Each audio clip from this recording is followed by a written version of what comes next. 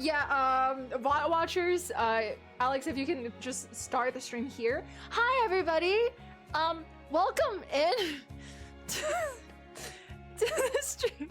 The stream literally just started. I hope everything is okay. I can't believe why did my camera decide to just shut down? Anyways, oh my gosh, took them long enough. And by them, I mean me. Okay. We're gonna get started. Where is my... Yes, there we go. All right, everybody. Good morning, good afternoon, good evening. Hi, everybody. Hi. Oh, it works, right? It works. Okay. I don't know why everything has just been like going against me today. I don't know if you guys saw right before I started, but right before I clicked start stream, I was attempting to start stream and the button would it just did not click. Like it just would not click. So I just sat there and waited. And then I literally had to keep texting in the chat to see if it was actually even going live. So thank you to like the 5 offline chatters who were helping me determine if my stream was going live or not. I really appreciate that. But anyways, hi, your top is so cute. Thank you. It's so cute. I love Vietnamese designers, bro. They're so good. They're so good. But yeah, I hope you guys are doing good. I hope you guys are doing well. Maybe your PC needs to rest after 10 days. I do turn it off after each stream. Like I shut it down after each stream. Does that make sense? Natasha, why would you redeem a meow right now? The way they're like, enough talking, enough yapping. We want a meow right now. God damn it. Hold on, let me see. I'm gonna give you a monster meow.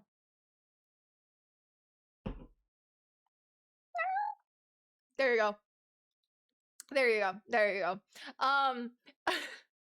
Hi everyone. Hi, I hope you guys are doing good. I have a few things I want to just like really quickly run through before we get started. Just so that it's kind of like on the records, but also I just like kind of wanted to address like a thing or two. First of all, you know, obviously we're streaming today instead of tomorrow, even though I said yesterday that we're gonna stream tomorrow. So I'm sorry if this kind of ruined scheduling for you guys or some of you guys. I'm really sorry for the inconvenience. I did not expect to have to stream today. So I was like doing my chores. I was literally like cleaning my apartment and then I was like, oh my gosh, I need to stream today because I no longer have time tomorrow. But yeah, it's really frustrating when there's a lot of things that are out of your control that are determining things for you to do. And it's pretty frustrating. So yeah, but the good thing is that we actually hit 10 days of consecutive Hoyo questing, which I did not expect at all. This is insane. I think we all need help. But I'm grateful either way that you guys are willing to be here and you know, do the quest with me together. And once again, we're doing Act 4 of the Archon quest, so if this is spoilers for you, feel free to check back, and feel free to find us at Glittr VODs, because Alex is doing a wonderful job. It's crazy. But yeah, hi Ice Cop, thank you for 10, oh my gosh, 10 streaks. 10 days stream streak. That's insane. Give it up for day 10. Woo! Day 10! This is insane. I feel like I'm starting to get addicted to streaming at this rate. That's not a good thing because I'm literally leaving in a few days. But yeah, it's been really great. So, first things first, I wanted to kind of just do a little what's the word? Announcement. Yes. Why did I do this for announcement? It doesn't really matter for Twitch because on Twitch I was lucky enough to grab the username Glittr, and you know, it doesn't have any like other little stuff for me to write as the username. It's pretty small. It's like a cutesy little username, but I changed up my username on Twitter, on Instagram, and on TikTok. I wanted to do it on Xiaohongshu, but I can't anymore. So that's GG's. But we are now at Glittr FUL. So Glitterful. And I kind of explained it on Instagram and on Twitter, but like the main reason is because number one, people don't know how to spell glitter with the H. Understandable. I didn't know how to spell it either for like a while. The main point was that because I thought the H would not make any sort of sound, so it wouldn't affect the pronunciation of glitter. That's why I did it in the beginning. But I think glitterful sounds a little better, and it seems like you guys really like it. So I'm grateful for that. It's just the word glitter and grateful kind of combined together, and it also kind of sounds like a life full of glitter. And for me, the word bliss, I always imagine that word of like someone dancing with like a bunch of glitter, so it kind of reminded me of that, and I thought it was just pure good vibes. So I really like that. We're glitterful for you. Oh, that's so cute. That's so sweet. Thank you. That's so cute. Oh, full of glitter. Okay, that sounds like you just ate a bunch of glitter. I don't know about that. But tummy full of glitter. Okay, yeah. New glitter logs, exactly. But I guess, you know, since you guys are all brats, I can also explain that we accidentally had a little bit of an error, an issue, when I tried to change my username, I think 2 weeks ago, especially on Instagram, because on Twitter, when you capitalize a character, it stays capitalized visually. So, you know, I could do a hack where I capitalized an I and it would look like an L, right? So on Twitter, it was like 2 I's, except one of them is capitalized, so it looked like the username Glitter. On Instagram, however, they didn't let me do that. So I just ended up with the username Gitter for for like 2 weeks, and I couldn't change it because you had to wait 2 weeks to change your username again. And I was also just testing it out back then, right? And they didn't tell me if a username is available or not. So I just clicked done. I clicked submit, and then I was stuck with that username for 2 weeks. And I even contacted Meta, you know, to get help. And they were like, we can't do anything. And I'm like, you guys are useless. You guys are literally useless.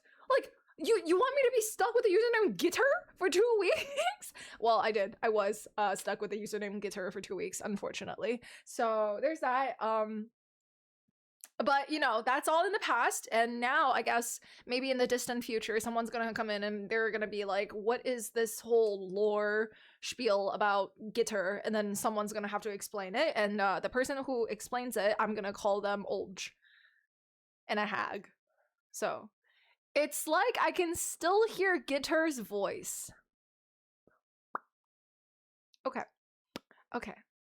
All right.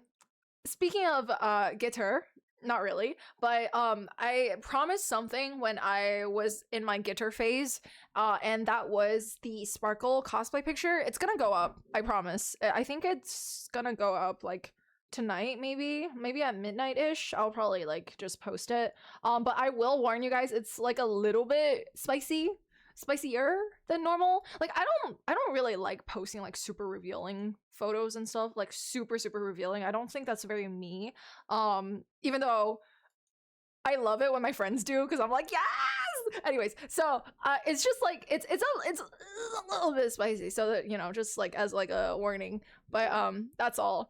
Glittr phase. Okay, I didn't mean it like that. It was just the 2 weeks, okay? Like within the 2 weeks, that's all. So there's that. And I guess what was another thing I wanted to say? Okay, so I need you guys to actually help me. I feel like this is a very biased sort of poll, not really poll, but like opinion I want you guys to help me with.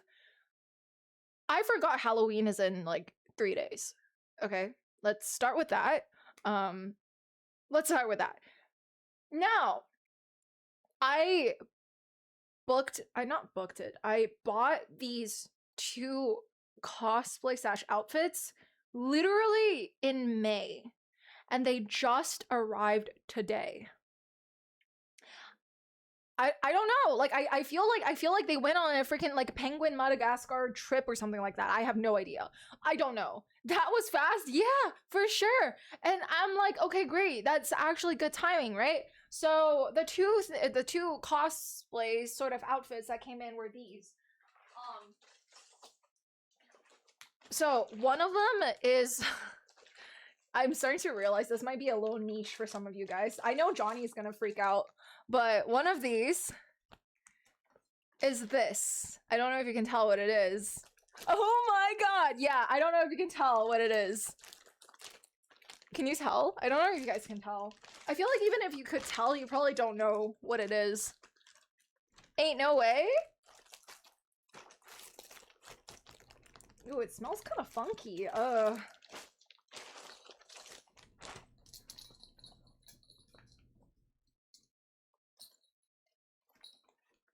It is the most high quality Love and Deep Space cosplay I've found on Taobao. So I ended up snatching it up. Yes, it's the Love and Deep Space MC. You know what's the craziest thing though? If I do cosplay with this, I'm gonna have to bring out my sparkle gun because that's the only gun prop I have. So I'm gonna be posing with a sparkle gun. So I don't know how that's gonna be. But yeah, no, look at this quality. Isn't that crazy? I didn't even open it yet because it just came in today. It smells a little funky, but I think it's just like the leather. No, because look at the detailing and everything. I spent a little bit of a fortune on this one, unfortunately. I mean, it's still a little cheaper than if you were to buy it from like US sites, but you know, spent a little more money on it and waited 5 months. But yeah, you could use that top like casually. Oh my gosh, that would be so cool. Imagine. What the? Oh, these are the pants. Ooh. Wait, I can wear this casually too. Girl, look at this. God damn. Anyways, all right. That's cool too.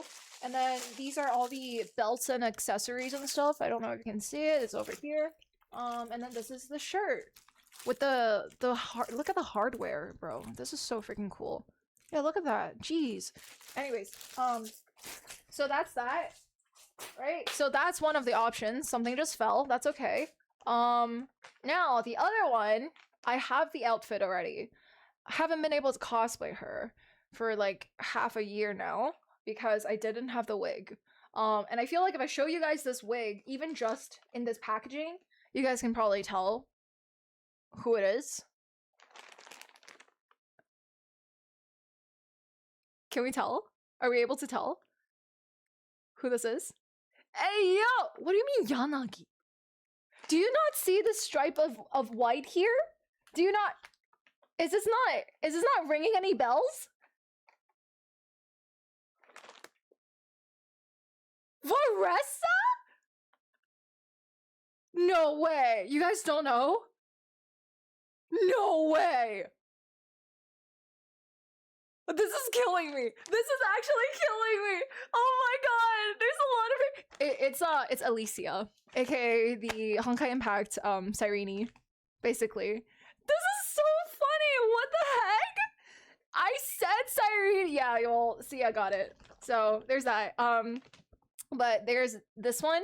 I don't have my hands on the Sirene cosplay yet because obviously it just came out. And I don't even think any cosplay sites have it available yet. Yeah, so the best I could do is Honkai Impact 3rd, Alicia, her share of the human ego one. So there's that. But I also have like a 2B cosplay from Nier. And the only reason why I haven't cosplayed them until now is because we haven't played the game yet, and I felt bad if I were to cosplay them without really fully playing the game. I know that we'll play it one day, eventually. For sure, we will. But that's why I'm like, I don't know what to... Speeder donated $5 to Glittr. Won't be around for this last stream, so no causing chaos this time around. Enjoy Act 4 and have a lovely stream chat, and you too, I guess, lady Glittr lovers. You too, I guess, is crazy! Wow. Wow, Speeder. You want to fight me so bad.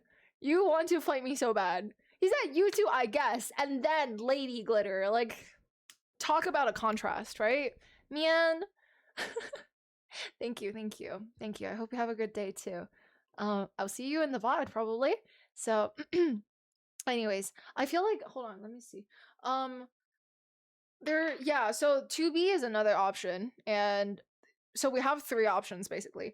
I don't really know what to do yet, and I feel like I probably need to cosplay it soon before I leave so that I can even grab photos. But I don't know. If there's anybody who's strongly against one of the cosplays, make yourselves known now. If not, I'm just gonna roll a dice and then we'll just have to go with whatever option we decide on. But yeah, let me see. Do you still listen to the fan song If You Suddenly Think of Me? Is it the one with Qiqi and Klee and Xiao? Is it the Chinese one? Bro, I love that song. That song is so cute. I still have it in my Spotify, I think. Alicia, timed release next week. But it's not Sirene though. That's the problem. Is that okay? Love and Deep Space MC is so perfect. You think so? Elisa senses her banner, Love and Deep Space, but with a vampire twist. Oh, so you want our little husbands to be, you know, dancing on Ikigayo, but I'm gonna be a vampire. That's what we want. Are you sure about that? Okay. All right. Dude, the freaking I'm sorry. The idol banner is just sending me. It's just completely sending me, bro. It's oh my god, like I don't even want to talk about it. Like it's living in my head. I'm so sorry, Silas, I love you, but your song is like it's like gnawing at my head. Okay? Like, what do you mean the lyrics is badass trigger, badass with a gun, badass? I can't. Anyways, boy, hopefully we'll do some Love and Deep Space streams soon, because it is just so, it's so funny. It's so bad that it's like almost good. I can't. Anyways, I guess that's all I really wanted to say. Let me see. As someone who doesn't play that game at all, what do people even mean by idol banners?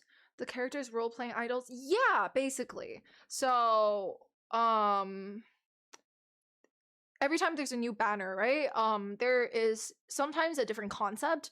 So, yeah, like a theme of the banner. And I guess this one escaped the dungeon and somehow made it onto the banner because the lyrics are, oh my god, it's so freaking funny, bro. I can't. You know, Raphael looks good. He looks good, but like badass trigger with a gun. Okay. All right, that's enough making fun of it. I think he's so cute. I think he's such a hag dancing like that. It's so cute. All right, let me go ahead and open up Hoyo Play, and we should be able to launch up Act 4. So, like K-pop rap lyrics? Yeah, almost. They have their own songs? Yes! Well, if you want to install and see,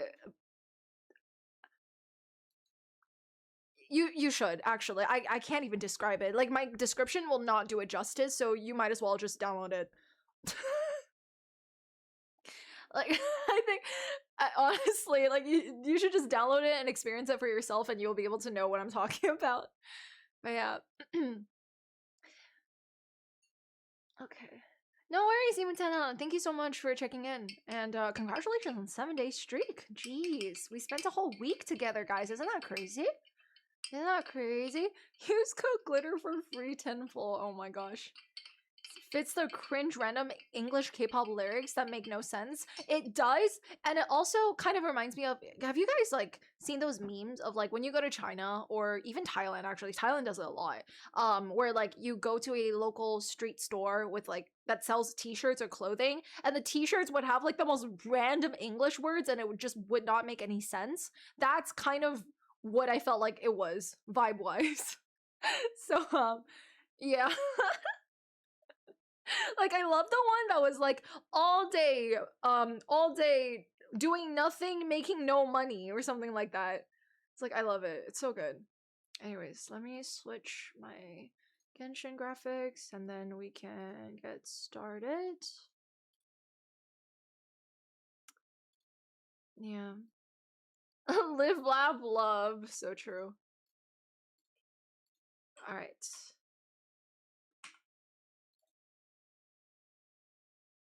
Also, did you guys enjoy the playlist that has been playing in the background, the music?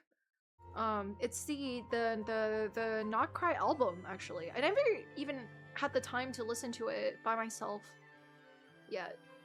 So having it in the background was actually really nice. Right? I love the, what is it? The one in Aino's house? That one is so cute. I don't know what it's called though, so I can't find it. But, is there no music playing? You can't hear it?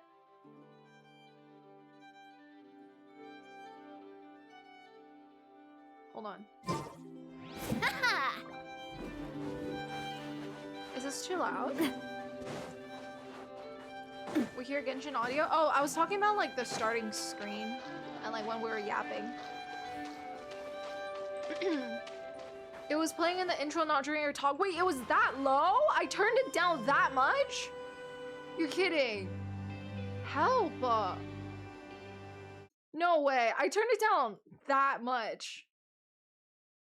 Oh boy, oh boy, oh boy. Okay. Alright. Well, that's crazy. That's because you guys said it was loud! So I turned it down, okay?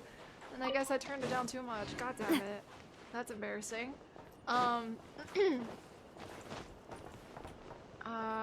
Music source isn't on your big camera scene, I think? No. You're joking. You're joking. Hold on. Hold on. Hold on. Hold on. Here's distraction. Hold on. There's no way. Wait, let me try.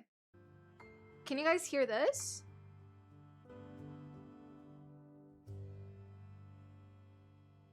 Okay, what about now?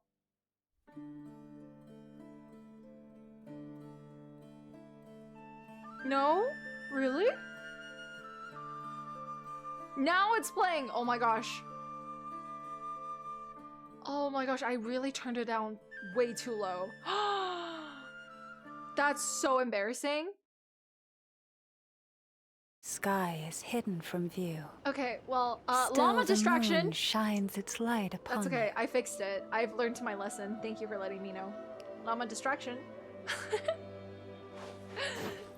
Alright, I guess we can probably continue with Act 4. We're starting Act 4 of the Genshin Archon quest. What's happening?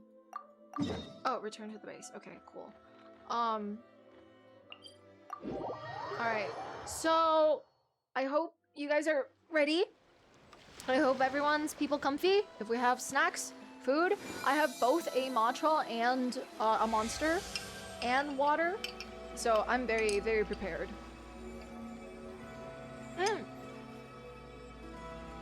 And please read pinned comments. No spoilers, okay? You might want to lock in for this act. I am so ready. I'm so freaking ready. Honestly, I am actually really glad that you guys told me to do it in a separate stream because we can like fully lock in for this. I'm so excited. You have no idea. Oh my gosh. But actually, before we get started, as I'm on the way, if you guys were to rate Act 4 by itself out of 10, what would you rate it? I know you guys usually give pretty high ratings when it comes to Genshin Archon Quest, but like, I feel like I've heard a lot of good things about this one. 8 to 9, 9, 7, 8, 9.5, 10 out of 10, dang, 8.5, 8, 8. Okay, okay, okay, okay. 4? That's because you skipped everything, you idiot. Okay, it was so good, 9 out of 10, 10 for me. Okay, I'm a professional hater, but OMG, this was so good. I love how you start your sentence by saying that you're a professional hater. I actually love that. I actually love that. Okay. You know what? Alright, that actually got me pretty hyped. I'm excited. Haven't finished with 7 so far? You know what? Let's go. Let's go. Oh, do you think the others are making good progress? Hope it's all going smoothly. Oh, hey look! They made it back as well! Flint's! Llama! How did it all go? Hello. Oh god, she's so pretty. All is well, thank you. She's so Nefer pretty. and Yehoda had to stay at the curatorium to wrap things up, so they won't be joining us for now. I ran into Miss Nefer and Miss Aino on the way back. Their work is still in progress, so I suspect they won't be back for a while either. You seem rather cheerful today, Mr. Flint's. I certainly am.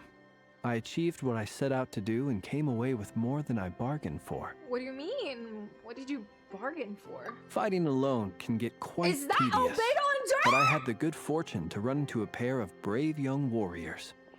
We meet again. Stop. How have you been? Stop. You guys told me to lock in. I can't. I can't. That's my husband, bro. See, he would never make me cry. Albedo! What are you doing here? No, you don't understand, man. If they can make rerir look that fine with his hair, his textured hair, they can improve albedo's model, okay? Please. It's been too long. I'm guessing you're here to see Varka? That would be a natural assumption to make. It's also the correct one. These two courageously lent me a hand while I was fighting the wild hunt. Oh my god! When they told me they were Sir Varka's colleagues, it all made sense. And given how people of outstanding talent tend to cross paths, it's no wonder you're already acquainted. Oh my goodness! So, who's your travel buddy, Albedo? Yeah, where is he actually? Is he shy? Is he behind him? Is that... I see that. I see you. That is terrifying. Why do you do that? Why don't you come and introduce yourself? Why is he hiding behind him?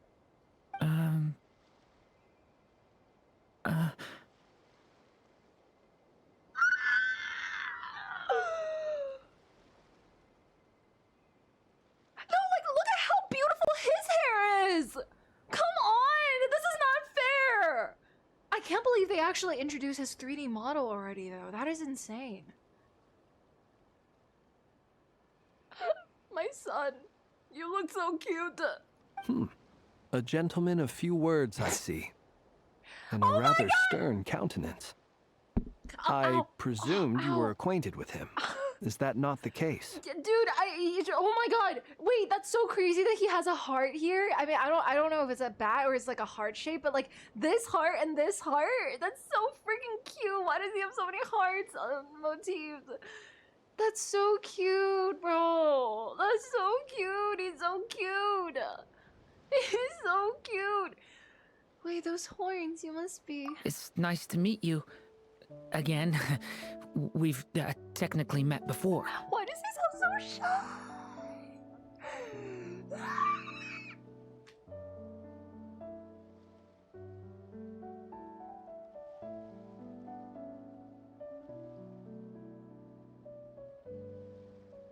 Anyways. Wait a sec! You're Mini Durin! I know, I love his color scheme so much. That's right. It's me. I'm glad to see you again. Who taught him English? Real quick. Was it Albedo? What? Anyways. By the way, he says it's okay if you drop the mini. Did he say that? Yeah, I'm not as mini as I used to be. Wait, he low-key... He low-key... I don't know why his voice low-key, like the way he speaks, reminds me of Beast Boy from Teen Titans. I'm not as mini as I used to. Oh my god, did Scaramouche teach you how to talk? Interesting, isn't it? The first step towards blending into human society appears to be reflecting on whether one's name really reflects who they are. Gosh, I love the embellishments on him. when you, what is it called? When you use alchemy to convert a tiny little dragon into a human form, and he's low-key more dripped out than you are. I'm sorry, man. I love Albedo. That's my husband, but like, bro, like, that's bruh. Wow! You look so different! In a good way, of course. Yo, they are so great to see proud you of this looking so model. healthy. Look at the amount of times they've like done like a pan up, a zoom in, a side swap, like everything. They're like showing it off like this. Thank you, Paimon. And although you're as mini as ever, I understand that diminutives don't always convey endearment. I'll be sure to simply call you Paimon as a sign of my great respect for you. Did we feed him the Oxford Dictionary or something as fuel? Because what is he saying? What the heck is diminutives? Wow! You're such a smooth talker now. Paimon could get used to this. From now on, you may refer to her as your esteemed guide, Paimon. Okay. Little Paimon's pretty tiny after all. Personally, I think our little Paimon is the perfect size. That's so cute. When people call her little Paimon, it's just because she's so adorable that they can't help themselves. If that's not a sign of endearment, what is? That is true, because You're that's me with absolutely durin. right, Miss Lauma. My brother still has a long road ahead of him when it comes to understanding human relationships. Wait, okay. Hearing him call him his brother actually kind of got me though. Like, we have waited for so long. When did Dragon Spine come out? 1.4? 1.6? Like, dang, bro. Anyway, speaking of long journeys, didn't Kutar, 1.2? sorry, Columbina, What the hell? leave with you? How come she isn't back yet? So, she, She's been catching up with old friends. Wouldn't be surprised if she stopped for a cup of tea or 10 on the way back. is she with Arlecchino at the Fatui? Uh-oh. People are talking about me. Hope it's nothing negative. I need to stop yapping before I'm actually hit with a cease and desist or something. Seems like she's in a much better spirits after meeting her old colleagues. Judging from your expressions, I'm guessing it all went well? Dude, this entire group of friends has like an average drip rating of like 9.5. And the only reason why I'm saying 9.5 is because Albedo's hair is single-handedly dragging us down by 0.5. It's getting crowded here. I'll go grab some chairs. No need. This is a job for an alchemist. I'll whip some up momentarily. Okay. Thank you for your hospitality, ladies and gentlemen, but I was merely escorting my friends back. Uh-huh. Why don't you stay for the night at my house? I'll be meeting Sandrone shortly, as Oh. we still have some things to discuss. Oh. It's Gosh, been a she's so pleasure, tall! everyone. But this is where I'll say goodbye.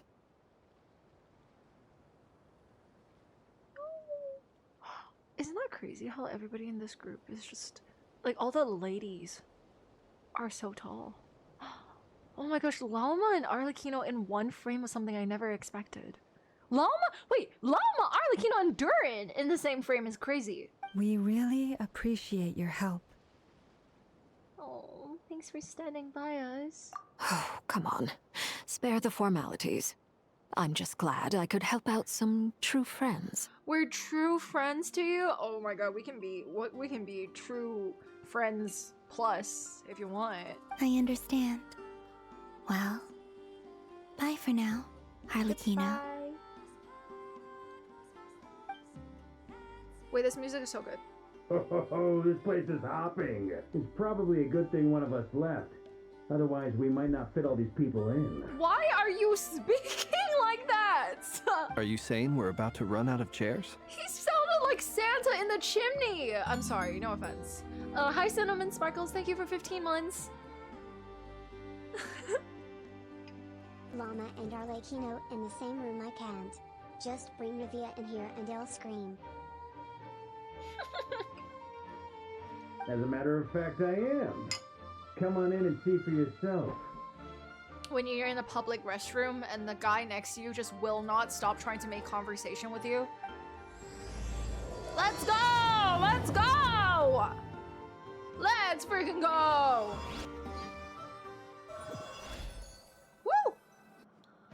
Woo! Hello? Ah!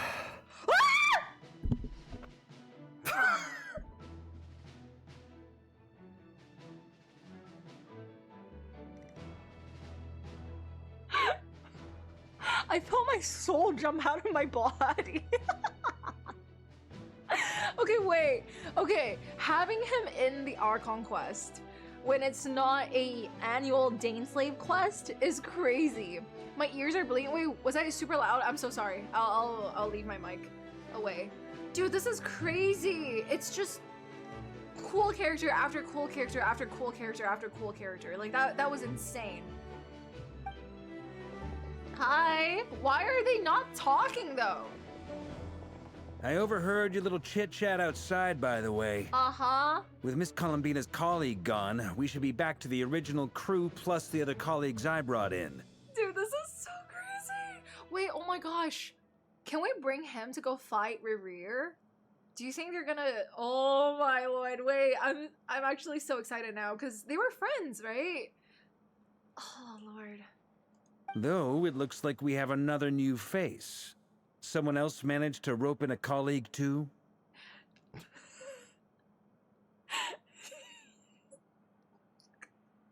I'm sorry, he's so socially awkward.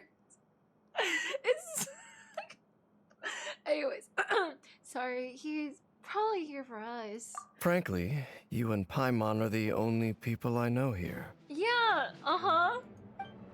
God, he's so This shy. here is dainsleif, colleague of Tibet's greatest guide, Paimon, and greatest adventurer, the Traveler. Did you Well, see? not exactly colleagues, more sort of friends. I'm crying. Did you see how he was actually fully ready to introduce himself and then Paimon just jumped in, so then he got angry and he started crossing his arms?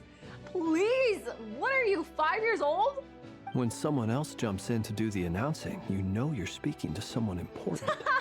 What a great way to actually make him feel better. Flynn's, you're so good at this. Let's hear what he has to say. Note to self. Once Paimon knows your name, the rest of the world will soon follow. God, he's such a brat. He's such an old hag and a brat. When he comes looking for us, it's usually something important. Paimon's guessing you've heard about the Wild Hunt then. I'll be honest, this music that's playing in the background is very Fire Emblem Three Houses core. From the looks of it, you're about to hold a meeting. If I were to say that the Wild Hunt is our mutual enemy, would that earn me a seat at the table? Sure. Chad, do you understand how crazy it is that Dainsleif is actually for once not the tallest person in the room?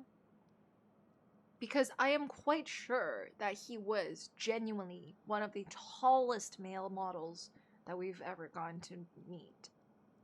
And now look at him, Varka, literally just mogging him. It's crazy. As the saying goes, the enemy of my enemy is my friend. Mr. Dainsleif, there's a seat with your name on it. He got power crept height-wise, so true. Though, I can't promise the same for everyone else. Hey, Albedo, think you can rustle up a couple more chairs? After all this time apart, Grandmaster Varka's first order is to rustle up a couple more chairs. I've missed this. Dude, I can't believe he's in freaking Nodcry, man. Everybody from Mondstadt is about to come into Nodcry except for freaking Mona. Is he being sarcastic? Nope. Hey, he's your brother. Why are you asking us? I've still got a lot to learn about the nuances of human conversation. Trying to decipher Albedo's way of speaking has been like jumping in at the deep end. Yeah, honestly understandable. Holy crap. He has like the Neuvillette eyes. I mean, obviously they're both dragons, but like, bro, you got like a sunset in your eyes. Like, that's so freaking pretty. Dude, his color palette is so nice. It's genuinely so nice. I knew that Durin was gonna be warm and probably like dark red / maroon tone, but like this addition of purple and then on top of it giving him more of like a white balance than like a darker color scheme is actually really nice. It makes him look a lot more innocent than if he were to have like more darker undertones. Oh, good point. Paimon gets you now. Don't sweat it. There are people who go their whole lives without getting the hang of it. You're ahead of the game already. That is true. Look at you, Paimon, expert in the art of encouragement. Festering desire motif. Wait, I see that. Oh. I wonder what's taking Nefer so long. I can't. Perhaps you should go and check in with her. If anyone can hurry her She's along, it's crying. you. I just got back from the curatorium. Besides, aren't you curious to see what's taking her so long? Miss Nefer doesn't strike me as the type to share secrets. And since gathering intel is her specialty, I'm guessing she'd prefer to keep her methods confidential. Fair. Under such circumstances, would it not be tactless for me to impose? Oh, but it's fine for me to impose. What can I say? You have an unrivaled ability to garner people's affection, Miss Moonchanter. Besides, you have far more in common with her than I do. You know what? He's got a point. But I feel like he kind of meant it in two different ways. One of them is, it's true, she's so good at being able to have people support her and get people to support her. But on the other hand, I feel like he's also saying Nefer has a special soft spot for you, Llama. And I don't think you know that. So, gauge baiter. That is crazy, guys. All right, then. Impressive. She barely fought back at all. I admire your powers of persuasion, my friend. I thought people in not quite know who he is. Oh, I mean, I guess they probably haven't really spoken, right? Knowing how this guy is usually very mysterious and doesn't really appear outside normally. As I'm sure Miss Lauma will realize soon enough, the trick in life is to always pitch in with other people's responsibilities so that you can be selective with your own. Okay, so offloading, off-sourcing, you're... okay. I didn't notice he has like a red line within his eyes. So like, this can very easily be seen as just like having like red eyes. And do you want eye drops here? Do you want some? Here, I have a Chinese one. It's really good. Do you want it? Please? I'm worried. Another trick is to simply hide in the background. Spoken like a true sage. Anyway, looks like we've got some time to kill before the meeting. Let's take a little breather, folks. Okay. And feel free to chat amongst yourselves. We'll get down to business once the other two arrive. Dude, he is actually so much more reliable than I expected. Like, I kind of expected him more to be like a little rowdy older brother vibe, but he seems more like an uncle. Like a very responsible uncle. Unc still got it. Anyways, I went back to like one of the chats and I saw Johnny said, imagine pulling him and not having festering desire. And I was like, you know, it's about time they start releasing some of the limited edition event weapons. Genuinely. As someone who doesn't have that one umbrella sword from Inazuma, I think about her every day. Every single day. You have no idea, bro. Anyways. They outdid his appearance. I'm gonna be honest. Maybe that's why they showed him like 3 different times and like zoomed in on his ass like 3 different times. Like they knew exactly what the heck they were trying to do. But yeah, let me see. Hold on. I really like when you examine character designs. It's such a neat perspective that I usually don't know how to analyze deeply. Aw, that's so kind, thank you. I try my best. I'm not an expert in any sense. I'm just an illustrator and a character designer that really likes how much attention to detail Hoyo puts into a lot of their characters. But as a cosplayer, I hate them. Truly. Like, as an illustrator, I love them. As a cosplayer, I don't want to ever see a Genshin design. No, never. Never, please. Anyways, oh, this is this one. Who do I have festering desire? Yes! Oh, wait, that's not it. Where, who? Girl, it is actually just him. I do think that even just looking at the sword, I would have expected Durin to have like a complete like head to toe black outfit with a lot of, you know, purple, red, even a little bit of orange accent to it. But the fact that they added in white pants, white gloves, a lot of white details in him really alleviated that like demonic, like devil sort of antagonist like color scheme, which I thought was really clever. But yeah, if ever you find that the animals in Nodcry behave in ways you do not understand, just ask me and I will explain. Okay. All right, let's go talk to everybody. You're both awfully quiet. Oh my god, I didn't know he had a tail. Why don't we start us off with an icebreaker? Oh my god, he had a tail. He has a tail. Holy crap, he has a tail. Oh, he has a wolf cut with red tints at the bottom. That's so interesting. Durin, can you give your brother a haircut, please. And the fact that they're the same height is actually ridiculous. Wait, I feel like Durin might be a little taller even. Huh? Albedo! Albedo, fight back! Much obliged. Oh my god. Have either of you ever had your portrait painted? If not, I'd be glad to help. That is such a kind icebreaker. Oh my gosh. That sounds like a lovely idea. You know how to paint then? I dabble occasionally. Occasionally. He's an excellent painter. Tables, chairs, people, dragons, you name it. He'll paint it for you. Aww. I'm flattered. If I ever get the chance, I'd like to give it a try myself. I'll bear that in mind. Anyway, how about you, Durin? What sort of portrait would you prefer? Oh, I'd be fine with anything. Whatever style feels best to you. Very well. Then I'll play it by ear. You can replicate any style I want? I can try. If you show me a sample, I'll do my best to match it. Thank you.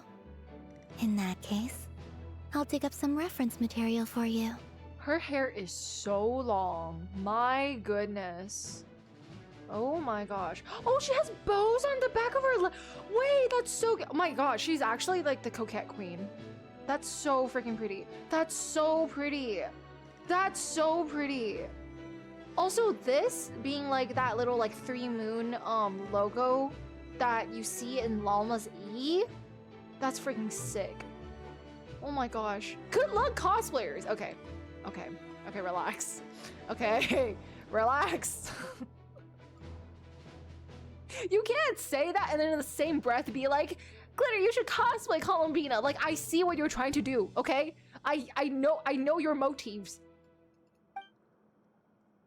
Okay, there we go. Alright, I don't even want to talk to them. Ah! I don't. Ah! I'm gonna go this way.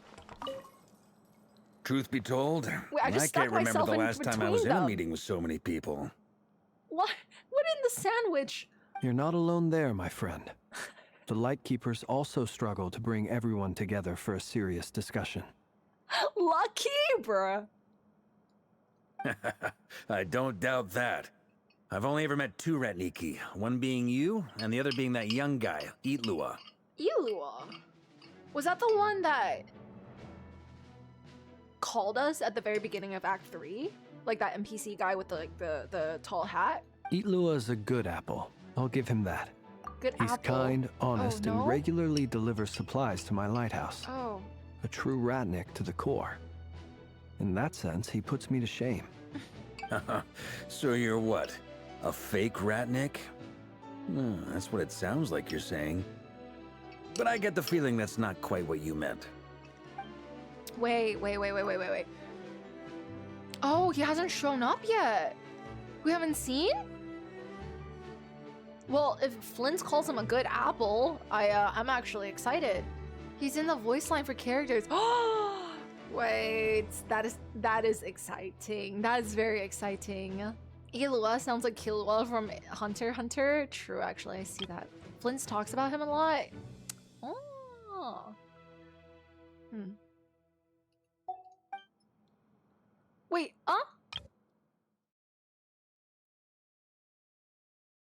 What?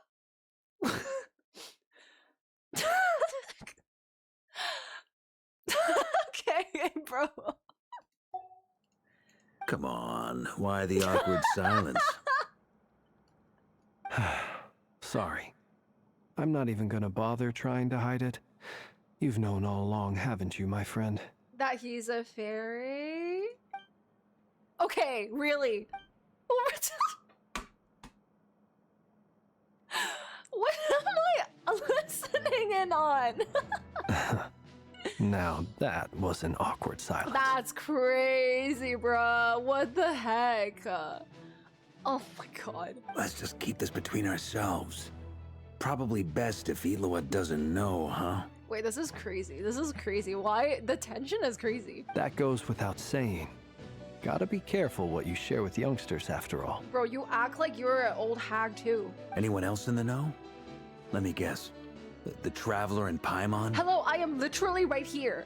What the It's dangerous being too sharp for one's own good, you know.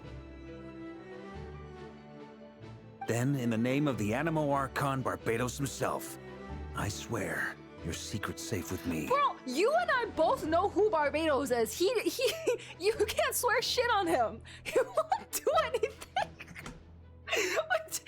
Let me just swear on Venti's name as if he would fucking do anything. Like, bro. When we went for drinks, you said that you and Barbados were practically best buds. In the light of that claim, do you really expect me to take your oath seriously? Holy crap, wait, he's a sharp one, that one. Oh my god. Of course. Just as long as you don't go spreading around the fact that I'm close with Barbados, all right? Wait, how do they know so many secrets about each other right off the get-go? That's crazy. That is crazy. He's like, yeah, I swear on the second cup of wine that Venti has drank this evening that, you know, I'm a nice person. Like, okay. Okay, buddy. He's winking? Is that him winking?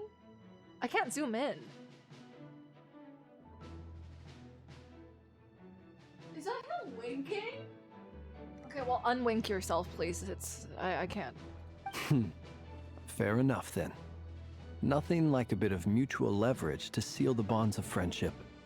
I feel uncomfortable for him. Do you... Okay.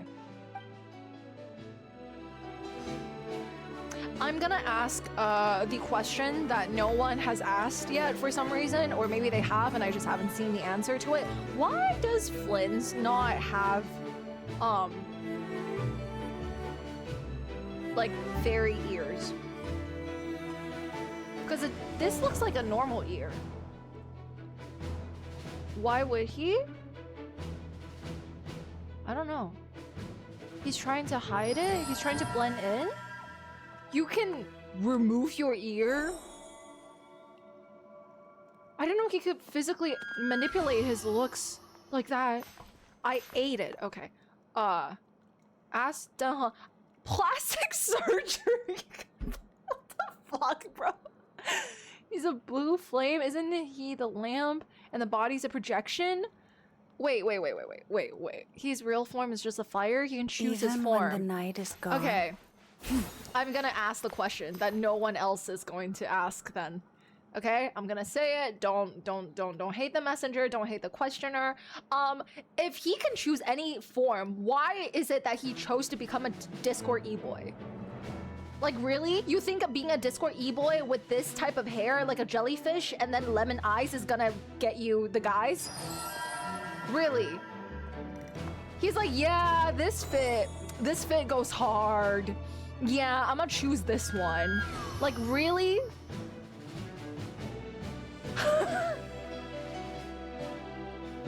In case you're new and you don't know, I love Flynn's. I think he's very cute. So I just like making fun of him for fun. But what happened to don't judge people for their looks? Well, if you can select your own looks. You know what?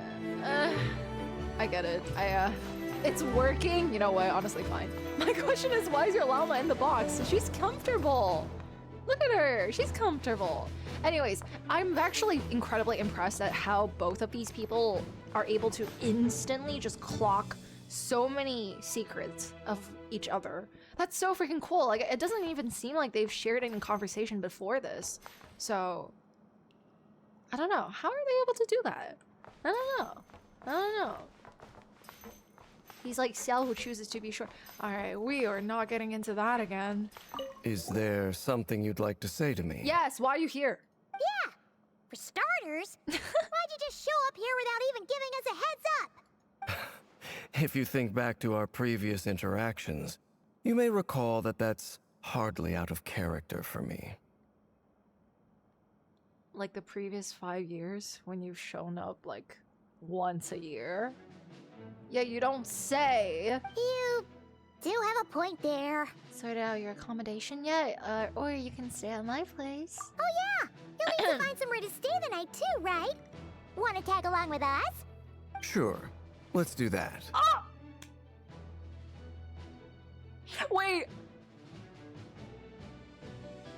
I'm currently functioning that like that one tweet is like ask a girl out and she said yes. Now I don't know what to do. I've never made it this far before. This is literally me right now. How do we proceed from here? Wait, I've never made it this far. I don't. Where do I? How do I? What do I do? What do I do quickly? Ah! Great! Paimon will handle it! Oh, okay. And in return, we can get dainsleif to be our very own personal bodyguard. If that's what you had in mind, you should have said so sooner. I'd be happy to help. I'm about to ring up dainsleif and be like, girl, I am snatching up your husband. I hope you don't mind. Oh, we can share. okay, We can share. Paimon was only kidding, but good to know. We can share, girl. Anyway, since we're all here together, we might as well watch each other's backs. That's just what friends do, right? Indeed. Thank you. Okay. Didn't our brother beat this man up? And that's why we are in no contact anymore. Duh. Ooh, that was a crazy side eye. Oh.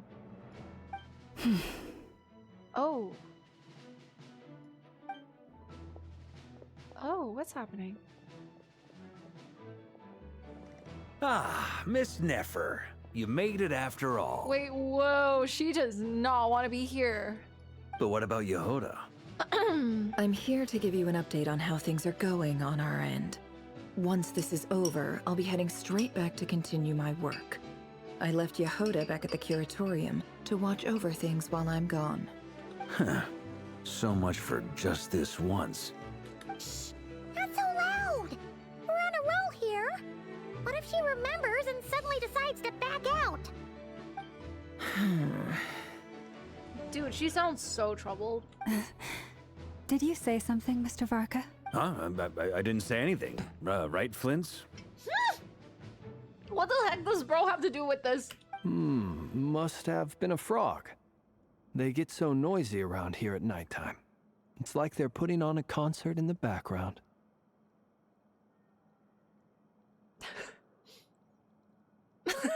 Anyway, before we begin, there's a few introductions to make.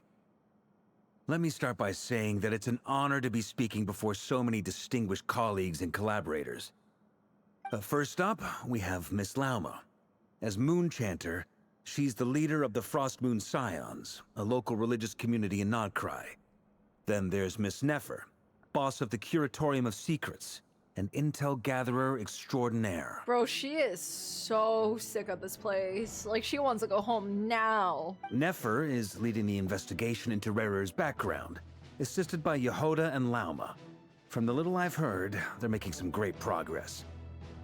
Well, I guess. Over here, we have Mr. Flints, a ratnik and guardian of the abandoned lighthouse. In our last operation, he courageously distracted the wild hunt to buy time for the rest of us. Hi. For those of you who've never met, this is Mr. Albedo, a renowned alchemist and captain of the Nysa Favonius investigation team. By his side is a new face for us all, myself included, Mr. Durin, who's come to lend his aid. Brick, don't you see we're busy? Thank you for 26. Happy Welcome back. birthday. Why was 6 afraid of? I am so close to banning this guy. I am so close. So close. So, not only do you interrupt my husband talking about my husband, but you make a joke like, okay. Next up, we have the Moon Maiden and former Fatui Harbinger, Miss Columbina. Not the expos. Okay. Then we have the Traveler, who's earned more titles than I could possibly hope to list out, so Yup. I'll spare you the rundown. Yup. And Paimon, the ultimate travel companion and quite possibly the best guide in all of Tevat. And quite possibly the final boss battle we will fight against at Genshin's end of service. Wow! That's a lot of people! Great turnout! Miss Nefer, it looks like you might have another job coming your way, so, congratulations on the booming business, I guess. Auntie G. Auntie G! For glitter! You think I haven't got enough on my hands as it is? Who's looking for me now? That would be me, Miss Nefer. Oh. I have a commission for you. Never know. He has 500 more to his name. Never. And you are? 500 more. Who I am doesn't matter right now.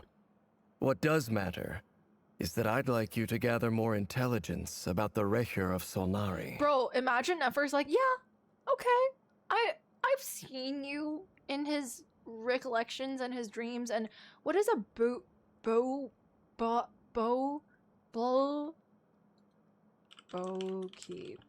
meaning? Is a title for the character Dainsleif from the video game Genshin Impact, bruh. Anyways, okay. Well, it's not as if we never take on anonymous commissions, but in your case, I'll have to decline. I'm gonna take a wild guess and say your job's probably more hassle than it's worth. Something about you seems like bad news. That's racist. That's racist, Nefer. It's very racist. Just because he has these stupid eyes doesn't mean that's racist. It's my eyes, isn't it? See? Conrian, I assume. And what's with the mask? Are you trying to hide your identity? In any case, the fact that you're even still alive raises an awful lot of questions for me.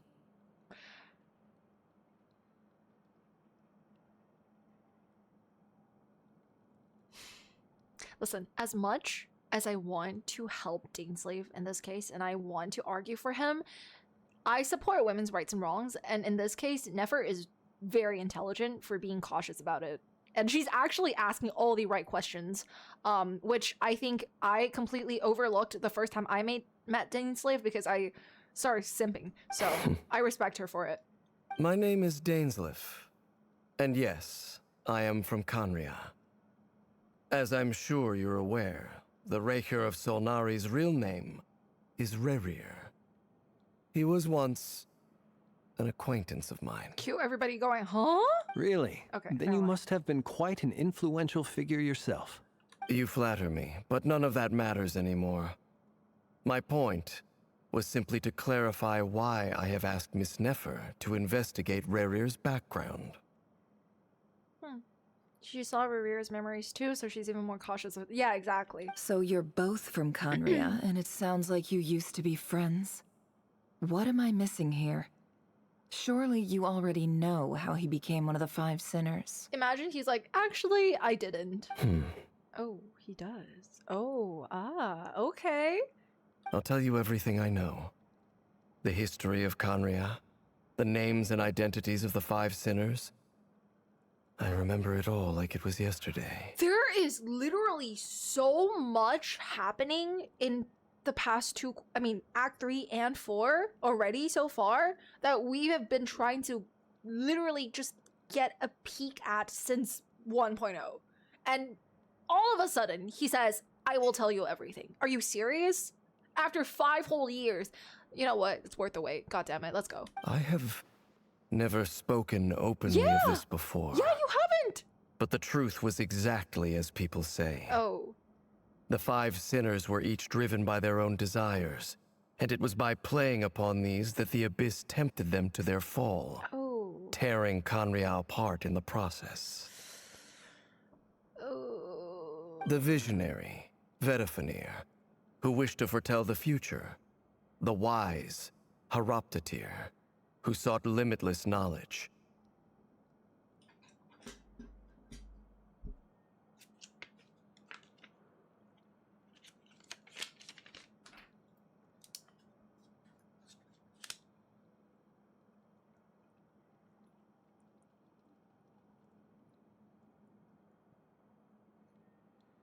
Do you know how difficult it is to spell someone's name that I had to look up 3 times to finish spelling their name? Haroptatir?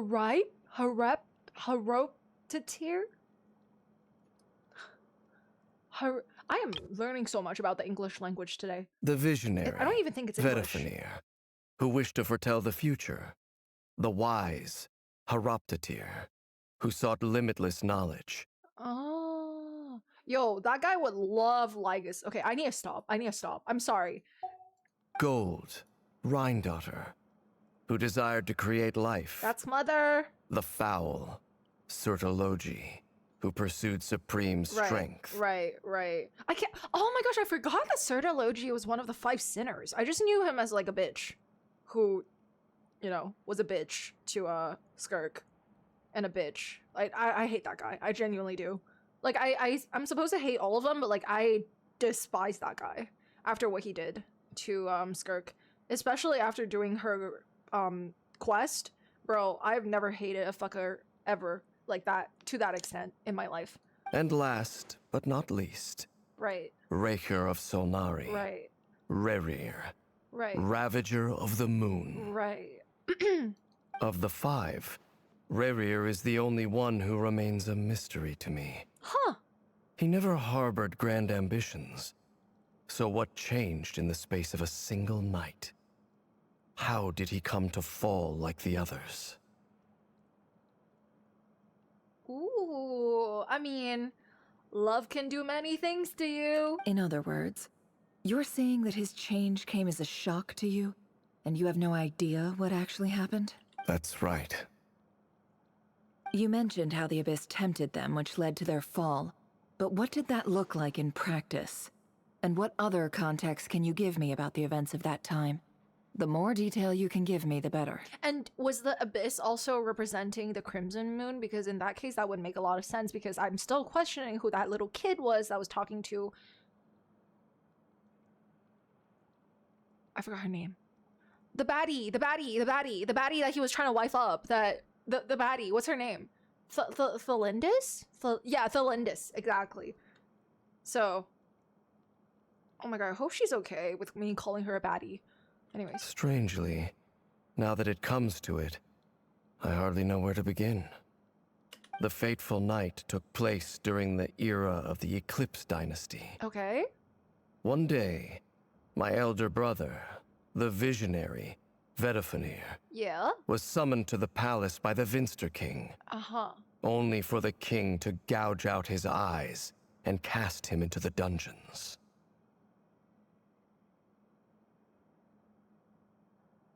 Is it safe for me to say that if this guy could actually tell the future, that he probably willingly went to the king then, knowing exactly what was going to happen?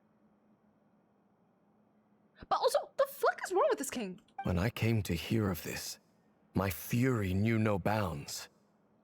I gathered together every ally I thought I had, and together, we set a night to storm the palace and free Ved. Ved, oh. Centuries on, the memories of that night still haunt me, like a never-ending nightmare. We broke through the palace gates, just like we had planned. Yeah. Each striking towards our separate targets. Yeah. But then, I was betrayed. Even Vedrfolnir, the very person I had come to rescue, abandoned me and partook of the Abyss's power. Oh. Oh, bitch. Oh, no, bitch. Were they even considered the 5 sinners then? Probably not, right? So, it's personal after all. Okay. Then tell me, Mr. Dainsleif, what price are you willing to pay? You, of all people, must know that nothing comes for free. Leave it to Nefer to, like, clock a price on this. I actually really respect her hustle. I cannot say what price would be worthy of such a commission. But know this. Rerir was not always a madman. Believe it or not, there was a time when he was just an ordinary man, working for the Conrian Intelligence Service. Yeah, he honestly seemed very normal and even a little bit, dare I say, cute. Uncovering the truth of Rerir's past is the only way to unravel this mystery. But before you decide if you will accept my commission, I will tell you more about him. Enough, I hope, to help you plan your next move. Sounds pretty good to me. Feels like we just flagged down a random passerby, only to discover he's actually a master strategist who has a score to settle with our enemy. Yeah. Must be all that good karma I've been building. Who knew having a Conrian friend would come in this handy? Can I borrow your halo? It could be useful in the lighthouse. Huh? Hey, enough with the wisecracks! Besides, isn't that lamp of yours bright enough already? Oh my gosh, yeah, we should probably tell dainsleif that Flynn's just casually has his heart in his lamp. Relax. It was meant to be a compliment. If that was a little over the top for your liking, I'll make sure to tone it down next time. I'll give your proposal some serious thought, Mr. Dainsleif. Let's speak in private once the meeting is over. Before that, there's a few things I'd like to share. Girl, the way I was like, who is that? It's the freaking traveler, really? You recount meeting the knave, how the iridescent moon's marrow was retrieved from the crimson moon space. You make it clear that the knave chose to help you of her own accord, then conclude by reporting how the hearts of the three moons are finally in your hands. Now that we've united the hearts of the three moons, your power should be greatly enhanced. But it seems like that hasn't happened yet. It probably takes time, right? I believe it will take a little longer. Told ya. You've done so much for me, so I want to be completely honest with you all. Even though I'm doing a lot better now, the truth is, my recovery will likely be an ongoing process. From the moment I was born, my power has been slowly ebbing away. And that is because Tevat has never accepted me. Even with the moons united as one, it seems my rejection cannot be undone. So far, I have yet to find a solution. It may turn out to be a problem that will plague me until the day I finally leave this place behind. She is such an interesting character because she is probably one of the most prevalent characters when it comes to alluding to wanting to literally depart Tevat. And that means that the writers probably have already prepared a lot of things beyond Tevat for them to continuously make her the character who speaks about the world outside. And I feel like that excites me, but also makes me nervous about the future expansion of what Tevat would be. I mean, eventually we're going to leave Tevat, obviously, after all the 7 regions have been explored. I know that Conria probably would be a region. Celestia probably would be a region as well. But if we're talking beyond, that's when I'm getting a little nervous. Because how much further can we go? And how much further will we go? Even so, I will do everything in my power to help you drive out the rerir of Solnari. As Arlecchino put it, this is not about chasing the spoils of victory. It's just a gesture of heartfelt gratitude. That's really sweet. Maybe even Abyss region? Oh my gosh, yeah, Abyss region where you have to, if you use a 1.0 character that's not Bennett, you go in and you literally die on the spot. Kutar. You need to have characters that are at least C3 and above to enter the Abyss. She seems a lot more energetic and positive than she did when we first met. Defeating the rerir of Solnari will be no easy task. While my strength slowly recovers, we'll also need to gather more intel. So wise. But so cute. Especially, did they do this on purpose, having Varka right next to her to make her look so small? Naturally. We should take all the help we can get if we hope to defeat him. Okay, the more I think about how you guys told me that he gets to choose whatever form he takes, the more I'm like, this guy really wanted to cuntify himself. Like, and he did a great job. But I'm like, bro, what fashion house did you investigate to create your own style like this? We've considered several viable plans now, but our choice hinges on the answers to a few key questions. Oh boy, the music comes in. I just know he would love Chrome Hearts. Anyways. Is it even possible to kill Rerir? What experiences shaped the person or monster he became? And what's he really after? I'm excited. Let's go. Given albedo's expertise in alchemy, I think we should leave him to try and answer the first of these questions. Yeah! Let my husband shine. Understood. Yeah! As for the other two, I'm afraid we'll have to count on you again, Miss Nefer. Believe me when I say, it's not my wish to burden you. But right now, relying on your skills is our only option. She's so sick of him. So you're placing all your hopes on me, huh? She's like, why did I sign up for this?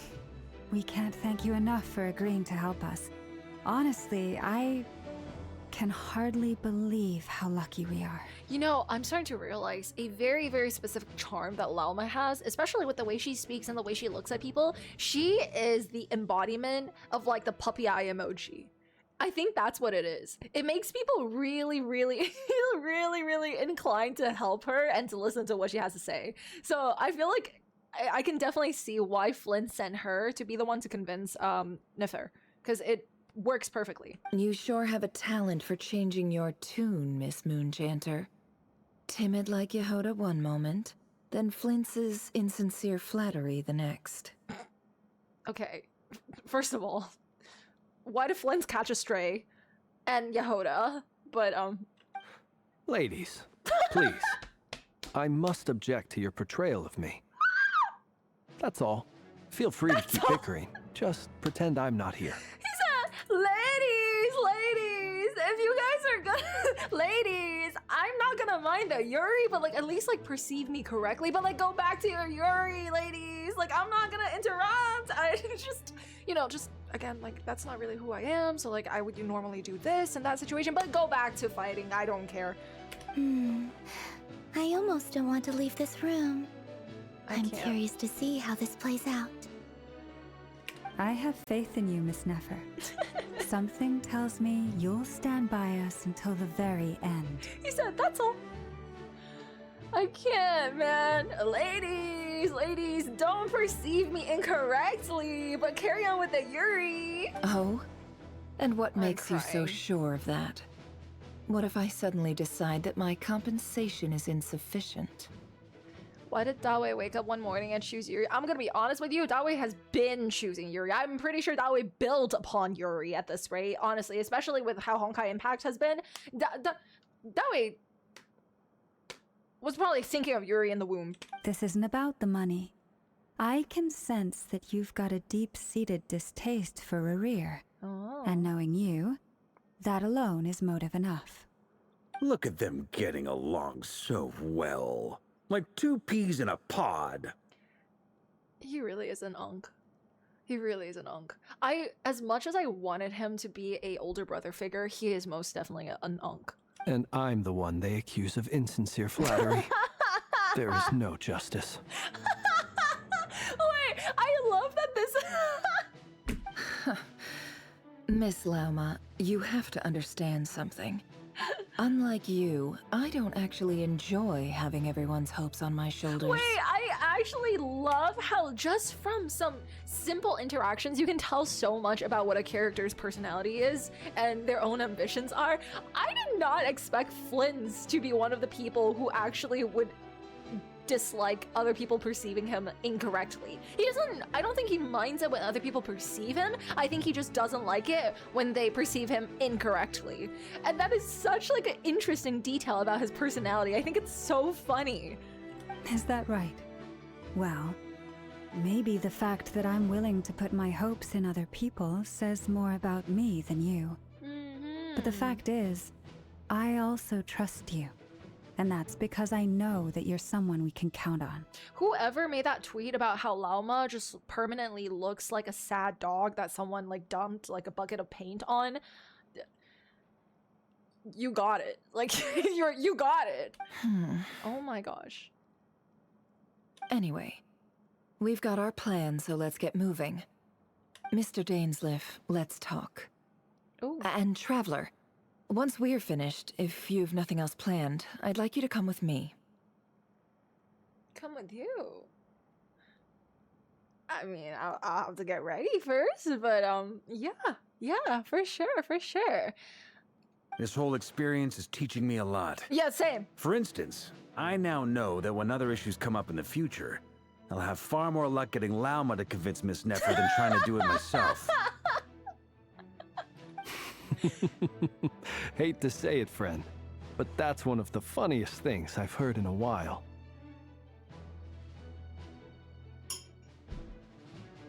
I have been so blinded by the Yuri that I did not expect another ship to be born literally right under my nose. Like,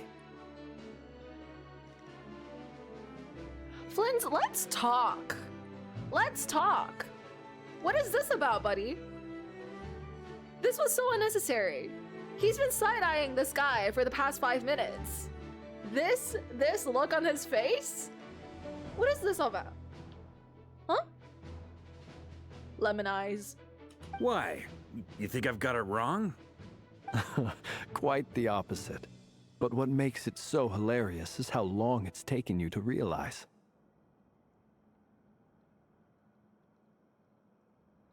Do they know this is how girls flirt? Do they know that? Do the men in chat know that? This is how girls flirt. This is literally how girls flirt. Like, actually, do you guys know that?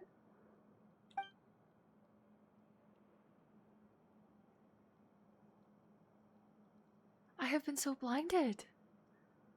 I was here trying to, you know, hold my little space for Nefer and Lauma. Whole time there was another flower blooming on the side, and I just did not even recognize it. Anyways, Nefer and dainsleif converse intensely for quite some time. From the gravity of their expressions, you can tell how heavily the next stage of the plan weighs upon them both.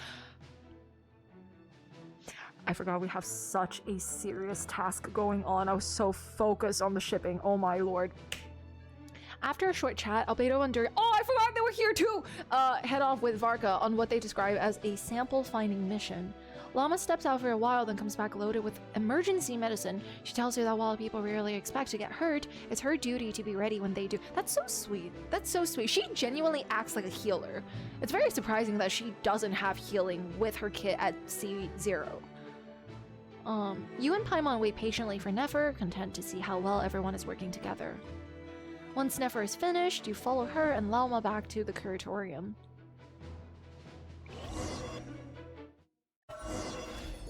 There's a lot of black screen this patch. Well, luckily for them, we just came from 7 full days of Honkai Star Rail. I'm okay with that. I'm alright. I'm okay. Don't worry about me. Ashru, hi! Perhaps Llama can understand. Are you back here to ask for help? Just write whatever it is on a piece of paper right here. I can't help you, my claws are too sharp, I tear the paper to shreds. Okay. Alright. Meow meow. No, but genuinely though, I don't know. I can't really say much. I can't compare this game to any other game because, quite frankly, Genshin is like one of the first games that I've ever played. But I love doing quests because I love being able to analyze characters. And for a game that has so many characters already in their roster, they still somehow manage to not only set each character apart personality-wise, but also at the same time give them enough spotlight per quest to really not only show us, you know, dynamics of them between each other or like other characters, but also at the same time kind of show us like little details and little perceptions of these characters. And you don't have to, you know, hear someone else talk to you about this character to find out things about this character. And that's one of my favorite things about Genshin. Not just about the characters, but also about the lore, also about the storytelling. It's so cool because it feels very realistic and it feels so much more immersive. But yeah, anyways. Thank you for waiting. Yeah. It's okay. We actually used the time to help dainsleif get a room at the hotel. That's very considerate of you. Now, I trust you share my curiosity about Rerir's past, and you seem fairly familiar with Mr. Dainsleif already. That's right. We've known each other for quite some time now. We spoke at some length after the meeting. He was the one who suggested I should invite you to join this operation. He feels confident that these secrets will be safe with you. Dain has a lot of faith in us, that's for sure. Thanks for your trust too, Nefer. Likewise. I appreciate that you got right on board without interrogating me about why I invited you. It shows that you trust me to explain everything in due course. Girl, look at you. Who wouldn't trust you? That's because we know what you're capable of. We appreciate you too, Nefer. You might have been forced to help in the beginning, but this time, it was your choice. That's true. Well, I mean, she low-key was also forced, but just by Lauma this time, and That's one way to put it. Another is this, that once a decision's been made, it's set in stone. After that, my only goal is to see it through. All right, so here's how it is. I'm going to access Rerir's thoughts again using my confidential method. Now, I'm sure you've seen things like this before on your travels, so you're surely well aware of how dangerous it can be. The reason I've gathered you all here is to ensure my safety during the proceedings. Oh. I plan for us to enter the fragment of his consciousness together, and once inside, I will focus on searching for information. Oh. Also, hi, Yehoda. Think of this as a diving expedition into someone's brain. If I'm the diver, you are my safety equipment, tasked with keeping me alive while I'm under the surface. Oh. Once the ceremony begins, we will all be spying on privileged information. But in the interests of safety, you must remain absolutely silent at all times. We will discuss our observations after the ceremony has concluded. Hear that, chat? No yapping. Absolute silence. We're gonna go mute for the next, hour. Lastly, any individuals of a weaker constitution are advised not to partake in the ceremony. In any case, Paimon has her own job to do, which requires staying in the room, but not joining the ceremony. This is one of those situations where I genuinely wish Paimon did not have the Hoyo plot armor, because I actually think realistically, if this was ever a situation, Nefer would genuinely bring us into a different room and be like, what the heck is up with that little floating thing? Genuinely. What is up with that floating thing? Why does she have the exact same scarf as a dainsleif? What is up with that? Truly. Why is she floating? What is going on? Why have you never questioned that? I feel like she would definitely be the type of person to do that. But, we have, unfortunately, Celestia plot armor, so that's not something to be considered right now. Nefer's conspicuously left out the details of her confidential method. I guess her brain diving techniques are a trade secret. Well, good luck, everyone! Sounds like all Paimon can do is cross her fingers and root for you guys. There's a little more to it than that. I was being serious when I said you have a job to do. While the rest of us are inside Rerir's mind, it's imperative that we have a team member on the outside. Weaker constitution? Paimon is literally immune to the abyss? Maybe she's much more resistant than she looks. Wait, is that a fact? Really? I thought she meant by weaker constitution, I thought she just meant, Paimon has less ability to, shut the fuck up. In the event that something goes wrong, you will be our first responder. I don't anticipate any issues, but the extra level of safety will be greatly appreciated. I second that. This is a dangerous operation here, and you're our whole rescue team. That's pretty much the most important job in the crew. I really like how Paimon beat her separation anxiety with Notline. She was so afraid to be separated with the Traveler before. Exactly! I think something specific was when we were in the Risley's giant-ass jail in Fontaine, and you could clearly tell how afraid she was from separating from us.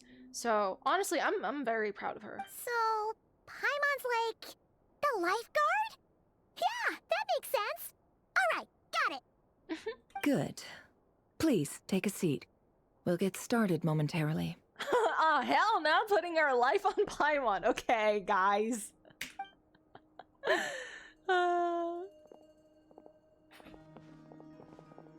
So, did Mr. Dainsleif tell you anything else?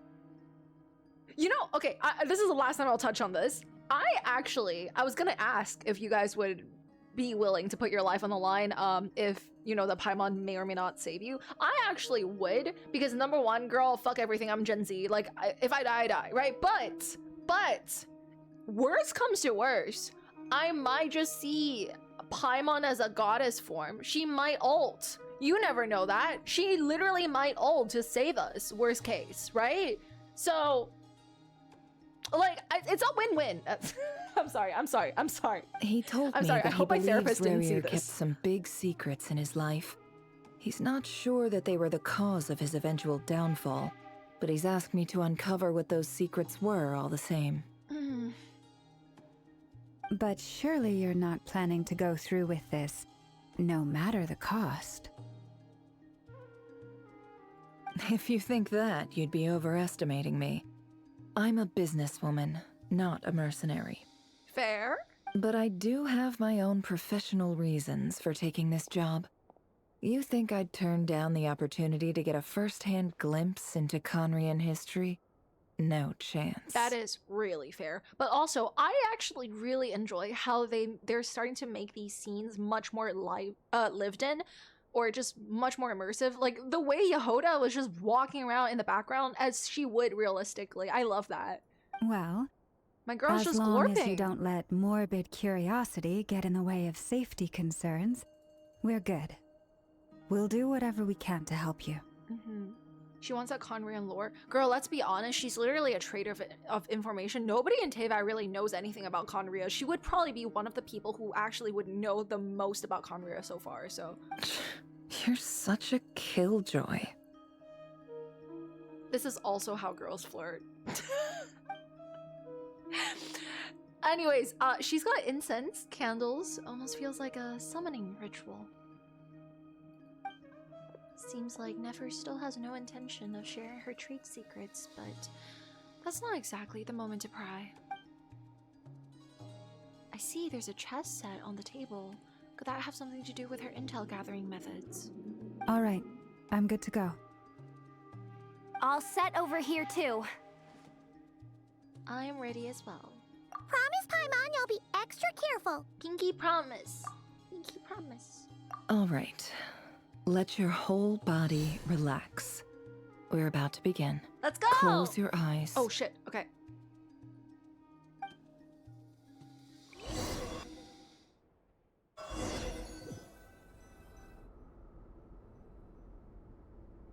Phew. Could this be his office? Conrian architecture really is something else. Pretty standard setup. Bookshelves, paperwork, files. According to dainsleif, Rerir used to be an intelligence operative. Chances are there's plenty of top-secret intel stashed away in this room. Is this where you keep your secrets, Rerir? Can't say I'm not looking forward to this. Let's go, Nefer trial! I act like I don't already have her. We can jump this time. Okay. Bookshelves full of documents. Looks like these are all files, packed with the personal details of individual Conrians. Ayo? The Crimson Moon dynasty preceded the eclipse. Since Rerir worked as a secret agent during the latter, it stands to reason that he was tasked with purging remnants of the old dynasty. What does preceded mean in this situation? Preceded.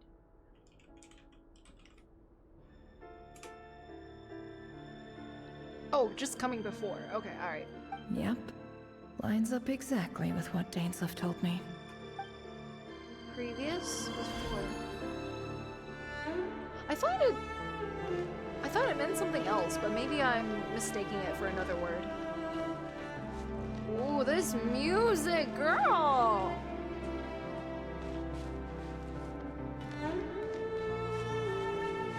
This seriously sounds like something I would hear in Akademiya. It's so good. Hi! Enjoy! Wonder what kind of encryption technique this is. Seems like it has to be inserted into that camouflage device nearby. Aha! It's an audio recording. Please, hear me out. I can't shake this feeling that someone's been spying on our house. No, I'm not being paranoid. It's true. I saw someone dressed in all black. It was a couple of days back, but that was on another street, not near my house. I swear, I know what I saw! There's a note in the margin. Surveillance of the run for their residence has concluded. We apprehended the target and filed the mission report last night. What? Could the voice in the recording belong to one of Rerir's targets? So not only did he finish a target, but he also confiscated their recording. Cleaning up on the job, huh? A file tucked inside a folder. The title reads, Dear Breakfast Shop Owner. It's a list of names.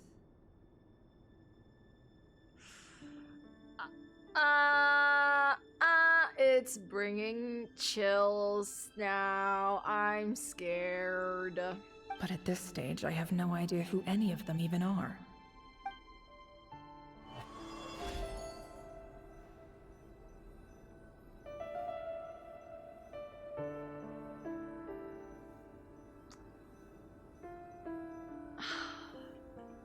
No more lies. I wish we can know a little bit more about like the university that Tholindis is part of. Just so I can know what she's doing, because we're not learning a lot about her right now. A box containing a ring inlaid with a precious gem. He kept the ring in the office? I mean, well, she probably would find it if it's in the house. Okay, actually, I see. Must be for his girlfriend. The university. Oh my god, bro. I can't believe it's pronounced that like that.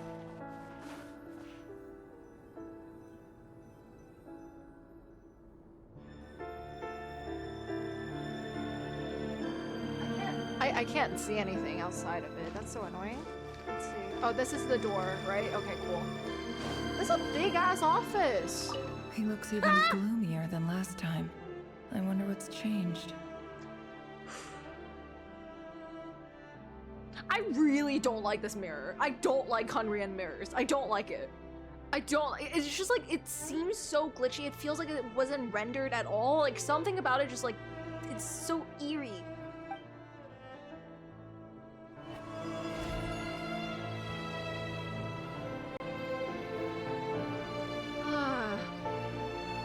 Anyways. He looks even gloomier than last time. I wonder what's changed. I don't know. I feel like he looks the same, low-key. But anyways.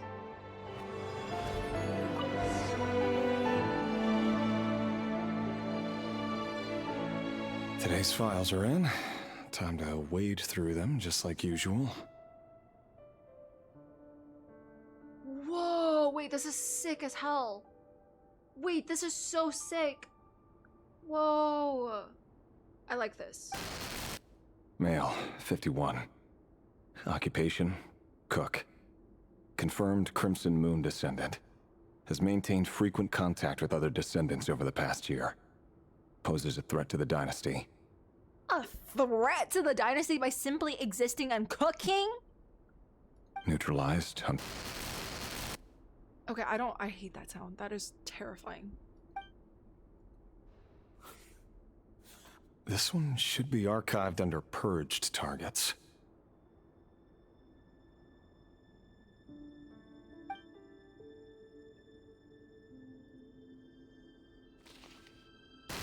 Female, oh my God. 23. Occupation, office clerk. Confirmed Crimson Moon descendant. Has maintained frequent contact with other descendants over the past year. Poses a threat to the dynasty. Girl, she's an office clerk, for fuck's sake, bro. 23, she probably just graduated university if there's a university. Anyways, they didn't let him cook. Okay, good one. Neutralized. Another one for purged targets. I really like how immersive this is, but god damn, this is terrifying. Sounds like she was that other man's daughter. You killed a cook and his daughter?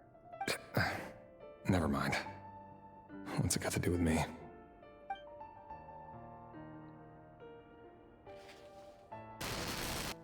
Male, 40. Occupation, teacher. confirmed Crimson Moon descendant. Has been observed making contact with other descendants during the past year. Poses a threat to the dynasty. Who is making all of these? Neutralized on...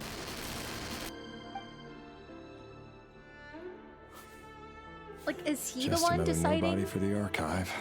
Okay, hey, that's so rude. Come to think of it, I remember surveilling this man.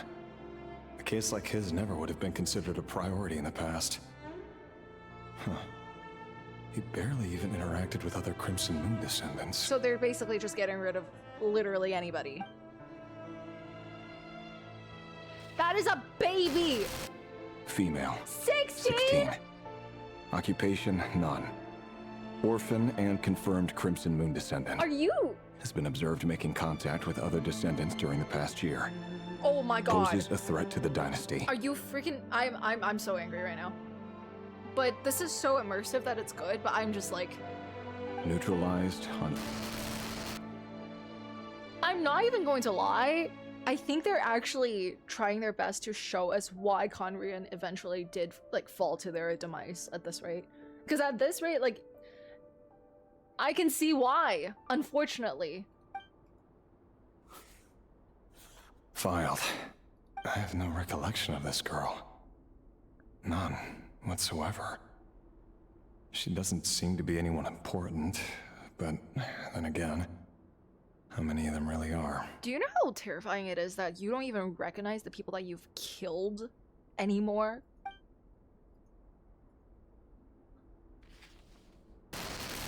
Female, 13. Occupation, none. Yeah, no, duh! Orphan and confirmed Crimson Moon descendant. Has been observed making contact with other descendants during the past year. My brother in Christ. Poses a threat to the dynasty. She is 13. She's 13. Neutralized on... Oh my god, I hate that sound they make when he's like censoring things, but... Filed.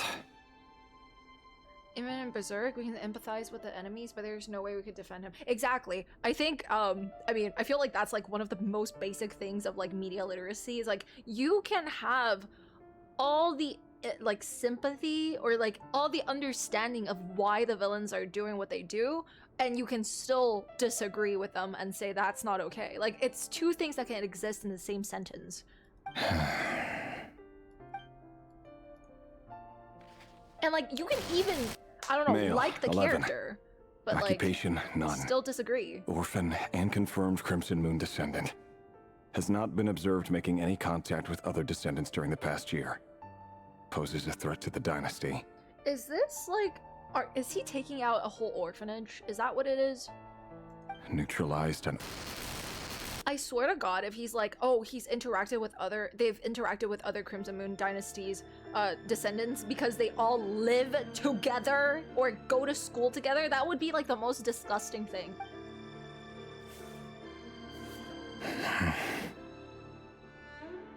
Yeah, no, literally the Paranary orphanage, right? How much more? Male. 6!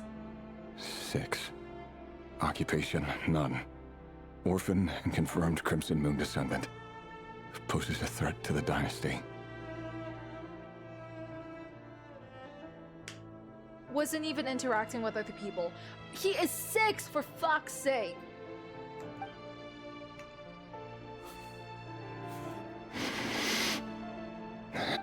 It's funny, isn't it? Your job is becoming both harder and easier at the same time, depending on how you look at it. Sooner or later, the Crimson Moon descendants will be completely wiped out. But as their numbers dwindle, they become harder and harder to track down. That's not how it is. Fortunately, however, most of the able-bodied adults have already been taken care of. The remaining weaklings will be increasingly easy to deal with. No! No. My job is to ensure the survival of the Eclipse Dynasty. And the only way to do that is by eliminating any and all potential threats. It's a perfectly legitimate line of work. Every single one of my colleagues can attest to my fairness. And if my friends were aware of the facts, I know they'd back me up too. Assuming, of course, that they were aware of all the facts.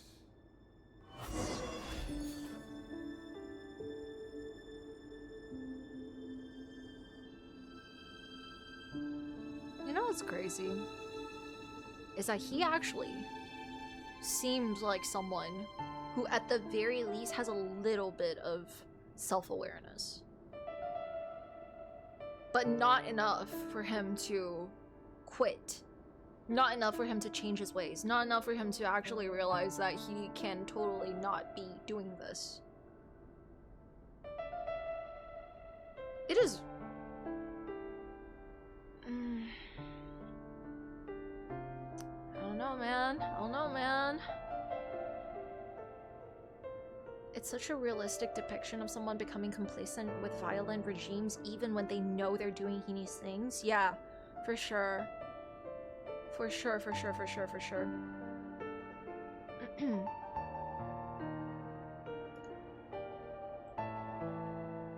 He keeps telling himself he's just doing his job. Kinda irredeemable. Oh, bro, listen. I don't really think this is like a place for us to like discuss or debate on if he's redeemable or not. Personally, he's lost all sorts of redeemability the moment he starts killing children. I don't care. Personally, like for me, I don't care. When you start killing people who literally have no ability to even fight back, let alone to even form thoughts and morals on their own, that's when you've lost it. You've lost everything. I do not care. Like when you start hurting children, when you start killing children, that's when you kind of lost everything.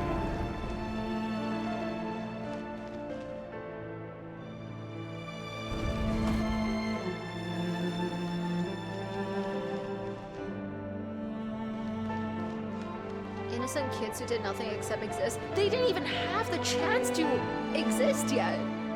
That's the saddest part, is like they didn't even, they were on here for 5 minutes. Like, bro. Mr. Vedrfolnir, it's been quite some time since we last met. Oh, he went to speak with him. Rerir, I trust you're here because you have something important to discuss. Oh, no. Oh, no.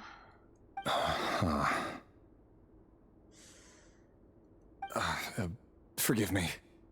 I wasn't tuning out, it's just, I noticed you didn't even phrase that as a question. As if you knew I was coming. I mean, he is a fortune teller, right? Like, he does see into the future for a reason. Which is exactly why I said that he probably knew that he was gonna get his eyes gouged out by the king, and still went. Tell me, does someone in your position ever feel the need to ask questions at all? But, It is indeed within my power to foresee certain things. Things like your arrival. I was just thinking, it won't be long before I'll be inviting both you and Dain to my wedding. with all due respect, Rerir, I'm gonna hold your hand when I say this. Your fiance or girlfriend has not even accepted the proposal. Let's maybe do that first, and then, you know, start making plans. That isn't a lie, but nor is it a fact as such. It's a wish, isn't it? Fuck, he clocked him so hard, okay. No fooling a prophet, is there? Ever since that day we met for drinks, I knew it was only a matter of time before you came looking for me. Does it feel good? Knowing how the future will unfold. Probably not, because he probably knows that Conrian was gonna fall. I'm afraid the notions of good and bad fail to capture the complexity of what such a power entails. Once you've seen what will come to pass, it can be all too easy to succumb to fear and melancholy. Unless, of course, you learn to abandon these feelings. You fear my silence, and long to hear the words I left unspoken that day. That's right.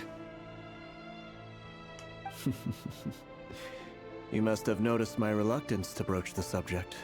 And the reason is simple. Because the truth could never have lived up to your hopes. For both our sakes, such words are better left unsaid.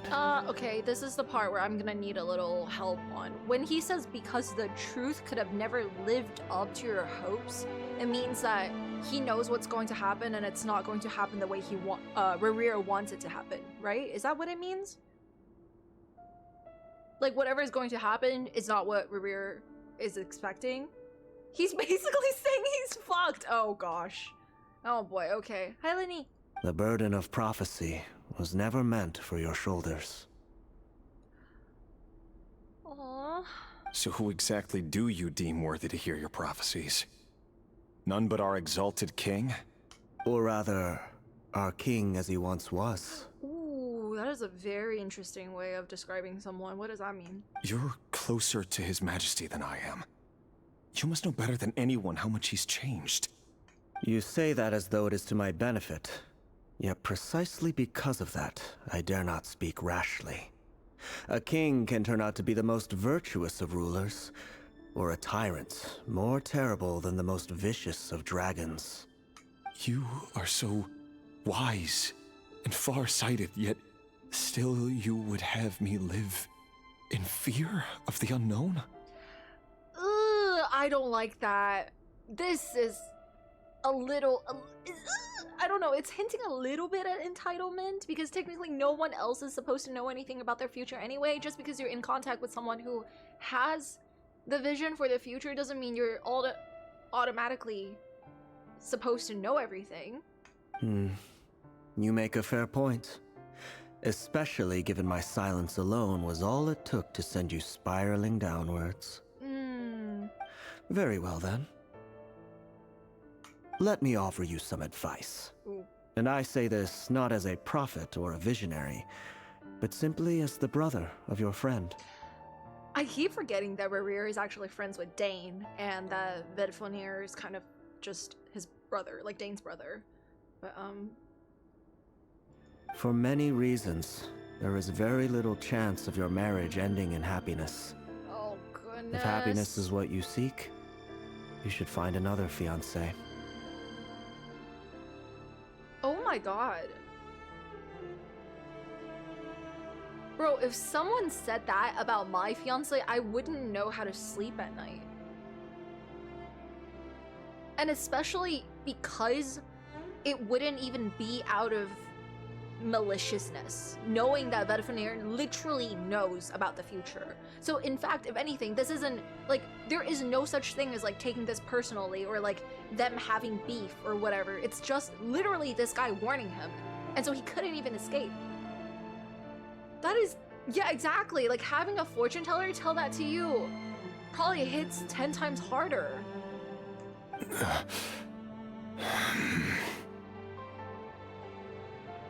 If someone said that about my fiance, I'd clock that bitch, I don't care.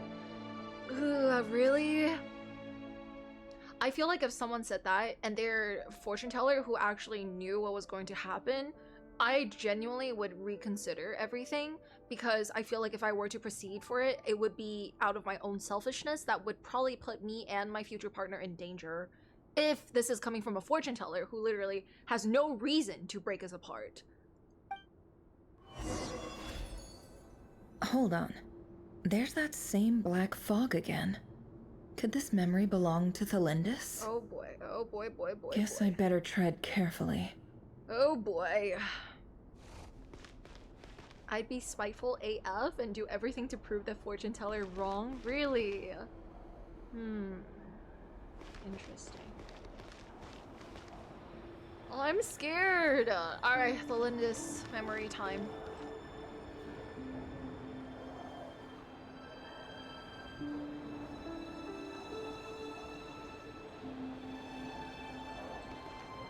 This is me when someone vapes and blows it onto my face. I'm kidding. I'm kidding. Wait. Hear me out. This time we finally got a clear look at his face and learned his true identity. Huh, true identity. His name is Rerir, and he claims to be one of the king's guards. Oh my gosh, I forgot where we left off. I just remember this guy. I forgot where we left off. Jesus. This must be hard. What did you say? Oh boy. A cruel irony, isn't it? The man you're set to marry leads a double life as a brutal executioner. I'm kind of glad that she's finding out about it, but this must be so difficult, especially because she's finding it out from someone else and not even him. Why are you telling me all of this now? Simple. It's because I want you to kill him. You are the only person he would never suspect.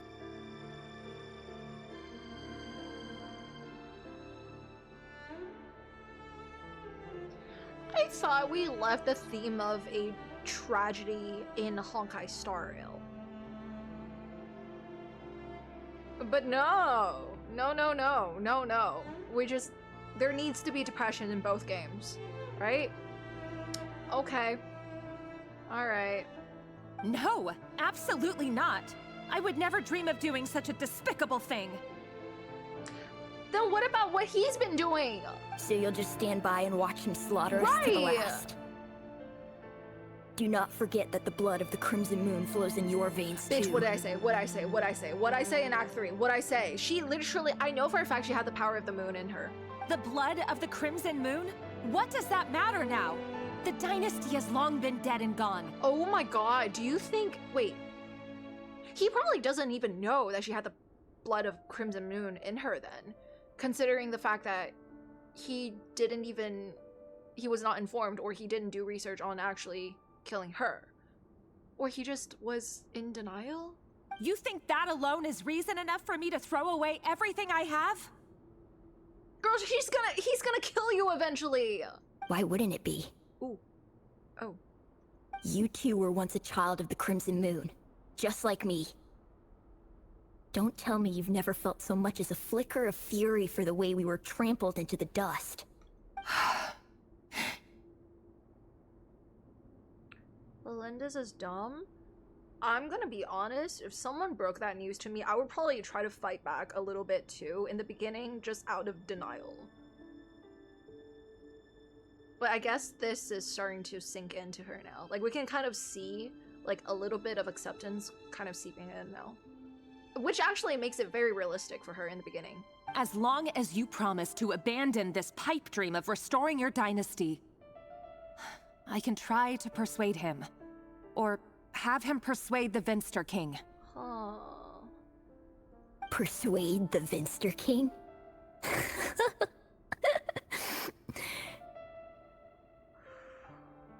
Do you even know why he's so obsessed with hunting us down? Why he keeps trying to force us to hand over our secrets over and over again? Or why we refuse to give up on restoring the dynasty? Wait, tell me everything. The Vinster King. A blind fool. His eyes clouded by powers from beyond this world. A petty little man with a miser's heart. And he dares to sit upon the throne? Mark my words. Sooner or later, Khaenri'ah will fall. And it will be his doing. Yo. Orlog is like 2 at most. How the hell are you able to clock him this hard? If you can't bring yourself to do it, so be it. Just you watch. It won't be long before calamity descends upon us all.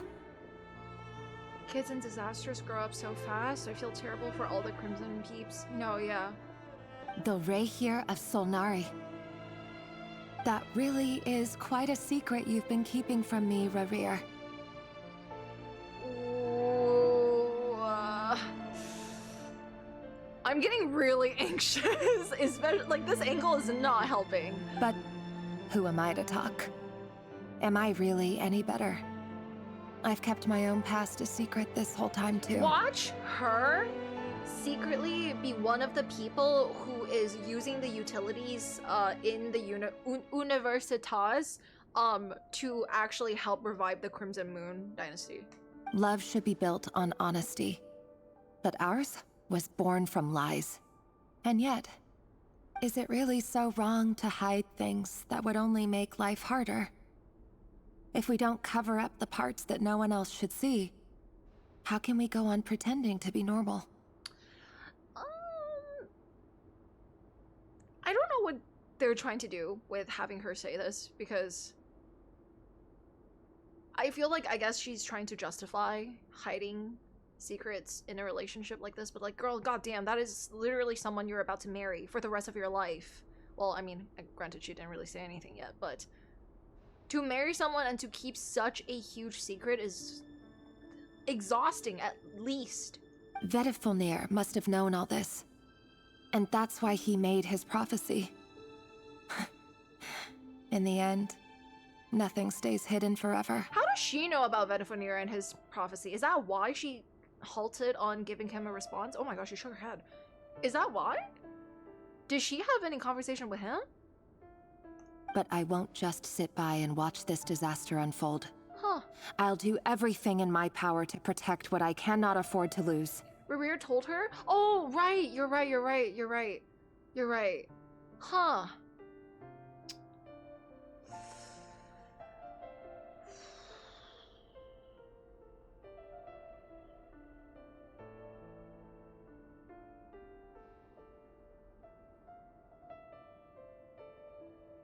No matter who I have to face. I'm so confused. This, I don't understand. I paused on her last line for like a good 10 seconds, but like I still don't get it. Watch this disaster unfold. I'll do everything in my power to protect what I cannot afford to lose. Okay, but what does that mean in your actions when your husband is literally someone who's slaughtering your people?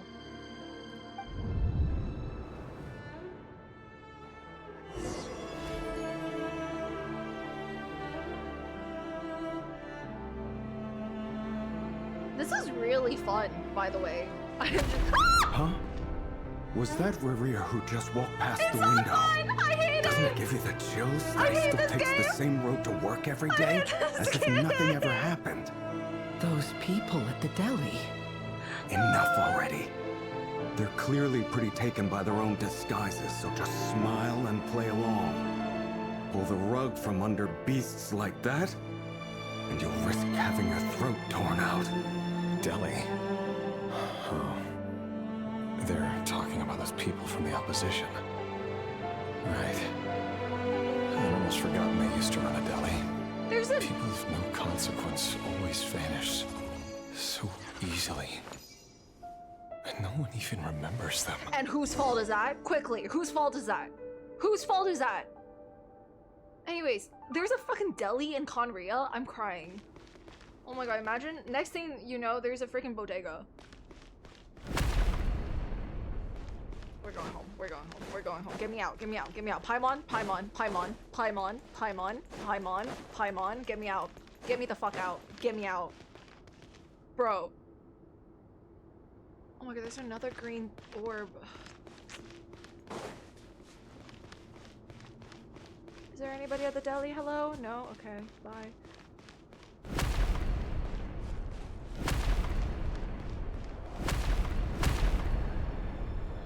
I didn't ask to play a horror game.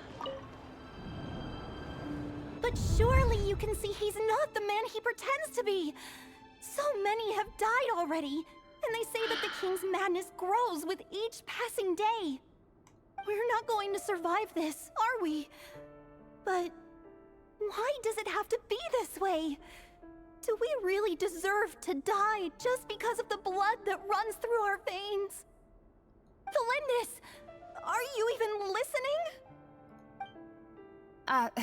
Sorry, Frother. My mind was off wandering. Frother. I heard you, though. You're talking about what Rerir said. He's just following the king's orders. He's a secret agent, and it's his job to hunt down rebels and dissidents. Rebels and dissidents? You're calling your own people that? Really? Children who are 6 years old? Alright, it's starting to sound like ignorance. I'm sorry. By the time you first met him, he'd already taken lives. Maybe he was using you from the very beginning. Girl, how does a kid have more sense than her? No. Rerir has no idea I have anything to do with the Crimson Moon. Okay. My family are only distant relatives of the main lineage, and besides, my eyes are perfectly ordinary.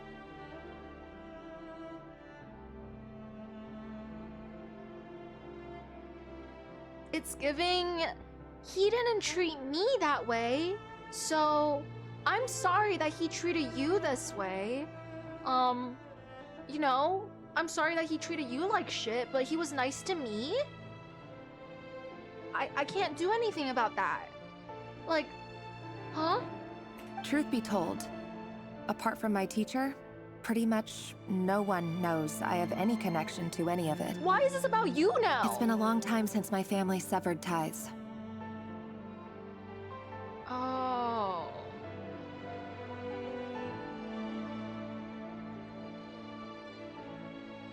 Wait, Okay, I'm not gonna let my personal emotion affect the gameplay, but I don't understand how, just because you sever ties with your family, all of a sudden you're okay with seeing kids who share the same blood as you get murdered. But as But Orlog I digress. said, who could possibly talk sense into that raving lunatic of a king? No one. I digress. I'll work something out. Trust me, I'm with you all. But for now, you need to keep yourselves hidden. Don't let anyone find you, anyone at all. Match made in heaven? I mean, again, we don't know enough at the moment to come to conclusions, but so far, from the way that both of them are tackling this situation alone is really telling me a lot about their personality, which I really like, but because it's good storytelling, but it's not making me like them. So Don't forget that Rerir is an Eclipse operative. You need to be extra careful when he's around, and when I am too. For now, don't come looking for me, and if anything happens to me, just act like we've never met. If even you can't escape this, what hope do the rest of us have? But after all this time together, surely he wouldn't lay a hand on you. he doesn't have the, I mean, she doesn't have the X.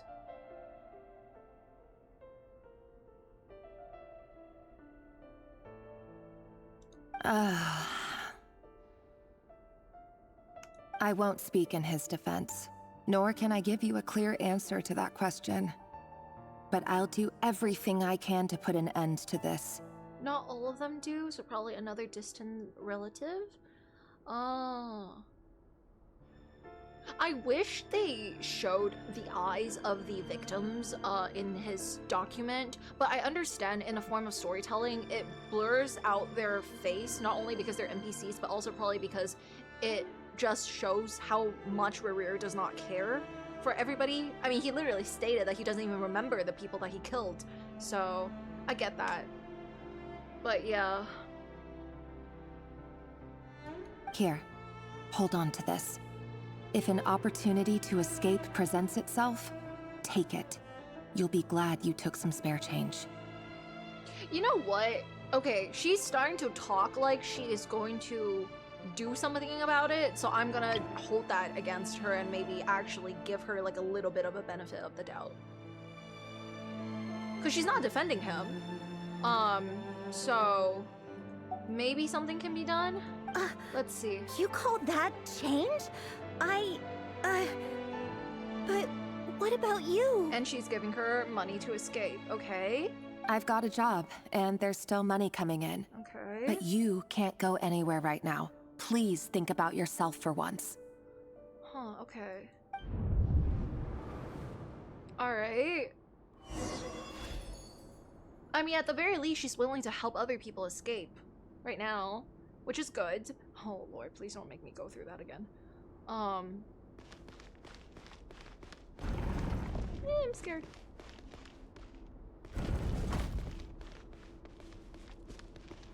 Finally caught a string, high string. Love this quest. Match made in hell, Glorb. Okay.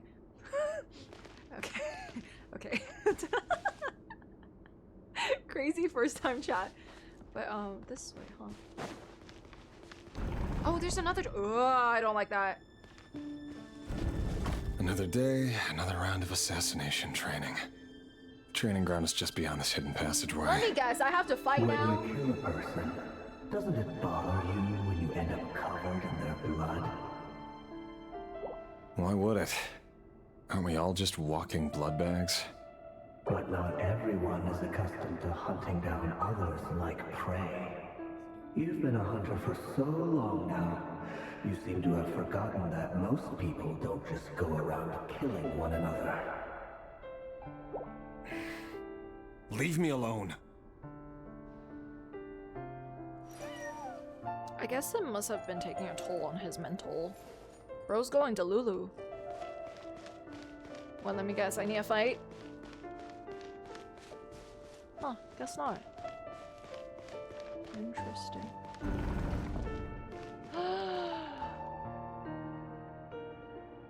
Oh my god, that scared me. Oh my god, I thought those were dead bodies. And then I was like, they don't look like dead bodies. And I was like, imagine if they actually put in dead hilichurls instead of real people. Dude, that would have been disgusting. Anyways.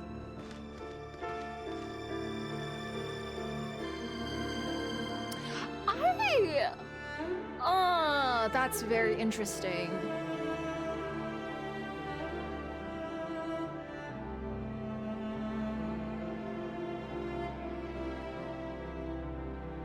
Why does Ashru sit up on the counter? To welcome our clients, of course. A kitty's gotta earn his kibble somehow. Yeah. I mean, they are underground, but I didn't expect there to be, you know, leaks of sunlight like this in a giant hall. Is that the king's throne? No way. But also, what the heck?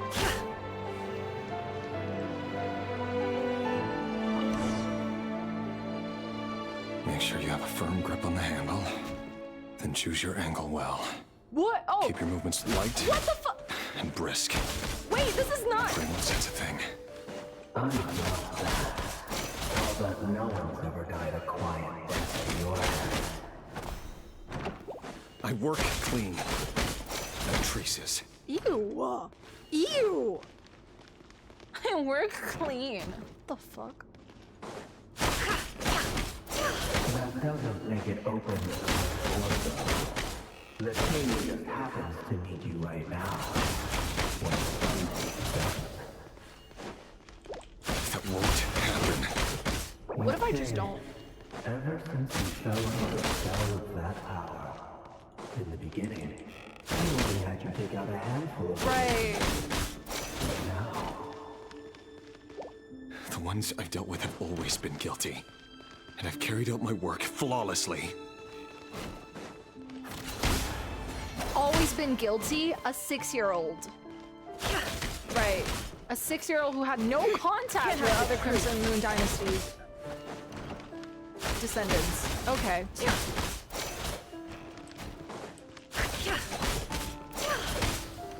People will just justify anything. Ah! was it because he didn't trust you? Or something else? Is this the power of the abyss talking to him? No!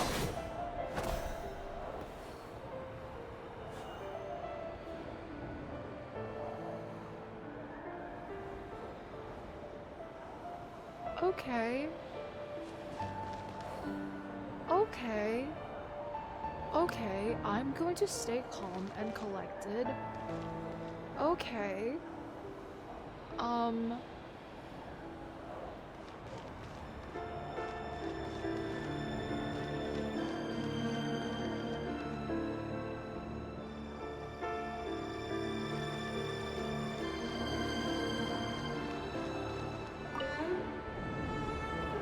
Tholindis, do you still remember Orlog?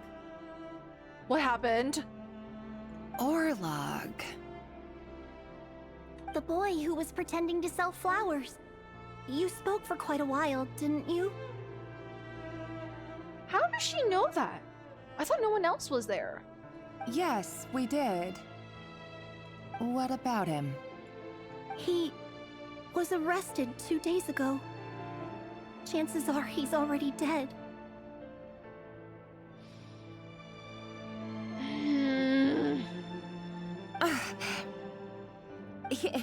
He... They probably talked about it off screen. I just don't get it!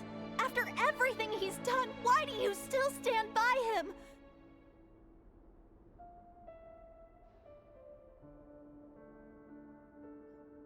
The girl's got a point. I'm sorry. They've got a point.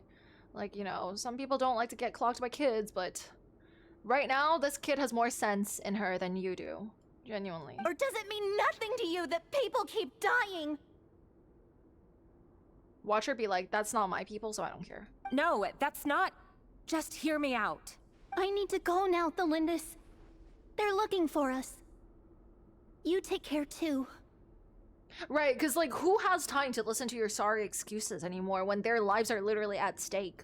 If you ever need a place to hide, come find us. Do you know how kind that is? That not only is she wondering why her boyfriend is killing them, but she's offering her where they're staying. For all that, oh my god, if she was just a little more evil, she could literally lead her boyfriend towards where they're hiding and then just one-shot everybody. That is so kind. She's a glitten, okay. I pray no glitten has to go through that ever. Author Tholindis.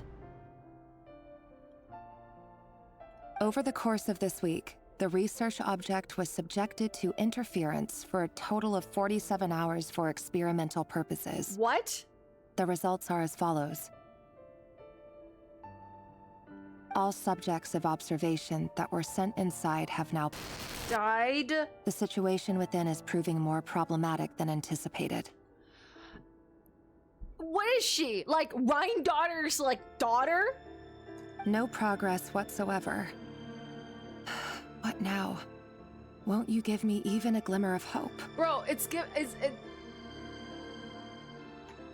Things are getting worse by the day. I have to find a way or we'll all be in danger. But I...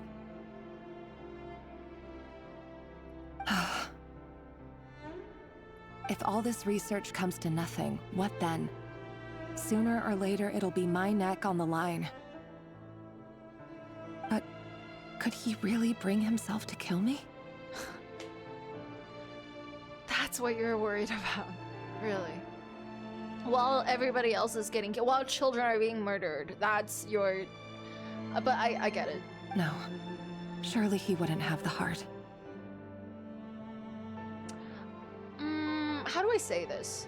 I have a feeling that Rerir would probably go through intense emotional struggle if he was actually tasked with killing her.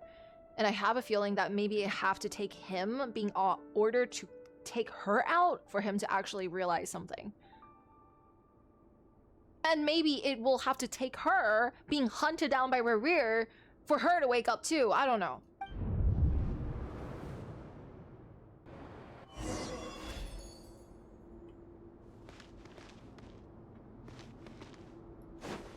Wait, can I just go see? Is this the throne? What is this place? Oh, I can't even go there anymore. I guess this is just a training ground.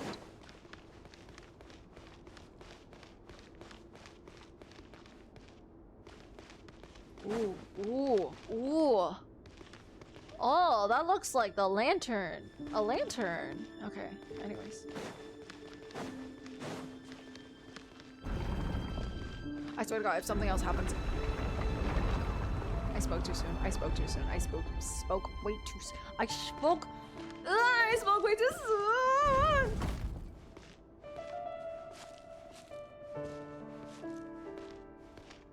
Why won't you just let us go? We don't even know each other.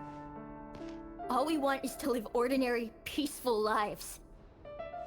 You want to live? What? Is that so? Is that so audacious? Do you want to be alive? What? What? Why did he? Huh? Sorry, I think I crashed out too much. My mic is like not standing up. Hold on. I broke my mic. Give me a second. I got so mad my mic broke. Give me a moment.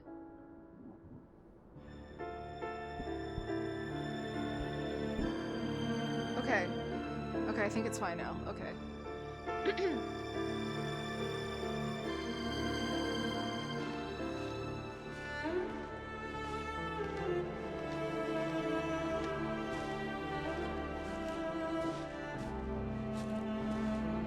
Yes. I just want to go on living. Is that really such an unforgivable crime? Yeah, exactly. Exactly. You want to go on living. I Wait. want to keep living too. To keep living forever. That's why I have no choice but to continue on the path I'm on. What? If only some savior would suddenly swoop down and change the way the world is. Too bad that's not going to happen.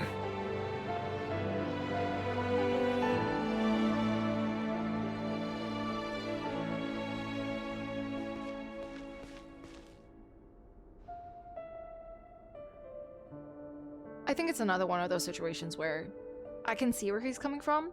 I feel bad for him. I sympathize with him. Imagine that. If there really were such a person, you and I wouldn't be standing here like this, would we? It kind of reminds me of how sometimes soldiers in like stories Emotions or even are like real a life raging are literally forced to continue as soldiers and kill people, or else they get killed themselves.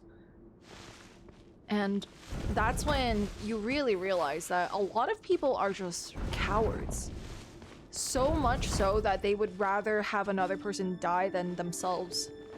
And I think that's kind of what I'm seeing Rerir go down.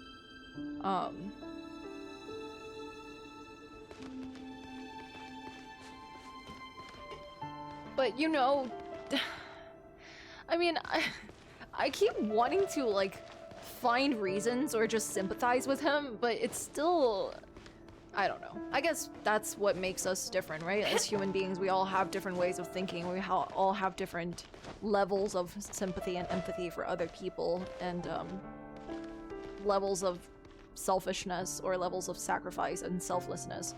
But it's not the first time I've seen something like this play out. But it's still pretty difficult to stomach. So these files are in. Time to wade through them just like usual.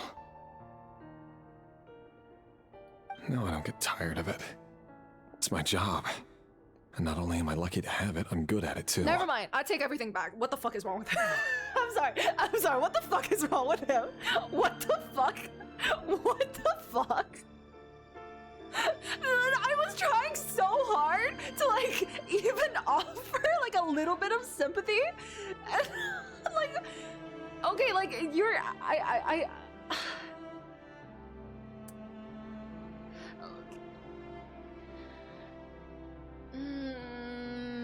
I mean, I guess this is probably just him convincing himself so he continues to be sane enough to keep going.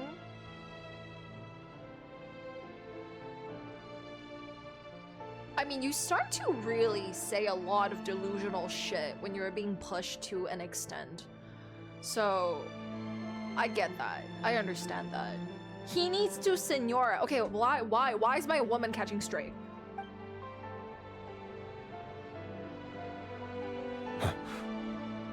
Wait. That's... Oh no. Oh god. Oh, here we go. Here we go. Here we go. Here we fucking go. Here we go. Tholindis?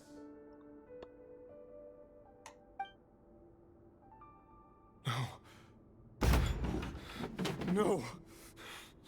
No! Why? But you bear no mark of the Crimson Moon. How could you possibly have anything to do with them? It cannot be.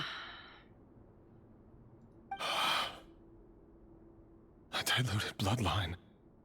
Carefully concealed. I see it now. You've been living in the shadows just like me. What a fool I've been. Numbing myself with talk of justice. Even imagining my friends would back me up. But in the end, See what I mean? If it needs to take him to literally go through this to actually wake up... Irminsul. Irminsul? Finster King! How far are you going to take this? From the direct bloodline to secondary offshoots? And then what? Irminsul?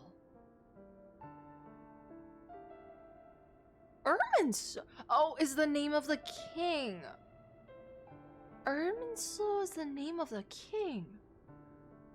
Did I miss this information somewhere?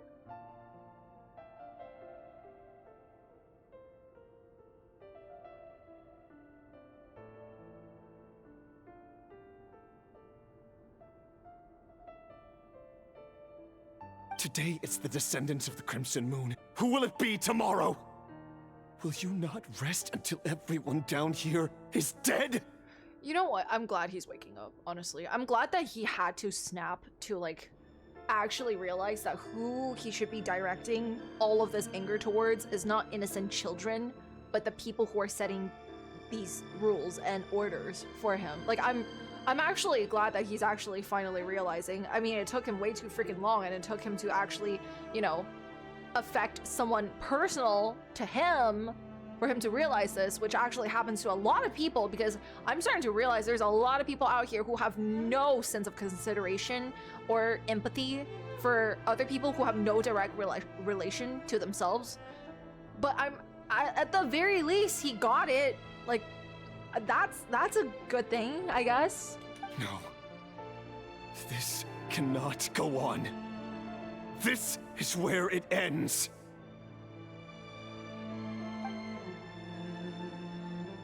Good.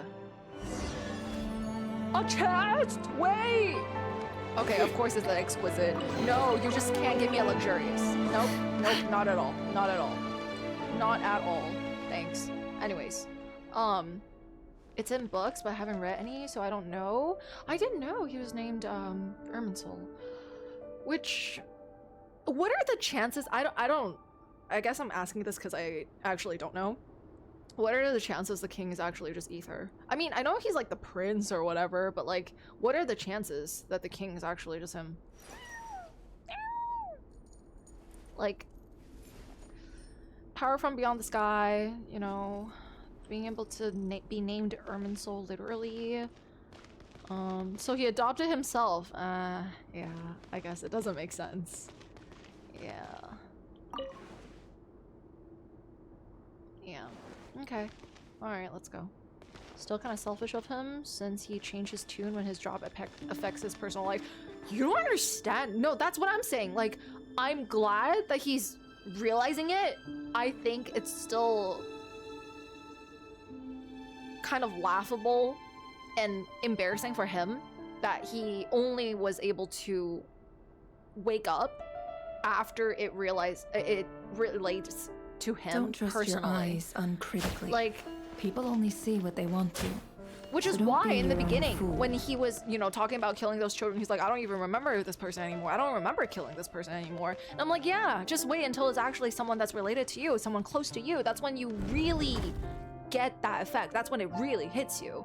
And this is something that is so metaphorical to so many smaller, trivial things in real life too. It's just, it affects real life too. Like, we're not gonna get political about anything, but like, it's very, very evident what parallels these draw. You're really letting me go? I am. As long as you can guarantee that no one will find you. Oh. Okay.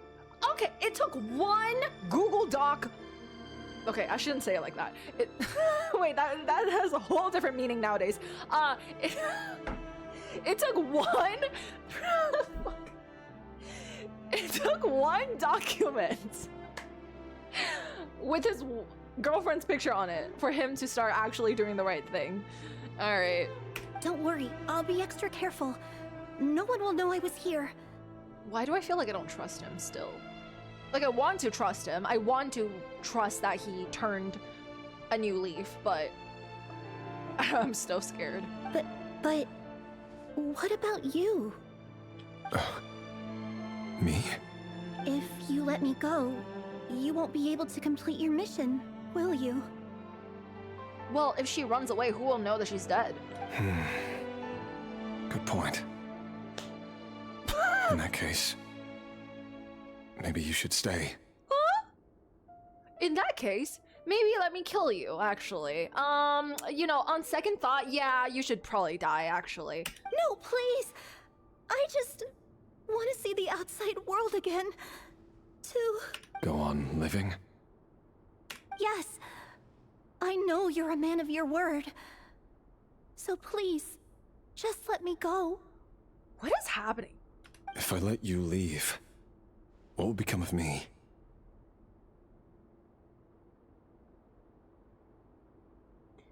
Me when I am a grown-ass man, having a grown-ass job, and I somehow make a literal ethnic cleansing crisis about myself when I am talking to one of the literal children of the group of people that we're trying to ethnic cleanse. Oh my god. Oh my god. Oh my god. Just kidding.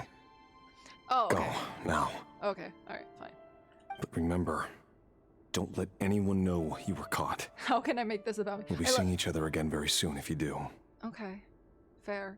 I love how you stop after every line. I'm sorry, I'm trying my best. I promise, I'm trying my best.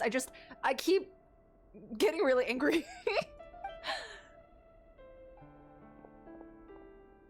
Anyways. Even shadows in the dark must live by a code. But you can't save everyone.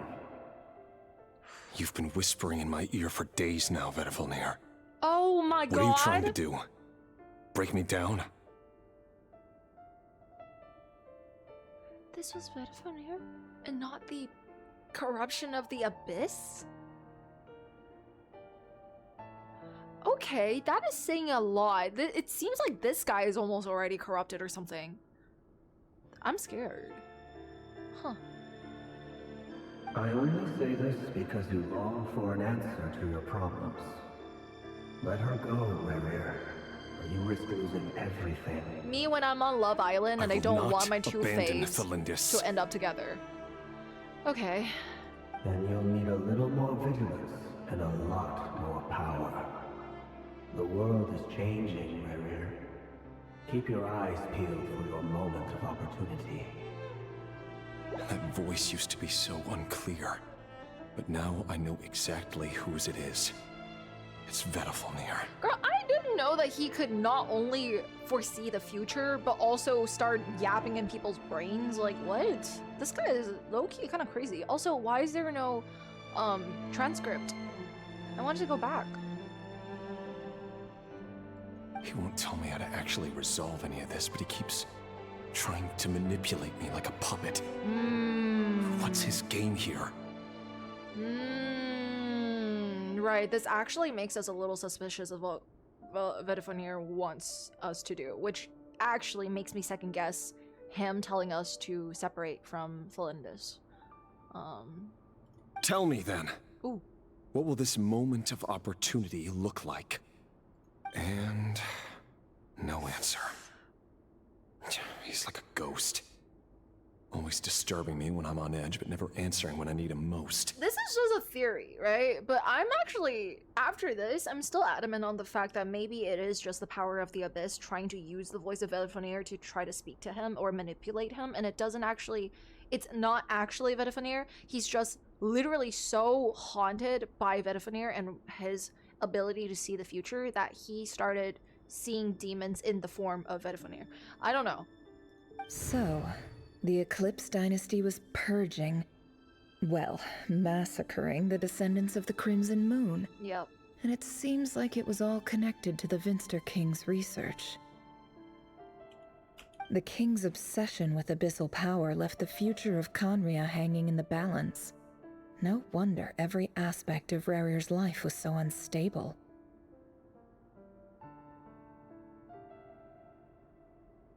And it looks like this Tholindis, Rerir's would-be fiancé, herself belonged to a sub-branch of the Crimson Moon Dynasty's descendants. I think her secret is something about what she's doing at the university. It's not about her hiding the Crimson Moon thing. I don't even think that's the main secret she's hiding. Because when she started writing the report about how she assumably are killing people for an experiment, that sounded way more serious. It almost defies belief that a couple like them could hide the truth from each other for so long.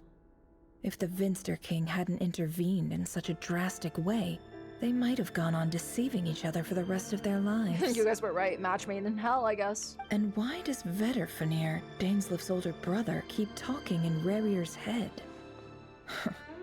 This guy kept more secrets than I ever imagined. This is really interesting because I love that as much as we're seeing a lot about Rerir and, you know, his inner thoughts and like this vedrfolnir that's like appearing in his head, I'm curious as to how all of these were all presented to nefer. Like, girl, how did you see him not only speak to himself and yap to himself, but also the thoughts that he was yapping to? The human mind is like a vast desert of shifting sands. When you follow the flow of someone's memories, you only ever see the parts they're willing to let surface. Time for something a bit more creative. We've been inside Rerir's mind this whole time, building up a picture of his psyche. There's already enough clues on the board to start reading between the lines and mapping out the rest. She took his place?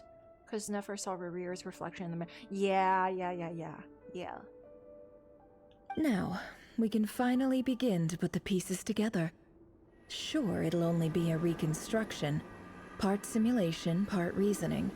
But it's usually pretty accurate. I'm surprised that she doesn't want to find out more about Tholindis. Because it seems like she has a huge drive in whatever the hell happened to Rerir for his current state to be the current state, so... Once we've built up a cognitive profile, we just need to cross-check the logic behind his actions. And then we'll be able to take a sneak peek at whatever it is that Rerir has really been hiding.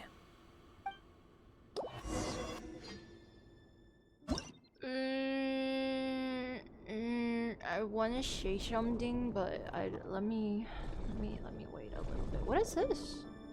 Whoa, is that a wolf? What is that? Rerir, are you there? Huh? We're piecing things together so that their consciousness is somehow drawn into chess pieces? Is that what it is? Is that what's happening? Okay.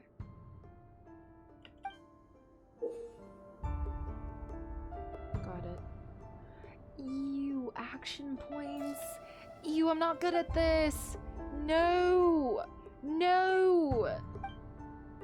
Oh my lord. Okay, do I just... Sorry, that's so funny.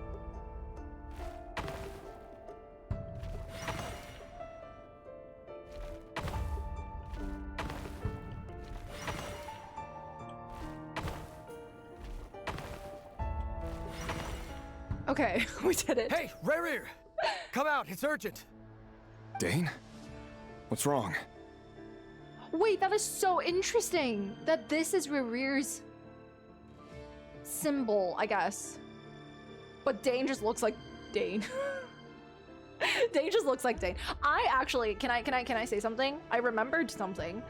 Because remember when Rerir was first resurrected and he appeared and then he started cursing out all the people? He was like, vedrfolnir, Rhine daughter, and he was like, Tholindis! I actually, at the beginning, I thought he was kind of just still yearning, but what are the chances that he actually hates her the most now? Hear me out. I know they're supposed to be together, but number one, she didn't accept his proposal. It is very, very common for people to feel rejected and stem hatred from that rejection. It's very possible for him to end up somehow hating her, and maybe because she either did something to him. Ooh.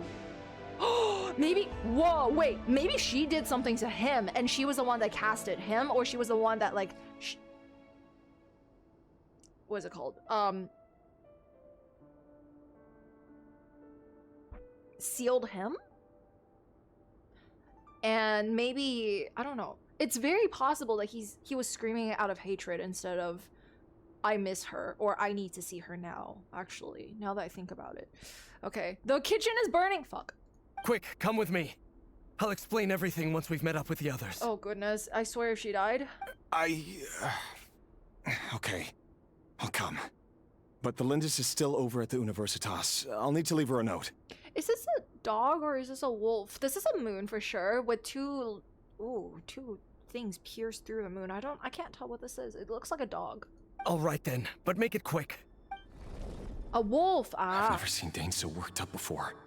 Whatever this is, it must be big trouble. Isn't this when Vedrfolnir got his eyes gouged out? Because maybe that is why they're all rushing to go save him. Whoa, whoa, whoa, whoa, whoa, whoa. You know what? If they do end up simulating the entire castle, the royal palace in this way to kind of stop us from seeing the full visualization of what it actually looks like in Khaenri'ah, that's actually pretty smart. But anyways, let's go. 1, 2, nice. Okay, 1, 2. Oh, no! Go back. 1. We done fucked up.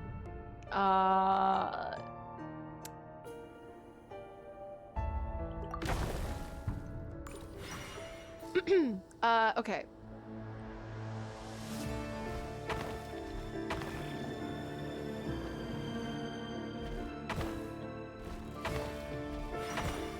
Okay.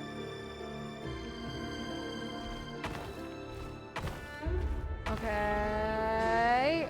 And then 1, 2. Nice. The most intense gameplay. So true. Ooh, who's that?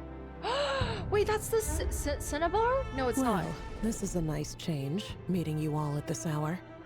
When men and women of ambition can speak face to face in broad daylight, I say that's a big step forward for our dear Khaenri'ah. You guys were so right, because why is she always at the scene of the crime? Always. Every single damn time. Anyways, I actually did not expect her to be a unicorn, which actually, low-key, it makes me want to illustrate Albedo with a unicorn horn. I think he would look so freaking good. Anyways. Don't be ridiculous. We do not fear the day. Why would we seek refuge in the night? Whatever. You might ask your blade that same question. I'm told it prefers the cover of darkness. The word on the street is that Sir Delogi only strikes when he has an unfair advantage. But that is patently false. I see you're missing an arm and a leg. Surely only a fair fight could explain that. This is crazy. I skipped this for the pre-mill as well. Welcome in. Now you can actually get to enjoy the story and my yapping. If this is your way of offering me replacement limbs, believe me, I'll take them. Oh, we can certainly discuss that.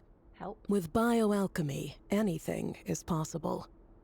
Assuming I have your full support in my research. Girl, with all due respect, what can he offer you? Lunatic. Says you? Oh boy, what is that? What brings you here? Oh my god, I'm so glad I took notes. Hiropter is the wise and the person who wants knowledge. Okay, so basically the path of erudition. Alright. Why, dainsleif, of course. He invited me. And he's British? He's British? Bro's British? Please, cast aside your apprehensions, Miss Rhindaughter. Whatever the rumors may say, I am but a humble servant of the king, and I can assure you he affords me no greater convenience than he does you. Well, the Universitas Magistrorum won't stop fawning over you. So at least some of the rumors must be true. You're clearly doing well for yourself, so drop the humble servant act. It endears you to no one. Carrier, clock him. What's wrong with that? Oh, that he's British? Oh, okay. Well, now we know who the British person is in chat. Just kidding. It's cute. I like it when they add in like little twists to people's voices. I think it adds personality.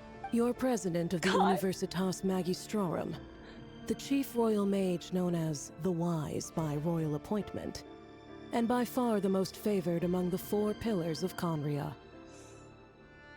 Vice President Veet doesn't even try to hide his envy when he sees you. Veet? Who the heck is Veet? Also, 4 pillars of Conria? Wait, he's also a royal mage? So there's the 5 sinners, and then there's the 4 pillars, and then there's also a vice president, Veet. Oh my god, oh my god. Okay, keep going. I thought it was, oh. My success is the product of hard work and good luck. It's as simple as that. Were the king not such an extremist, I hardly think I would have received a senior post at my age. Sorry, hold on. Of course, no job is without its gripes. Serving a king like ours can be a challenging task, as I'm sure you can imagine. And as for Efterveet, in missing out on the presidency, he's dodged a mountain of stress. Like everything else in life, it comes with pros and cons. Efterveet. Okay, Chad, do you like my notepad? It's a Yaimiko shrine notepad. Anyways, You're all here. I apologize for the short notice, but it was an emergency. Pretty presentation. I like it.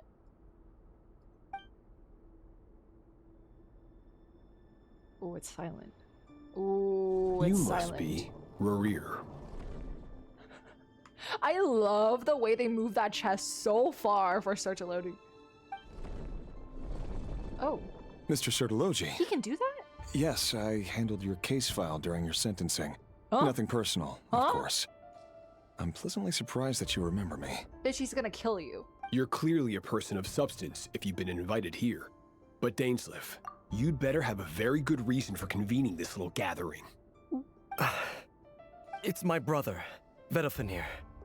After he spoke at the court this morning, the king was so infuriated by his words that he had him blinded in both eyes and thrown in prison. Yeah, so this is that one time that he spoke about. Also, not to be that person, but why the hell do you have Amphorius in your crest emblem? But like, this is very interesting to me because he is the only person with his entire figure as his chest piece, and this is the only part that's gold. Whereas everybody else has like the gold in just like their entire sort of piece. Vedrfolnir in prison? Like... Strange. I thought the king trusted him and Heroptatir more than anyone else in the world. Does this mean the king's circle of trust just got even smaller? And I still can't tell what this is. Is it a mask? It definitely looks like a headpiece of some sort. It has nothing to do with trust. Oh yeah, it looks like a mask. It's about what the king wants, which is as clear as day to anyone paying attention. Which is? I simply appease him, because it's in the best interests of the Universitas Magistrorum. Universitas Magistrorum. Okay. And also because you're slimy. Vedrfolnir, perhaps less so. That's crazy. But still, a visionless visionary? It rather inclines me to think that qualifications are not what get you ahead in Conria. Do you honestly think this is an important discussion to be having right now? Dain, what are you planning to do? Kill the king. Rescue Vedrfolnir, I assume. Correct. It will mean storming the palace by force. Tonight. I need all of you on my side. I have a feeling, what's his name? Heroptatir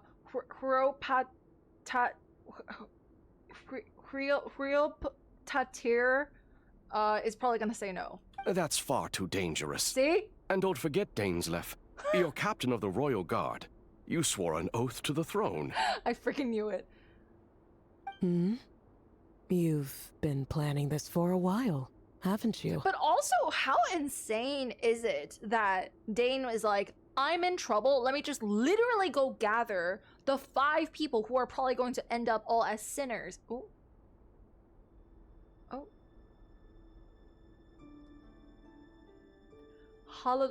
What? Is that why they're the sinners?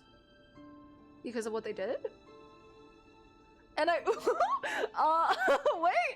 I have no desire to commit treason, but whatever critique the king may have of Vedrfolnir, disfiguring your most loyal subject for putting the best interests of his court and nation first, this is not the conduct of a wise ruler. Yeah, they're not sinners. No, exactly. Which is why I was like, how does he coincidentally have all 5 of them with him? And also, how is he not a sinner then? Huh. Okay.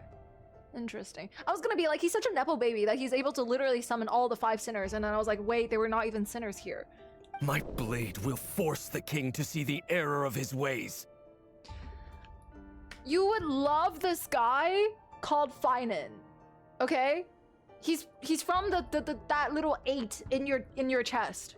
So, Vedrfolnir's prophecy enraged the king. I'm sure it wasn't what he wanted to hear, but if he won't take counsel even from the visionary, that is deeply troubling news. Yeah.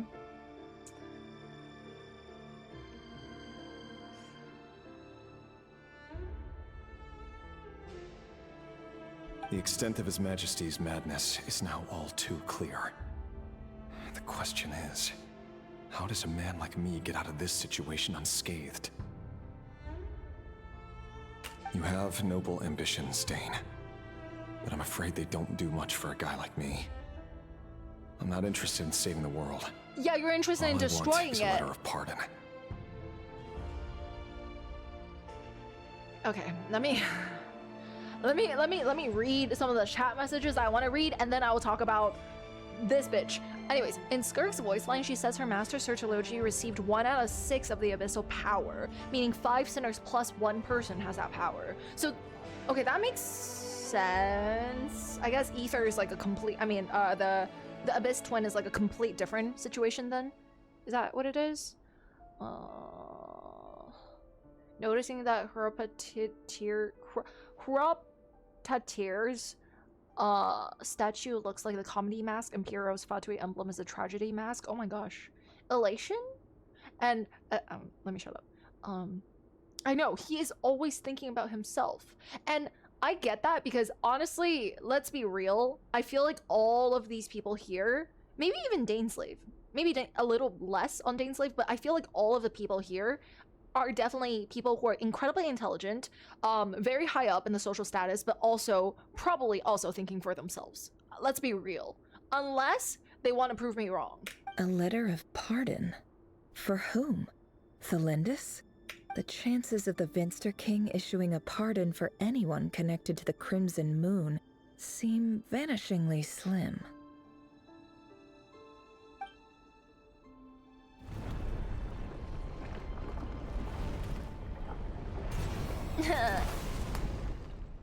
Boy, I just want to keep taking notes. But I'm This fine. black fog over the board must have some connection to Tholindis. But why is it taking this form? Does it have something to do with Rerir's past? It almost seems like it's what Rerir came out of, except Rerir's is red. Another mystery I'll need to unravel. Damn, that's crazy. Anyways. Consume the marked number of action points, to defeat your opponent's pieces. Holy crap. 1.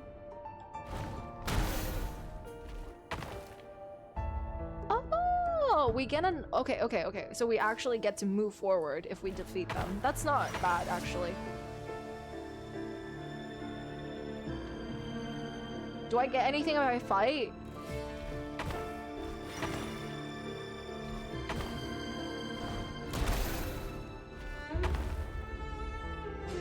Wait, I'm fucked! Okay, we go this way.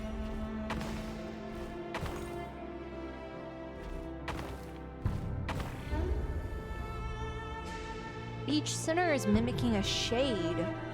Rhine-daughter mimicking life, rerir mimicking space, ved mimicking time, sertology, death. But isn't Rhine-daughter literally double wielding? Wait, I'm a little screwed. Huh. Rerir's death, yeah. Wait,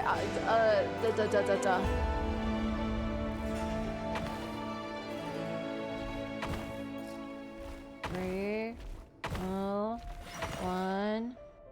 What if I just keep going? Wait, I'm a little screwed. 1, 2, 3. Okay. 1, 2, 3. Okay, and then 1, 2, 3. Yeah, screw the enemy, honestly. Blemishes of the shades. Wait, interesting. Author Tholindis. Yeah. Over the course of this week, the research object was subjected to interference for a total of 60 hours for experimental purposes. The results are as follows. Object. Research dating back to the Crimson Moon Dynasty has established 2 points regarding moon marrow. Firstly, its origins have something to do with a god's power. Secondly, it serves as a portal to an as-yet indeterminate location. Moon marrow can thus be defined as a spatial gateway. Okay, yeah, that explains everything, actually. That explains why we literally saw her when we went into the area with the moon marrow. That's crazy, because she sure made it seem like she had nothing to do with the Crimson Moon, and all she had was just some of their blood in her veins. That's actually insane. However, there are a number of hurdles to overcome before we can answer the question of where it leads to. To start with, opening the gateway requires a specific power source, which the relevant literature indicates. Huh. Do you think these all are supposed to cover up a letter? Or is it just random? Because it's been somewhat easy to decipher. A little bit, not really, actually. But an enormous amount of power is then required to keep the gate open. Currently, the total power output of our instruments remains in the single digits. To make matters worse, I am now the only staff member remaining in the Moon Marrow lab. The Universitas Magistrorum recently decided to move most of its personnel into abyssal energy research, which has stymied all Crimson Moon-related projects. the Universitas was even allowed to do more Crimson Moon-related research? I'm surprised. This is not a wise move. I have always maintained that placing all our hopes in a single source of power is risky, especially one as poorly understood as this. As well as making ourselves overly reliant on a single resource, we are neglecting other promising technologies. Okay, true, fair, but also, isn't the Crimson Moon drawing the power from the Abyss anyway? I apologize if this comes across as disrespectful. But as a Moon Marrow researcher, I desperately want to see the world beyond the gateway. Who is she writing to? Or is she writing a book? Because she said author Tholindis. If we really made it there one day, what would we find? And how would we go about taming the unknown? My imagination is endlessly fueled by questions such as these.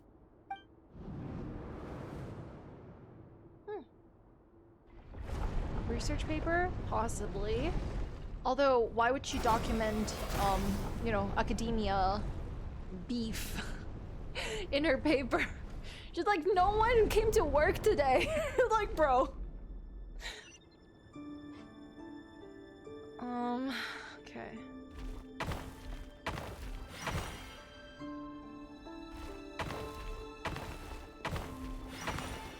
Oh boy.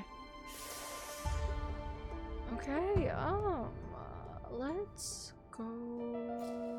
You know what? Let's do this. Fuck! Oh wait! No, I'm fucked.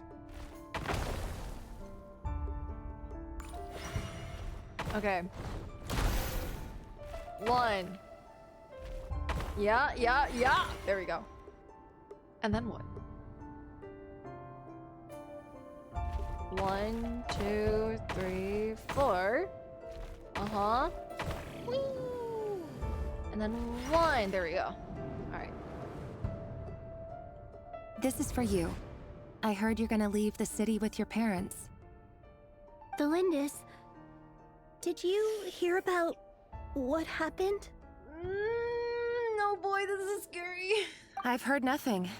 Rerir got back very late last Friday, and he was acting a little unusual, but he slept pretty well, so I'm guessing whatever he did was a good deed.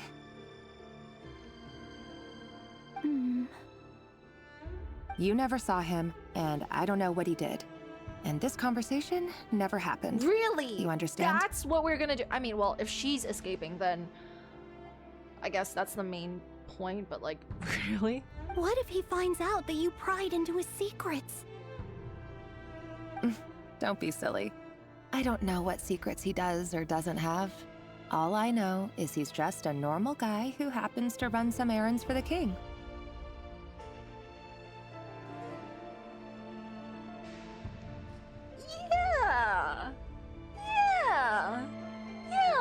Let's do that. Yeah. Are you scared of him?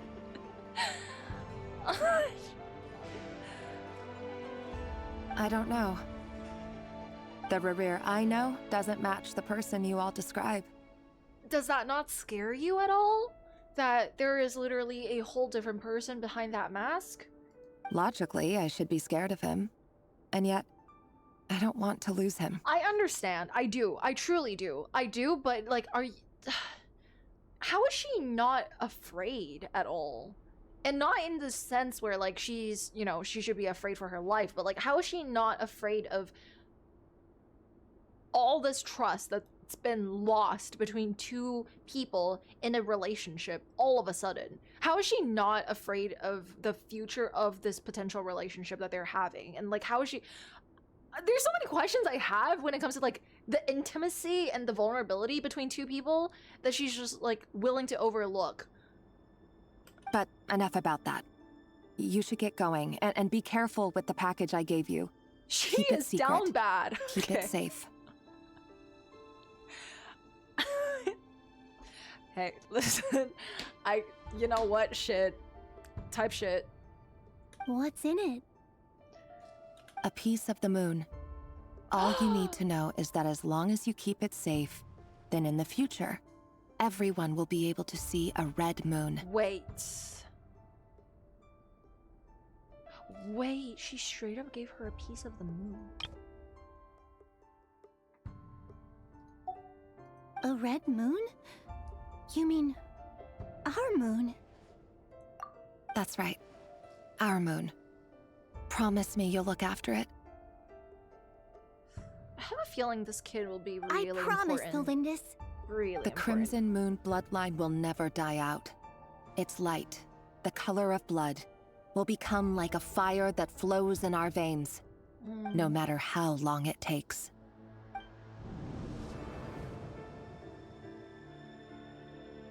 Dude, you know what's the craziest thing about all of this? Is that I want to go back and rewatch all of Arlecchino's trailers and then go deep dive into Arlecchino's lore all over again. It feels like it's like a veil just was lifted off of all of her stuff and I can suddenly understand everything with so much more context now. I did that worth? Really? Oh my gosh, like even the animation of her at the orphanage, when you saw her being able to utilize the power of the Crimson Moon, back then we were just like, ooh, she got cool powers. We don't know where it's from. We don't really care. And then now you're able to see it in a new light. That's so freaking cool.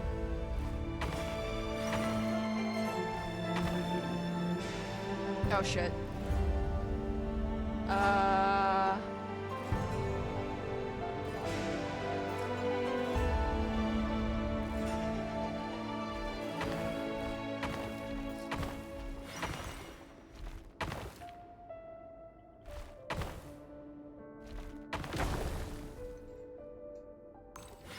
Okay, I done fucked up. Hold on.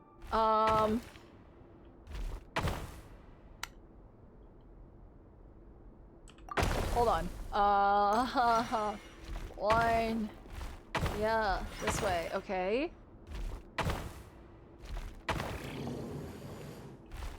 Oh, they're making me go the roundabout way. Okay, fine. Fine. If you want to make me do that, then fine. Okay, fine. No! Okay, hold on. Ah. Uh-huh. Okay, and then go back. No, go back, go back, go back. Go back. Is it still Genshin? Yes. Yes, I swear. I promise it's still Genshin.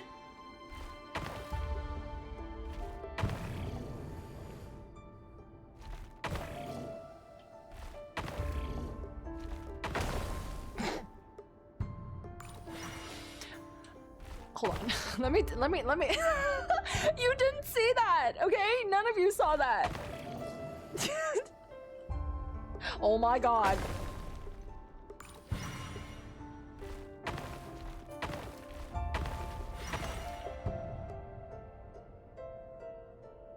What the hell? There's nothing I can do. Wait, unless? Wait, no, I can't. Wait, what do I do?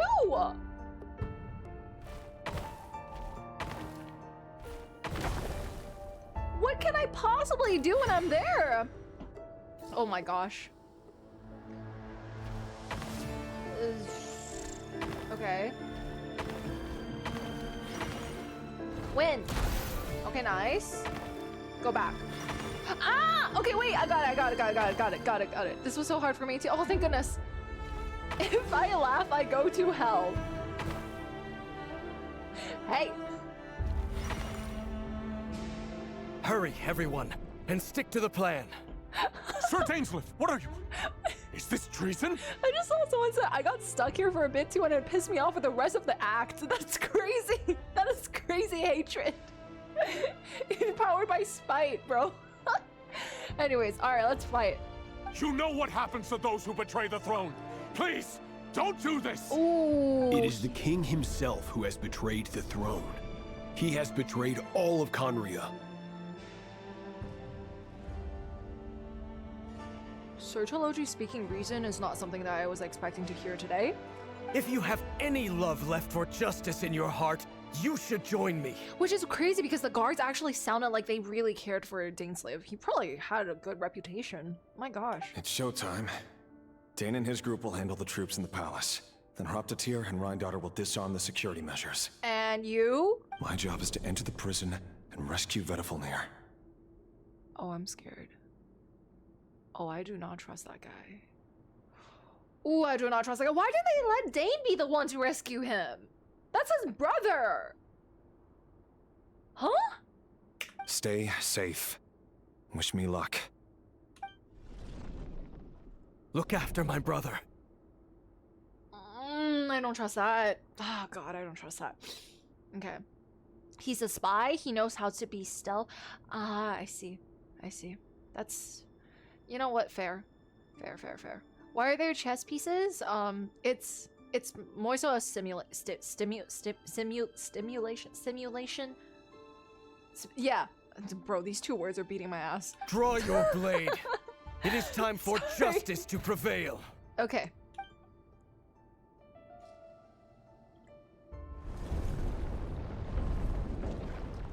Stimulation universe. English is hard. I'm sorry. Exclamation mark language.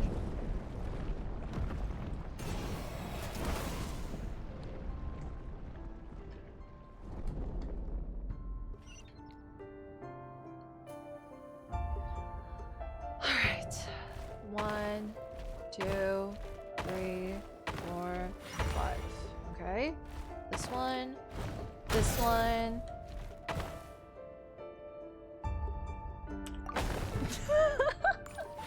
Okay. 1, 2, 3, 4.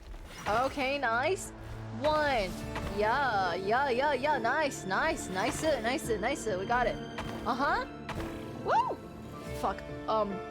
Okay, wait, no, this way. Yeah. Uh-huh. Uh-huh. Wait a minute. Uh-huh. Nice. Beat their ass. Nice. And then go back? Nice. 1, 2. And then what?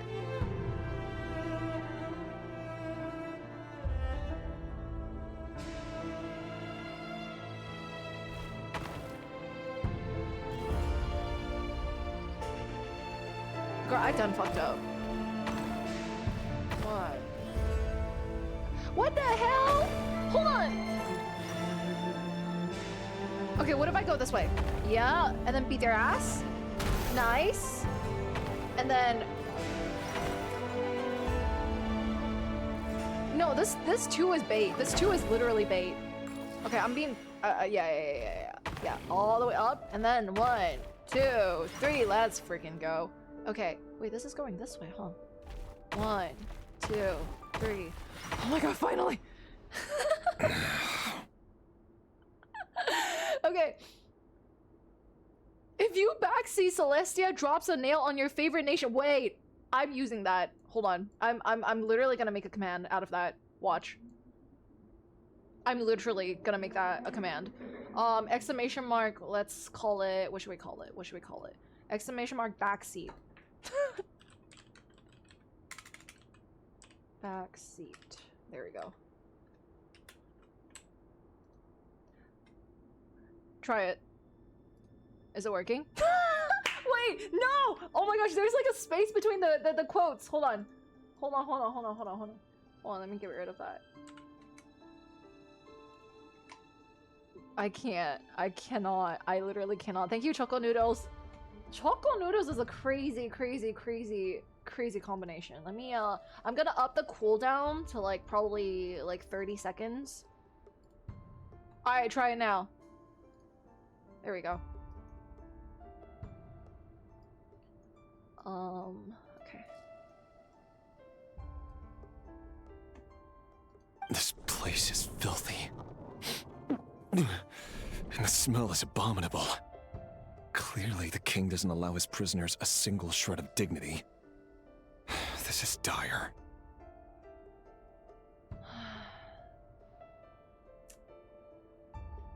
Joke's on you, my favorite nation is Conria. Okay. Okay, bro. Found you. Hello, Mr. Vedrfolnir. Do we get to see his chess piece? It's you. Can I just say props to the VAs, because they're doing such a good job of helping us visualize this space, because there is not a lot we can do with these stupid ass chess pieces moving around, okay? They're actually doing a really good job at immersion. Surprised? Oh, wait. I guess surprise isn't an emotion that prophets feel very often. But I thought his vision, I mean, well, I guess you can tell the future with other things. I certainly felt some surprise in the moment when I was blinded. Surprise at the king's sheer ignorance. Surprise at just how unfairly this world responds to words of earnest remonstration. The most valid crash out, genuinely. You can crash out. I will respect and understand.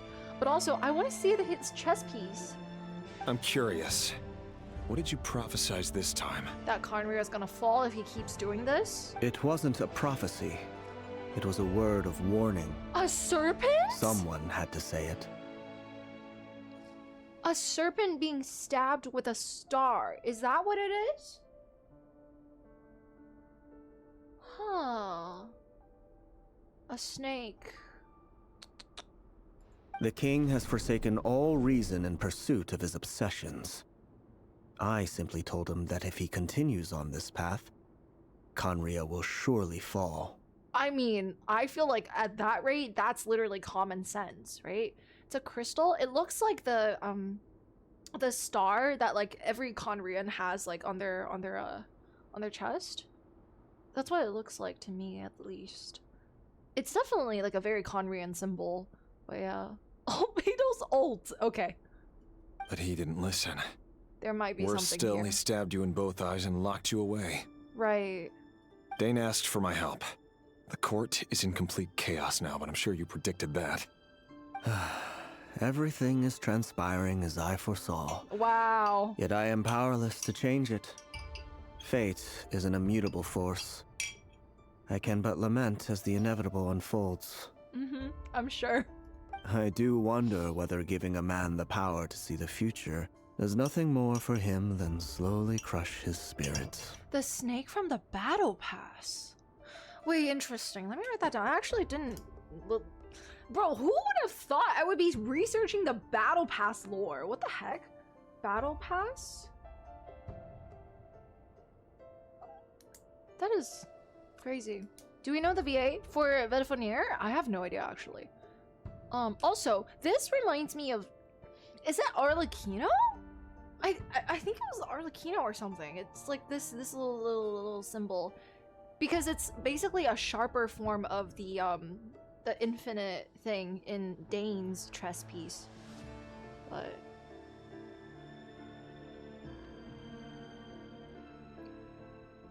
Forgive my curtness, vedrfolnir, but the king did not suddenly turn on you today. His suspicions have been brewing for a long time. Wait, how do you know that? You can't have wisdom beyond the reach of your fellow man without attracting his fear and suspicion. Oh my god, they should have just gotten rid of this king, honestly. But the 4 prone stars everywhere in this game, high key. Yeah, I think the only thing that set it apart was that there was also 4 that were like in between the gaps. So it made it like an 8. There are things the king does like not this want part. to see. This part. So, he doesn't want you having visions of them either. He blinded you because he thought this would make the visions stop. Well, he's a fool! A fool! He wasn't entirely wrong. Oh. I did indeed lose my power to see the future. Wait, really? Right up until... Until what? I love that they actually moved it closer because it makes him like so much more curious. It's like, I don't know, it's just such a small move, but very good for helping with visualization. Just now, I believe I saw something new. Well, tonight could go a lot of different ways. 5 of us banded together to storm the palace, also we could rescue you. This will go down as the most tumultuous day in Conrian history. You don't know. No, not true. Not true. Just wait until Renova shows up. Sorry. Didn't mean to spoil it. I sense hatred in you, but also hope.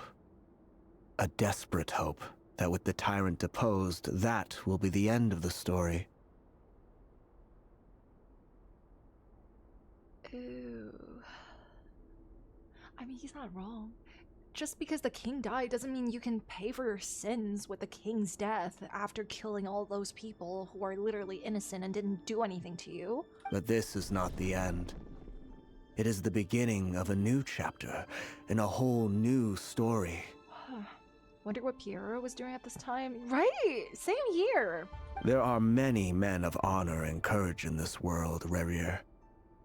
But you are not one of them. Oh my... You're not here for justice, are you? You're here for yourself.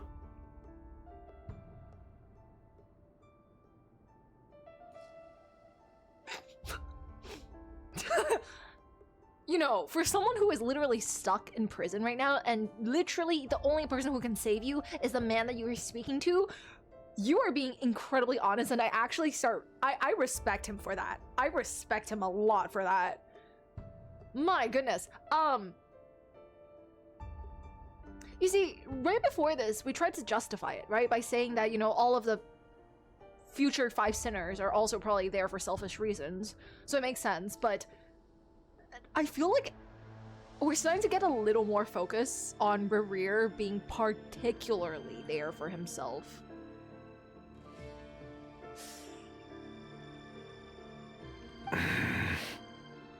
Is that a dagger? Interesting. Why not the polearm? It was always your weapon of choice. He's killing him. He's gonna fucking kill him. Is that why he was able to finally say his honest truth? Because he knows that Rerir is going to kill him? Oh my god. With your abilities, I don't doubt that you were able to recover some of your sight. But I also doubt that you want to make an enemy of me right now. Of course not. We're on the same side, aren't we? Weapon skin theory is correct. There is weapon skin lore! What the hell in this game does not have lore? We could be. But I need you to be honest with me, vedrfolnir. At this point, you're my only hope for the future. I'm sorry, that is such a coward way to think. What, like you're gonna rely your entire life on a fortune teller because you refuse to stand up and, you know, actually accept your own sins and what you did and face the future yourself? What? Like, anyways. Like, mind you, as a reminder, you proposed to Tholindis, not this guy. And I doubt this guy wants you.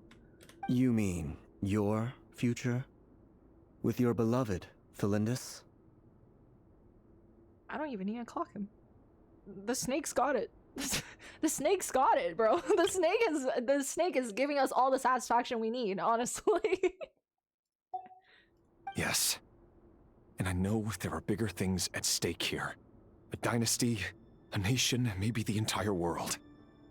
But forgive me, I care first and foremost about myself. I mean, I guess the only thing I can say here is that at least he is self-aware. Like, I guess that's like the only good thing about him. He's self-aware. I can't abandon the one I love to save myself. I just can't do it. But you see a broader picture of the future than I. You see the solutions to the biggest problems of our age. So tell me, what is my solution? What's the answer? You know, for someone who's supposed to be saving someone from prison, you sure are using that to your advantage. To, once again, help yourself. But I do get that he's desperate. In matters of fate, answers are either right or wrong. What will be and what will not. Maybe you are willing to pay a certain price in the pursuit of happiness, but unfortunately, fate does not negotiate. That is the cruelest thing about fate.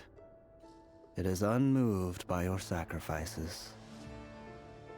That can't be true. Whoa, I like this. I like this.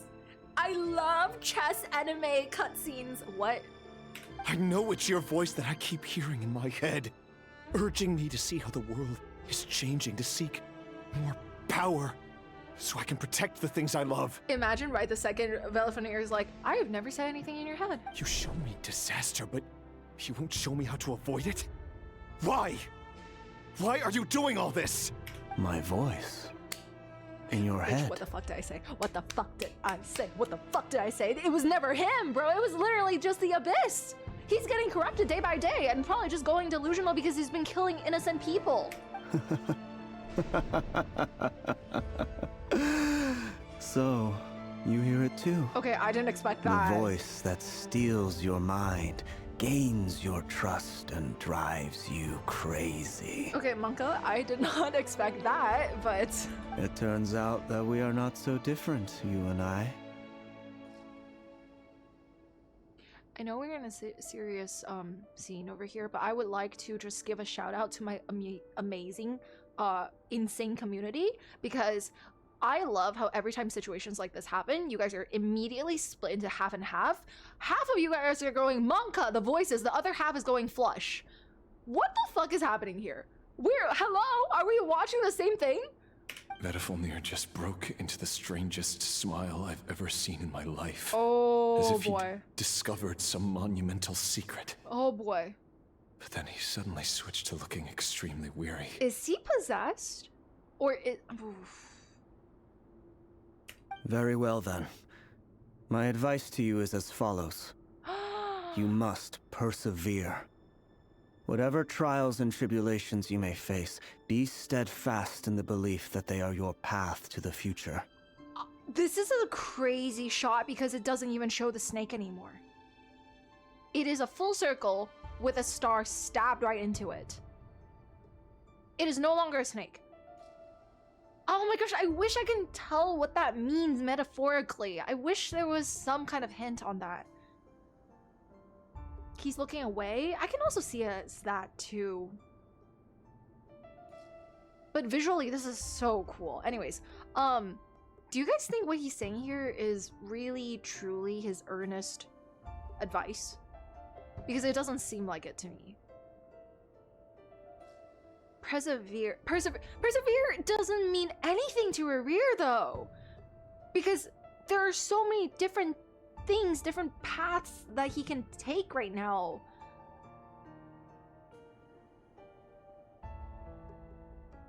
It's the snake poisoning the gem in the BP trailer. Like he's poisoning him as well. Huh. How interesting. For as long as you live, your story with Tholindis shall not come to an end. That is the only chance you have of fighting back against fate. It is up to you whether you believe my words. Regardless, that is all I will say on the matter. I have no right to intervene any further. I'm gonna be honest, I have no idea what that means. That was like the most vague advice I've ever heard in my life, bro. It's just, I mean, he's been trying to convince them to literally break up for so long, and then all of a sudden he's gonna go, your story with Tholindis shall not come to an end. So is this just saying that they need to mend things and keep it clear with one another? No one knows. But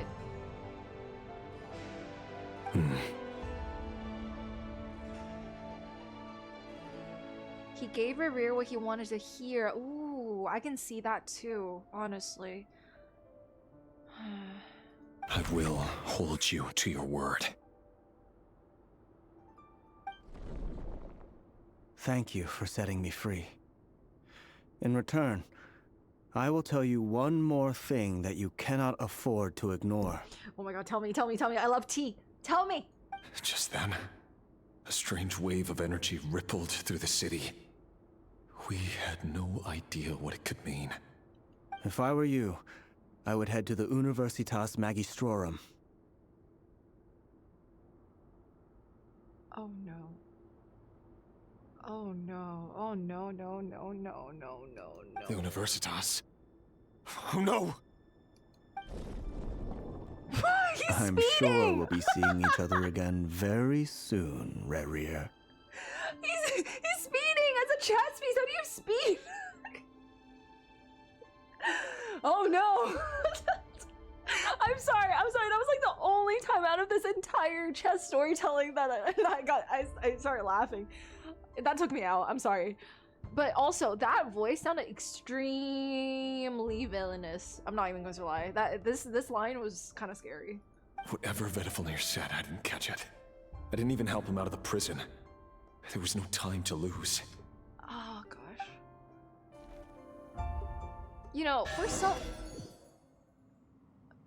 someone who is so extremely self-serving and selfish in a sense, it's actually kind of interesting to see how much he cares for Tholindis.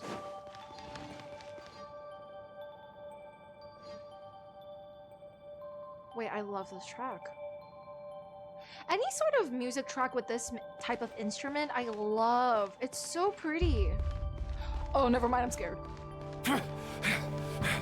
Monsters? Is this Rhine-daughter's doing? Or the Universitas Magistrorum? Out of my way! I don't see anything I'm beating up. The deception ends here. And she spawns her couch again. Okay. I didn't even get to see the couch. The Universitas. That reminds me of a rumor I once heard. Wait, we're back to human form. Okay, it's gonna get serious now. Hi, Jay. Allegedly, the king installed secret mechanisms in the palace and around the city. No one knows where they are or what kind of power they hold. But if they were ever gonna activate, it would probably be on a night like tonight. Is it just me or his eyes, his pupils are getting smaller? Help! Help! Hold on! Don't let them anywhere near you! Save me! I can't! Ah! That sounded like an explosion. So the rumor is true? The king really went through with it. The king went through with what? Secret mechanism, right, okay. But like, what does that mean? Oh, he doesn't know, okay.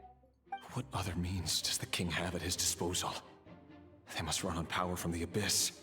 Bro, this being the abyss is crazy. I mean, the Conria is crazy. And given it's a major center of abyss research, anyone over at the Universitas will be in grave danger. I have to hurry! Bro, what is this king's problem? Oh wait, I'm going the wrong way. Holy crap, is this the first time we get to see outside Conria? Ooh, it's so eerie. Wait, let me see if I can go up. No, I can't. I can't even go that way.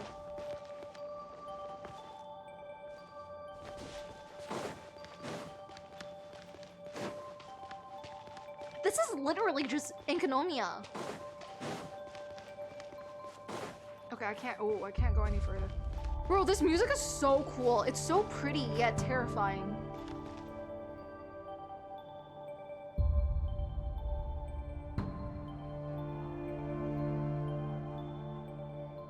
Sorry, I'm just trying to...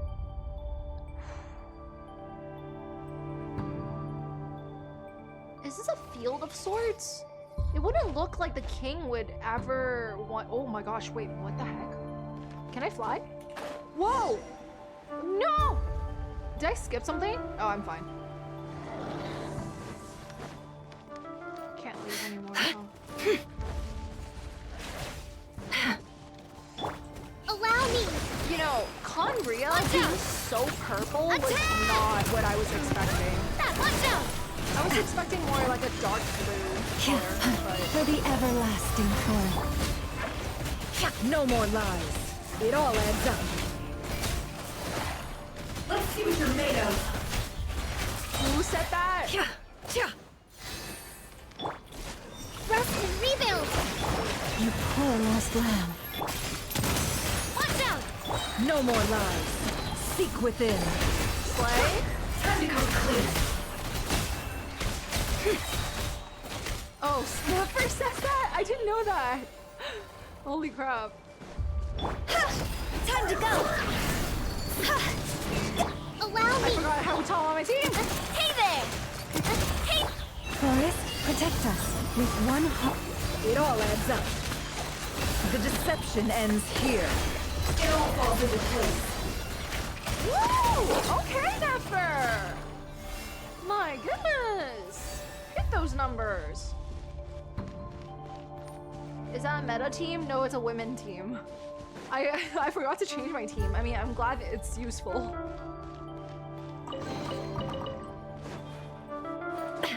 Alright, let's go. Tholindis! Monsters. At the Universitas Magistrorum? Why now? Girl, you have time to say all of that? My gosh.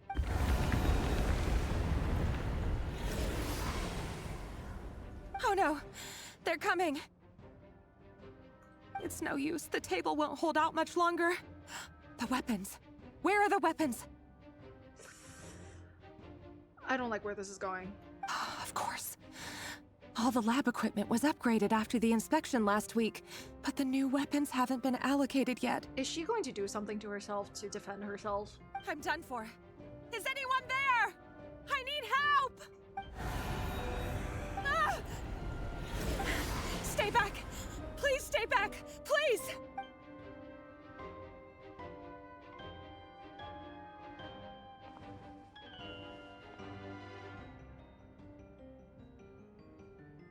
Is she grabbing a moon marrow? I swear, Tholindis.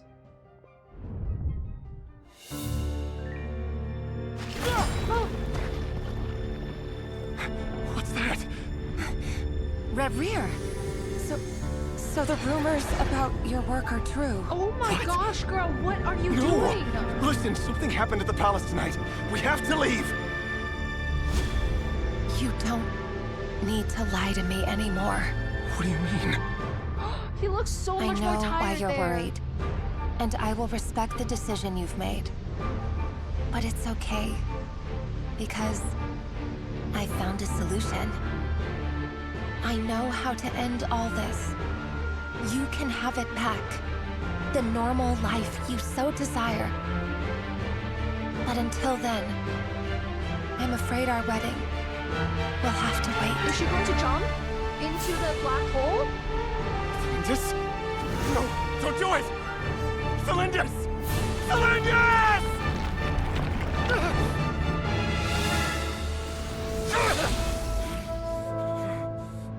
I told you, rerir. Let her go. You will find someone better.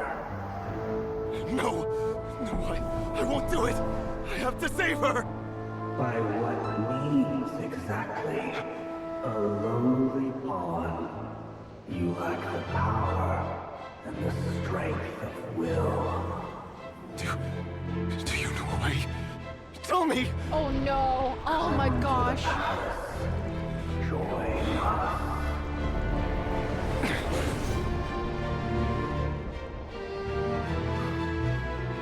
So he did? So he went to the palace? Thank goodness we... Step forth and take your share. You made it. Not you too.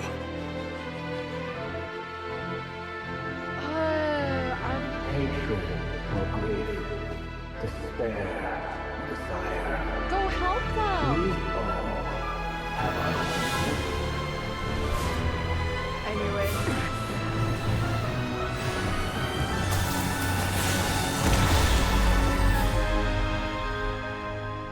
Rerir. Rerir. Tholindis. Were you daydreaming?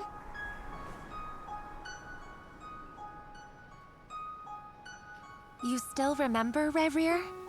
That question you asked me a couple of weeks ago? Oh. You mean the proposal? Yeah. I'm wondering, where do you think This would is be a so good place to pretty. discuss it? Maybe in the garden? Or were you thinking a fancy restaurant? They look so pretty, honestly. It's your choice.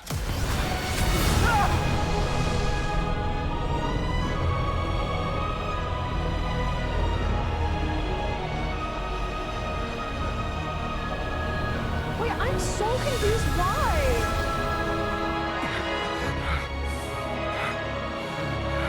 Did she open a secret place to the moon marrow?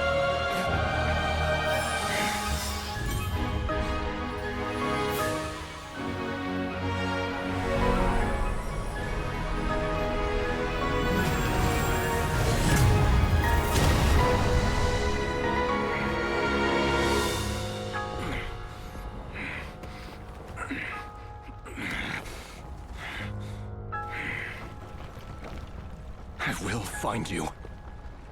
And then... you can give me your answer.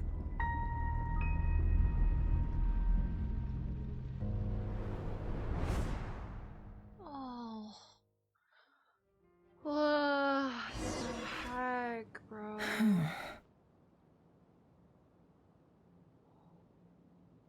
I knew the fact that he turned his hair turning white had a lot to do with abyssal corruption, but I guess I could have seen that he was going to eventually voluntarily ask for the power of the abyss.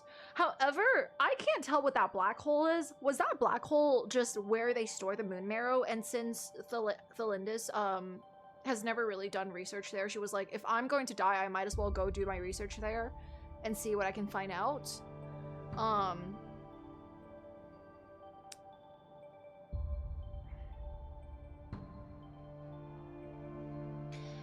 Yeah, explain later. Yeah. I also think that just because, I don't know. I feel like for a moment in that cinematic, if they were, I don't know. I feel like I genuinely still felt bad for them. Like, yes, they're both horrible people, definitely Rerir more, but in that moment, I still felt that that little lingering sadness for them, because they just wanted to be together, and you know, so many things have to come in the way of them just wanting to live a good life together. But yeah, I know the VAs did such a great job, So that's how the rerir of Solnari was born. Yeah. If you fall in love in Conria, they 진짜 kill you. Fuck. Anyways, he became a sinner for the lovers. He definitely is. Like, I feel like we've kind of been dancing on the idea that he potentially did, you know, kind of corrupted himself for the sake of love. But now that it's confirmed, it's really sad. It's really, really sad. Like, if we push aside all the shitty things that he's done, right? If he was just like a character who literally decided to corrupt himself with the power of the abyss because he thought that that would make him be able to save his girlfriend. It's like, bro's a real yearner. He's a shit person, but he can be a real yearner. Two can exist at the same time. A monster created by circumstance is a monster all the same. Period. Viewing other people's thoughts for too long can get uncomfortable. Right now, I'm feeling a strong sense of loathing. For him or by him? Because I will understand either way. In a nutshell, the story of Conria is what happens when the truth falls by the wayside. Everyone tells little white lies, and before long, you have a huge pack of lies that destroys everything. Yeah. Yeah. That's why you don't lie, kids. Well, don't lie too much. But Raiden May asked line, if rescuing you was a sin, I'd gladly become a sinner. Oh my gosh, bro. What the heck was going through the writer's room when they wrote that line? Time to get back. His past is filled with sorrow, but the tale of any fallen civilization is one of endless tragedy. Cruel as it may be, that was Conria's fate. Nice. Nice, nice. Oh, they're so Everyone, cute. I'm back. Ooh, hi. Can I get a standing ovation?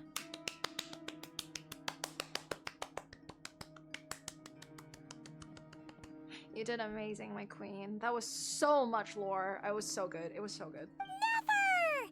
How are you holding up? Feeling okay? Not really. She's fine.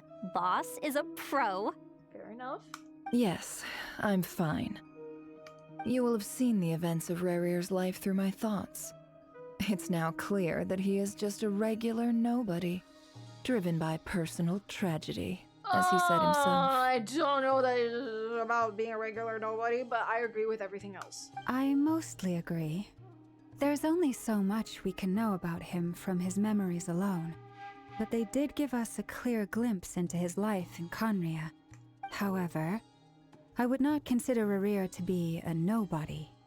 He was deeply involved in the events of that era. Yet, when the catastrophe of a generation strikes, nobody is safe. And this is why I can trust Llama with my life.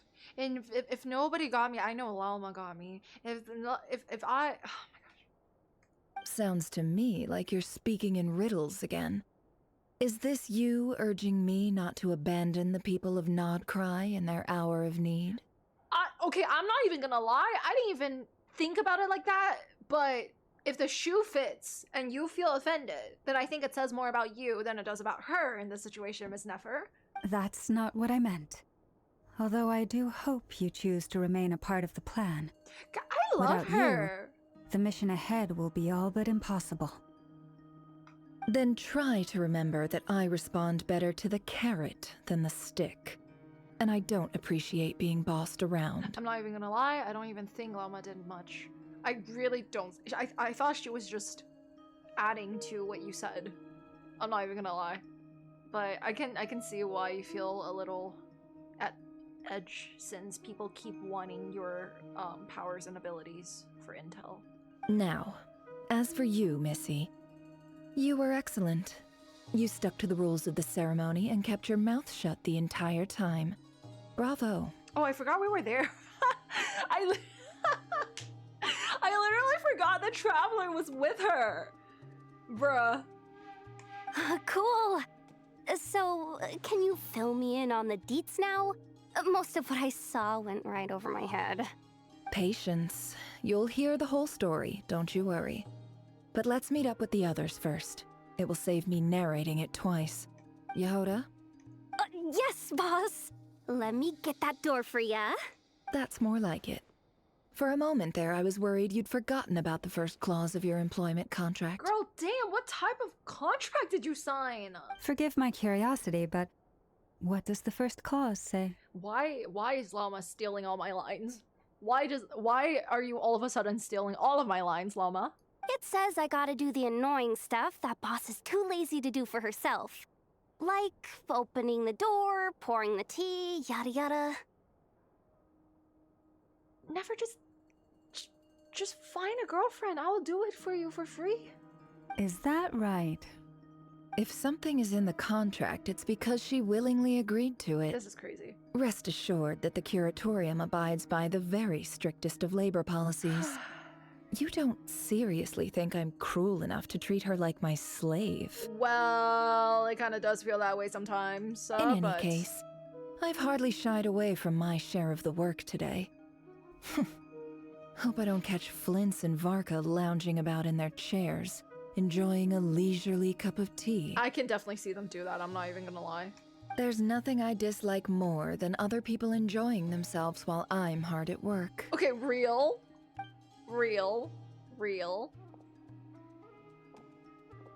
Oh.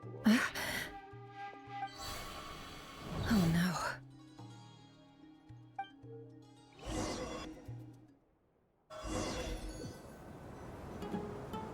Sorry to disturb you, but we seem to have run into some trouble.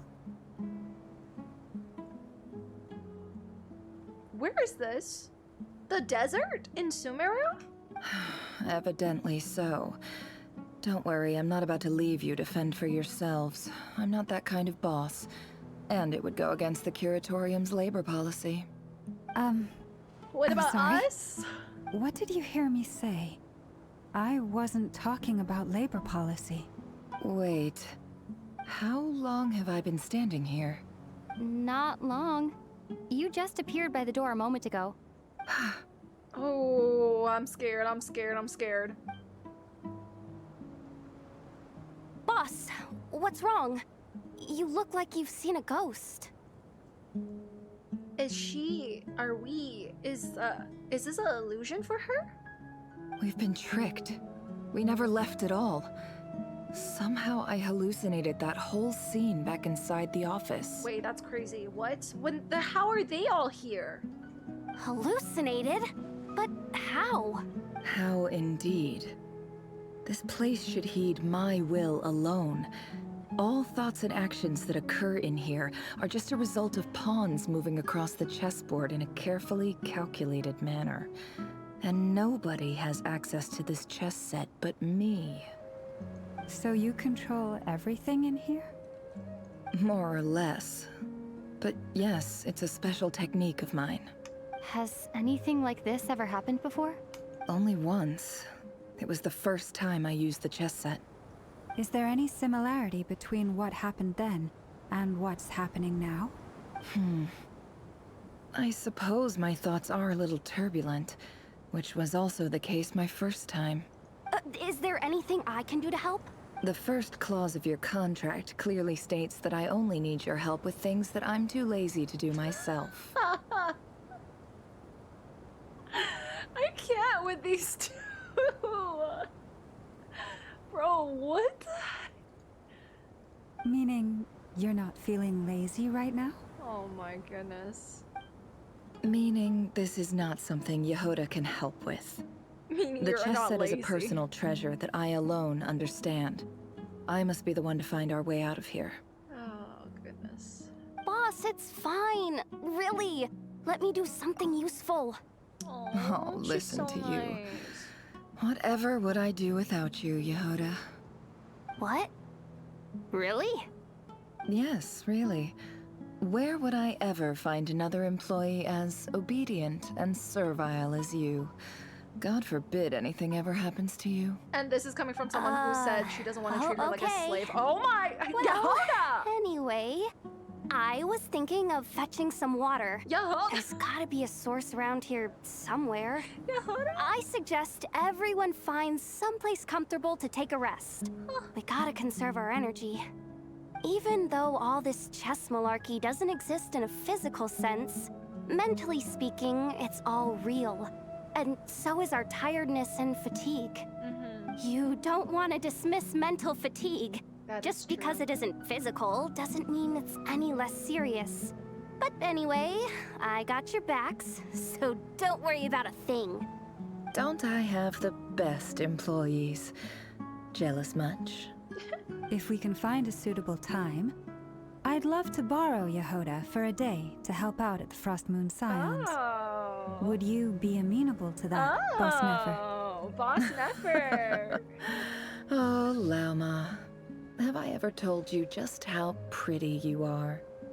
Beauty runs from the tips of your antlers to the depths of your imagination.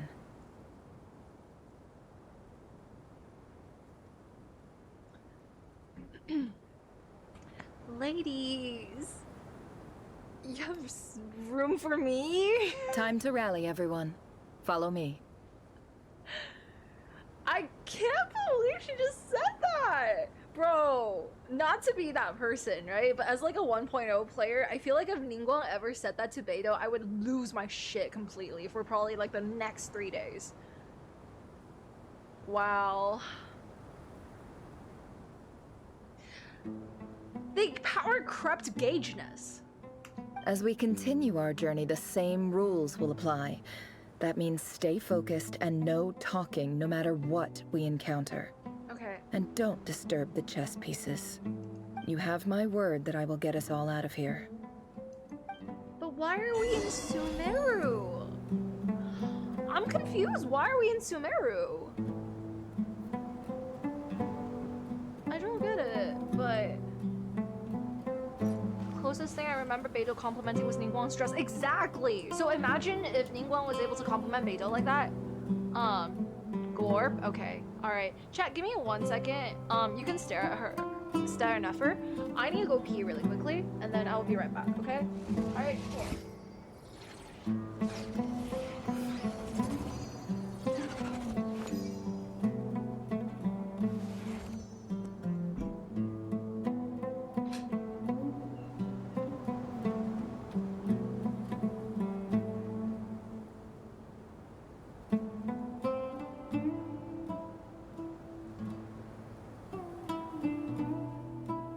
Emotions are like a raging torrent that surges through the mind.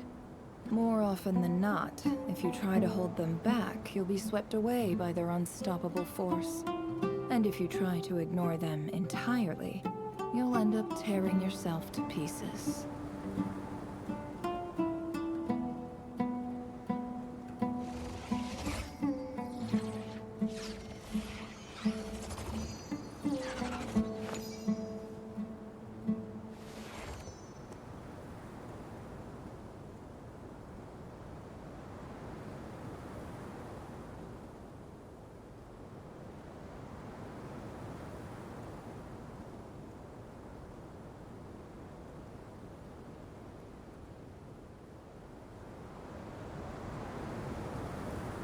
Don't trust your eyes uncritically. People only see what they want to, so don't be your own fool.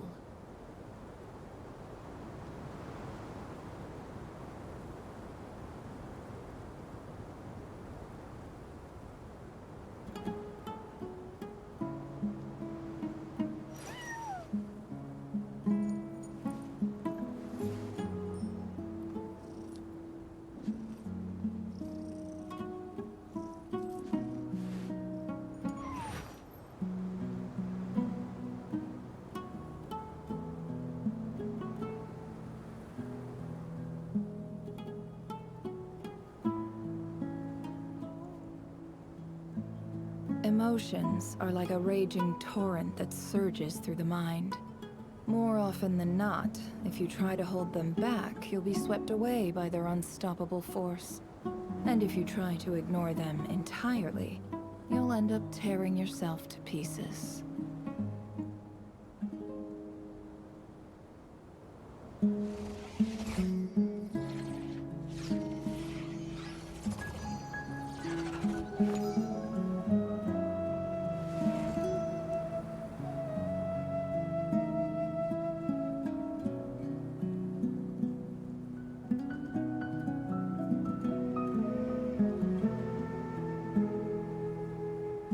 trust your eyes uncritically. People only see what they want to, so don't be your own fool.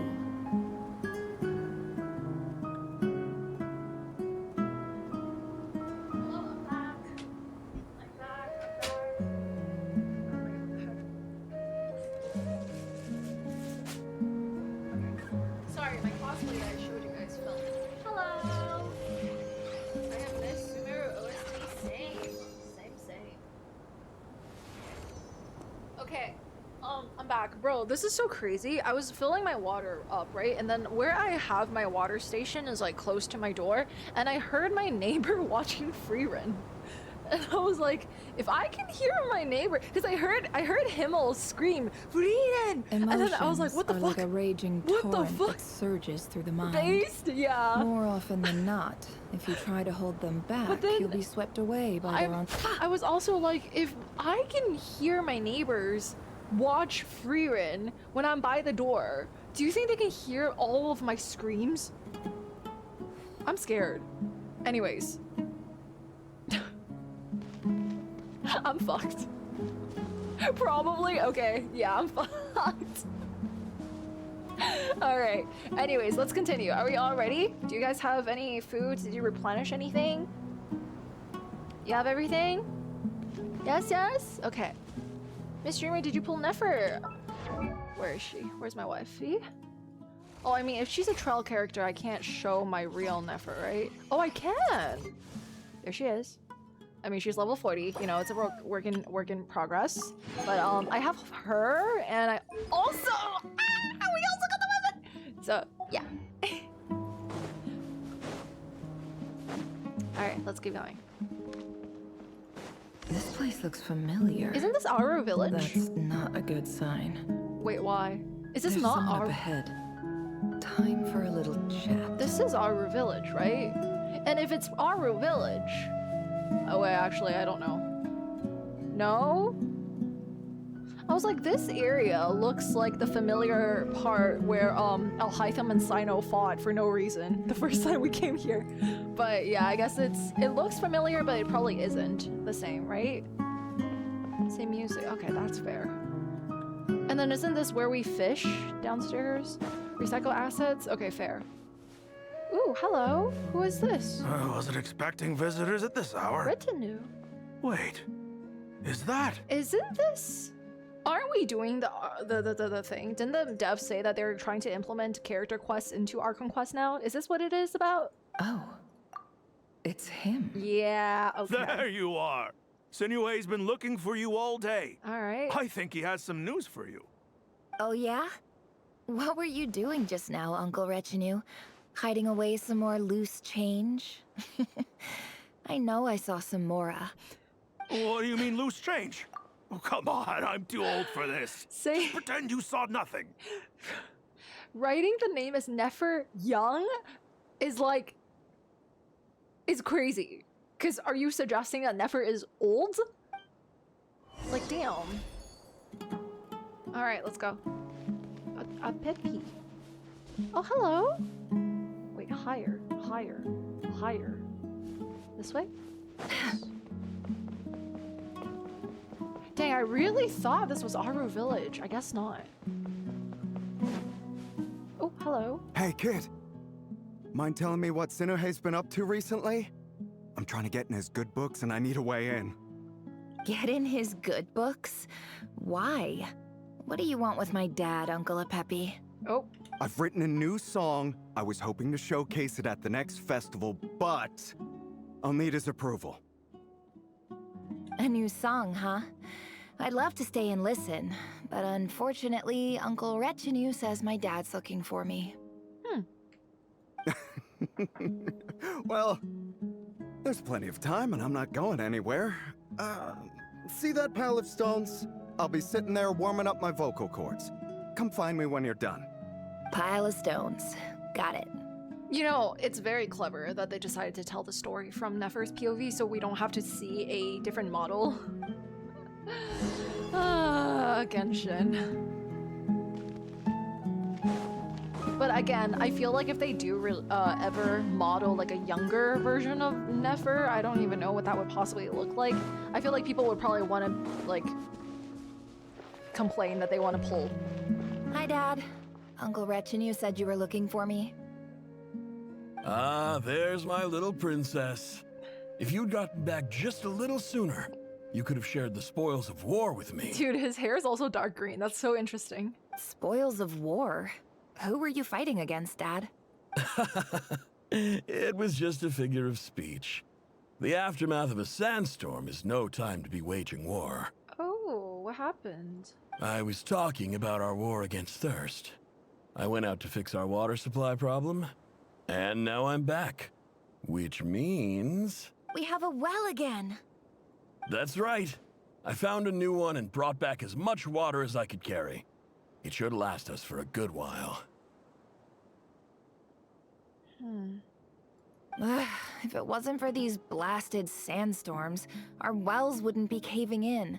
You wouldn't be spending all your time out searching for new water sources. As the chief of our tribe, I'm supposed to be leading us out of hardship and poverty, onto better things. You know how prosperous our ancestors were. I've told you all the stories. And look at us now, squeezed into these hovels. No one would choose this, if it wasn't for the endless wars over the years. But things are looking up. I started working with some folks from the akademiya a few months back. They gave me some contacts in return for my assistance in the desert. So you're the Academia's helper now? Special ambassador, they call it. Think of it as a partnership. Oh, it's nothing boy. bad, okay? I'm a little afraid. We've been isolated here in the desert for too long. Seeking opportunities elsewhere is the best thing for us, and the fastest way to progress. So, do you get anything good out of being a special ambassador? Maybe some water? Of course. My luck's improving all the time. One day, I swear I'm gonna lead us out of this place. We'll find somewhere new. Somewhere better. Yeah, I'm scared. I'm already scared. I'm not even gonna lie. I feel like something is already gonna happen. Oh, Lord. Oh my gosh, to fight against the need of water is crazy. Like, that is genuinely crazy. Have that as the main issue of a village? Man, that's tough. So tough. So where is she going?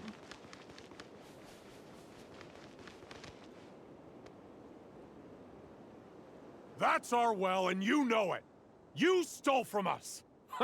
Well, you've gone from chief to thief, and now you have to face the consequences. Did you really think you could take our water without permission and get away with it? Oh, no. You're either brave, stupid, or both. And that special ambassador act? Yeah, nice try. We spoke to the akademiya. They said it was all news to them. You're a liar and a cheat! Oh, no. Oh, no. Oh, no! I heard Yehoda gasp, but I don't blame her. Most people are terrified by the sight of blood. Oh my gosh, but to Corpses relive strewn this. across the ground. The wounds are clearly from scimitars and daggers. The desert dwellers' weapons of choice. There's a handwritten note on the ground. Let's see what it says. Halil, this is Sinuhe, chief of the Shimti tribe. Surely you remember me. I was the one who helped you and your colleagues avoid the quicksand in the desert. This is my second time writing to you. I assume my last letter must have gotten lost in the mail, as I didn't receive a reply. I hope this one makes it to you safely. I'm writing to you because I need some help. That sandstorm the other day completely blocked up our well, forcing me to look for another water source in Iab and Unut territory. It was a matter of survival. Praise the gods. The well of the Iab tribe was intact. It was my last resort. I drew what water I could and left, but not without being spotted. I fear they will retaliate. You told me to write to you if I ever needed help. You said you'd be my ally in the academia. I urgently need you to formally recognize my title of Special Ambassador and send some of your people to assist me for a few days. It's the only way I can convince them that this was the Academia's decision and prevent them from retaliating. This is an emergency. Please send help as soon as possible. Dude, man. Looks like this letter never got sent. How? The writer died a grisly death, and the letter was trampled into the ground. It's badly defaced. Some parts are barely legible. This is a terrifying scene to see, especially of your own father. What a ridiculous lie the surviving Shimti tell. Their whole village was butchered over a sip of water.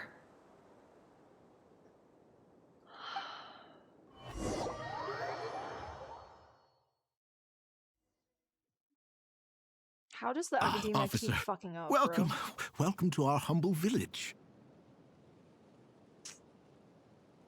I thought you would at least have the courtesy to provide some respectable libations. This is the finest wine our village has to offer. I promise. Oh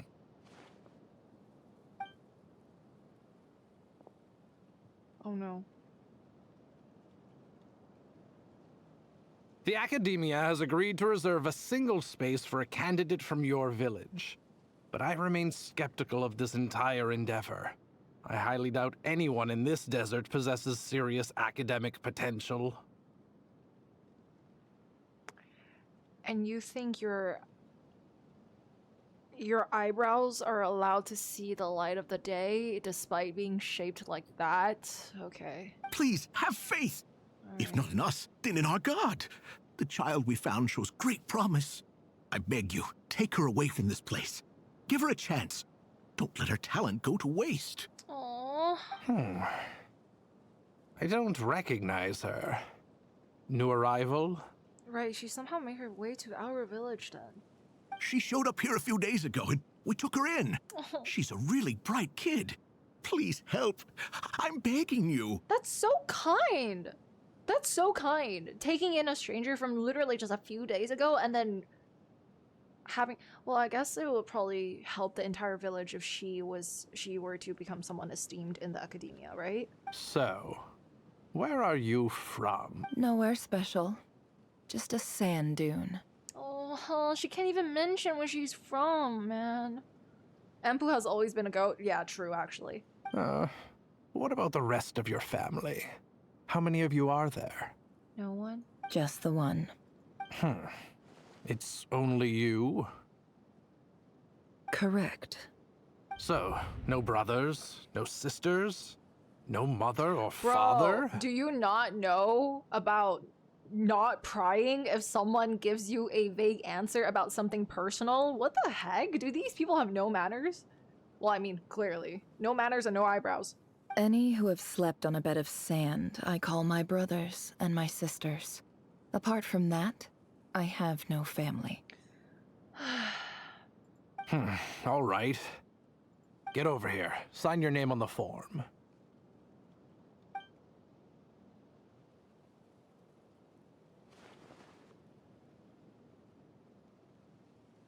Nefer? You're rather fair-skinned for a desert dweller. Did I read that correctly?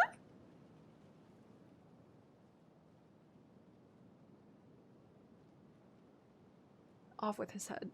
Off with his head. Off with his fucking head, bro. Off with his head. What the fuck, man? I mean, they did a really good job at making me hate him. That's for sure. What the fuck? Oh my god. Oh lord. Alright, let's see. Hello.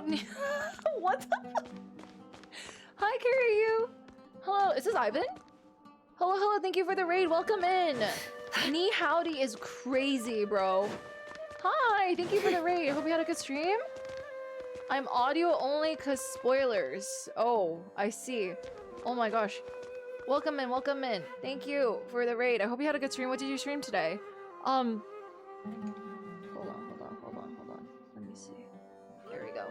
Hi everybody, welcome in. I'm Glittr, nice to meet you guys. I streamed Sumeru Archon Act 1? Dude, you're in for a ride. You're actually in for such a ride. It's not, it's crazy. I don't know if you like any specific Sumeru characters, but like you're in for a ride, bro. You're behind?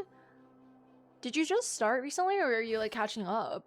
Sumeru so dude, Sumeru is really freaking good. Sumeru is insane, but Fontaine is also going to be insane, but W Sumeru, W Fontaine, W Lyria, W Aranara, W Cole. People only see what they want.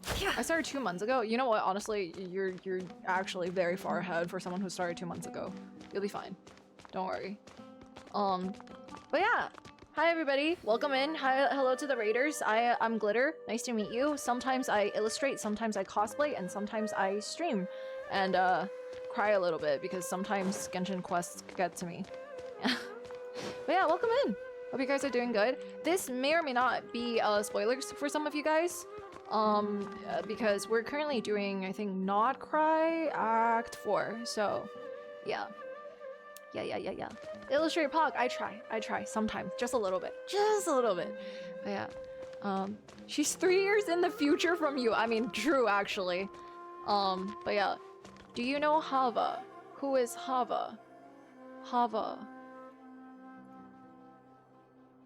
Have a good stream. Goodbye. Oh my god. I take back everything. I'm gonna ban this guy. I'm gonna fucking ban this guy. Alright, have a good stream. Goodbye. Time out for real, bruh. Alright. I guess we can continue with the quest. Let's go. Nefer, is this crazy. term's assignments have been issued already. Please read through the materials thoroughly, conduct your own additional research, and then write an essay on the topic. Yes, Professor, I'm aware. I just had a couple more questions I wanted to get your perspective on. Oh? Please ask away. Well, I saw the other students' problem sheets, and I couldn't help but notice that my assignment is much easier than theirs. Dang. Do you really think I'm a weak student? This is reminding me of when I used to get my ESL homeworks, and it would be like, what is apple in English? A weak student? Goodness no. Oh, Lord. Quite the opposite. You have a sharp mind. Almost too sharp. What does that mean? I think what you're saying is a weak student wouldn't have noticed the discrepancy. And if they did, they certainly wouldn't complain about the lighter workload. You see, sharp as they come. You see things the way they are. And I'm sure you know why they're like that. Because of where I come from. Because I'm different. That's crazy, because how can they make that assumption when she's literally dripped out, more dripped out than, like, all of them? I'm sorry, Nefer. I don't like it any more than you do. It's just... Anyway, you said you had a couple of questions. What's the other one? I wanted to check. If someone sent me a letter to the Akademiya, where do I go to collect it? Oh my gosh, she's still on this, even years later. I swear, if this answer is something so simple and easy for someone to retrieve, I'm going to get so angry. Ah, your family wrote to you. Well, as long as they put your name on the envelope, someone should hand it right to you. I'm a fight. Not exactly. I'm a fight. It's not even a recent letter. I was just curious where the mail would end up if no one collects it. The house of Dana, I expect. I know there's a box for unclaimed mail somewhere in there, probably sitting on a shelf. Whatever you're looking for, that'd be the place to start. Okay, got it. Thank you, Professor. Oh, don't mention it. Honestly, I feel like I failed you. I'm supposed to be your teacher, but I haven't taught you anything. Confining in a student for your own lack of... Okay, alright. Hey, don't say that. But also, isn't it literally your fault for giving her stupid assignments that you know are not what you should be giving her? You're a great teacher, and you do your best for all your students. But the rules are the rules. You're not allowed to teach students like me. Wait, what? So that's like an explicit rule that they had written in. It's not just the academia either. The whole world bends over backwards for the successful and leaves the losers to suffer and die. Oh, my dear child. Don't tell me you've given up on life already. I haven't. I just think that if you want to make it in this world, you have to find a way to become successful. True. I think this whole letter thing is going to really break my heart. I already have a feeling.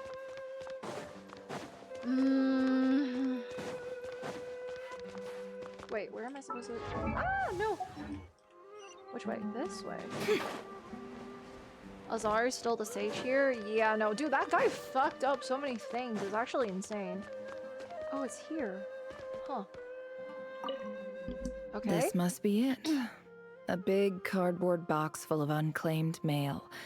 And probably some letters that ended up here by mistake, too. Let's take a look. Yikes.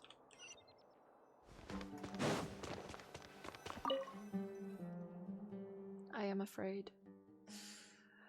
I am afraid. I like this POV though, a lot. I think this is so cool. A dilapidation survey from Port Ormos. Port Ormos. Looks like it's from a Core of 30 representative. Port Ormos. What a strange thought. A bunch of mercs losing sleep over rundown buildings. This one was never even opened. I guess the recipient didn't care what the Core of 30 had to say about anything. Who was it addressed to? I don't recognize the name, but it must have been a Ksharawar professor. This one is addressed to the Immorta Sage. The title is Changes Observed in Satyavada Life Symptoms. Why do all these letters read like full-blown dissertations? Guided by the incense, we became lost somewhere in the forest. All the barriers between levels of consciousness disappeared as our minds soared around in circles, oh, no. looking for a branch to seek refuge on. Oh, no. In clinical terms, these symptoms fit the description of incense poisoning. Oh, the that's Immorta Darshan strictly prohibits the use of hallucinogenic substances. I didn't know that. But I believe there are still people getting away with it. I didn't even know that was a thing. For example, my neighbor who always breaks out into song and dance after using incense. This seems like something the academia would want to know about. Why wasn't it collected? Wait, what's this written on the back? It's so small. The note says, the sender authored this letter while under the influence of mushrooms. I would send it back, but no return address was provided. Stamped by the Grand Conservator of the House of Dana. This is crazy.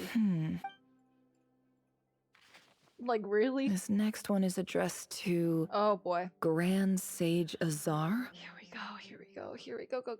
go. A few words of protest regarding recent changes in Sumeru's educational policy. In recent years, the academia has taken on a small number of students from the desert region. Was this written by the professor? As per the policy to this effect. And of course they didn't accept this letter. However, it appears to me that these students have not, in fact, been provided with educational opportunities that are, in any meaningful sense, equal to those enjoyed by their peers, as well as receiving dumbed-down assignments and perfunctory tutoring. They do not even have full access to the Akasha system. Education is the fundamental purpose of this institution, which should go without saying in a nation whose founding virtues are knowledge and wisdom. I ask you, is the lip service we pay to the policy of education for desert students truly the standard of pedagogy to which the academia aspires? As Grand Sage, policy decisions are your prerogative. But do not forget your roots. You and I were once students too, as was everyone else in this institution. True and based in real and period. I do hope you will give some serious attention to this matter. Right.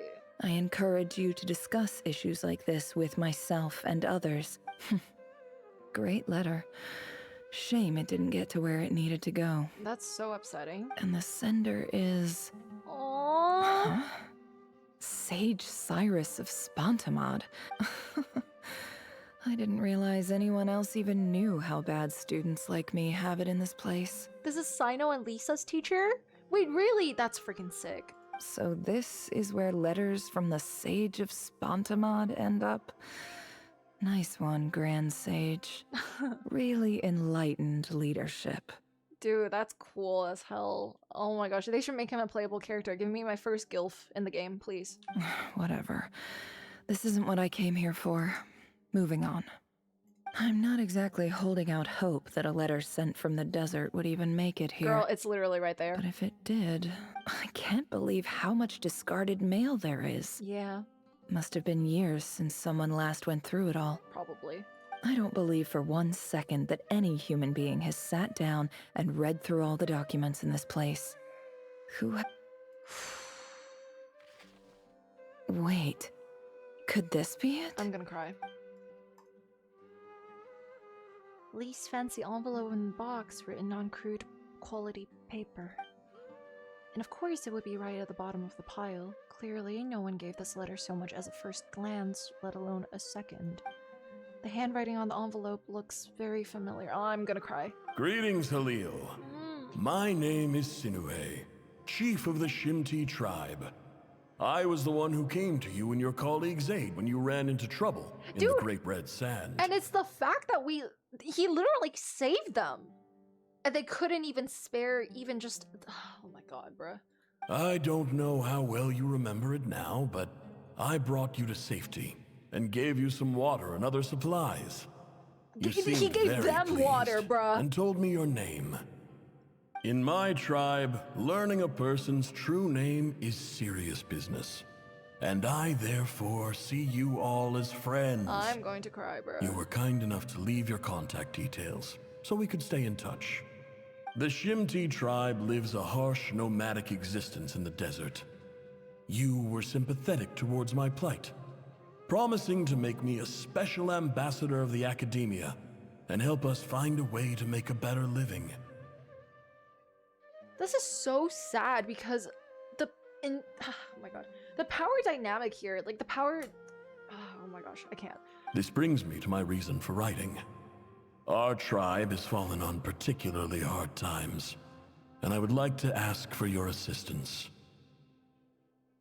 We don't even know if the scholar would or wouldn't have done anything because the institution never delivered the letter. Says a lot about the entire system on itself that they probably just took one look at the letter and didn't even bother opening it nor reading it.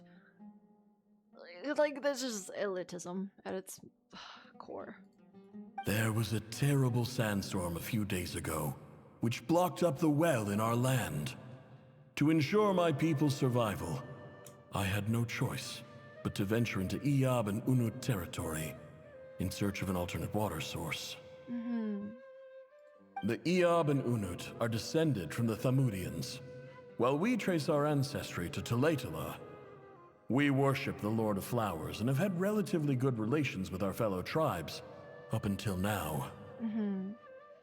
I found a well belonging to the Iyab tribe. They declined to help us, but I really had no other option. So I took some water to keep me and my tribe alive. My actions are certain to incur their wrath. When we met, you assured me that you would be my ally in the Akademiya. I would like to take you up on that offer, because I really need your help. I wonder if you could send an Akademiya representative to meet with me. This is so heartbreaking to read. That aside, the last time you were here, you mentioned that the Akademiya had started accepting students from the desert, and I told you a little about my daughter, Nefer. We have next to no resources here in the desert, and my power and influence are limited. would you consider enrolling my daughter at the Akademiya? She is a... I'm gonna cry. From the outset, the Akademiya never took you seriously. Those things they promised were just empty words. I doubt they even remember the name Sinuhe. But how could they possibly forget someone who literally saved their lives when they were in the desert? Like, if someone literally saved you from dying, wouldn't you at the very least remember that, or the trauma of almost dying? Like, what? And you were so emphatic that your luck had finally changed for the better. God, that hurts. That's so painful, bro. You swore you'd lead us to a better place one day. You spoke with such conviction, like you were the most powerful chief in the whole desert. You liar. You lied about everything. You promised the world and delivered on none of it. I'm not going to lie. I think she has the right to be angry, but in this case, I don't think he should be the main receiver of her anger, but that's just me. And who fell for it? Oh. Just me, by the looks of it. Despite your best efforts. Which makes you a pathetic liar. You weren't even any good at it. Like, I can definitely see why her anger is translated into you lied to me instead of, you know, you were taken advantage of in the worst way possible. I think I'll take over from here. Let me show you how it's done. Oh, girl. Oh, girl. I mean, she still has all the right in the world to be mad. But you know, I feel like we all know that she's mad at him because she can't be mad at anyone else. Ah! I'm fucked. Okay. Anyways. Oops. I just came to say goodbye. Thanks for everything you've done for me in my time here. Oh, Lord. Nefer? You packed your bags. Where are you going? To kill Azar. I'm quitting. Oh. Something's come up in my hometown. Gonna head back and deal with it. Huh? But this was a hard-won opportunity for you. You know that better than I do. It was. But it doesn't matter. I have more important things to deal with and they can't wait. Oh, and I didn't want to overfill my bags, so I left some incense on your desk. Aww. What's wrong? I thought you liked incense. Although, I did read somewhere in the House of Dana that it has hallucinogenic effects. Don't use it all at once, alright? Isn't this the stuff you brought from your hometown? You're just letting me have it? But you said it's a rare and valuable commodity. Aww. Yeah, about that. I didn't interpret it as... Wait, sorry. I didn't see this. Didn't interpret it as anger, but her grieving in a way that she still thinks will make her... For sure. It's definitely a way, like a coping mechanism, and also for her to kind of... How do I say this? To process these anger is what I think. Because it's so much easier to, you know, take it out on your own father than to really just blame the Akademiya and the entire system, because if you do that, then you're just gonna feel even worse about this whole thing. And I guess also in her mind, with how we know Nefer is so far, blaming her dad for, you know, lying and like not being good enough and not getting enough power to do the things that he should be doing. I guess it's also her being like, I need to be better than this, because I'm not going to repeat the same mistakes that he has done. And I know for a fact that she knows that he's been taken advantage of, but it definitely seems like a coping mechanism for her to release her anger that way. I lied. It's not rare at all. There's this bunch of ruins near my hometown that are practically overgrown with this plant. That's funny. It's not worth much. Keep it. It's fine. But Nefer... All right, that's all from me. You take care.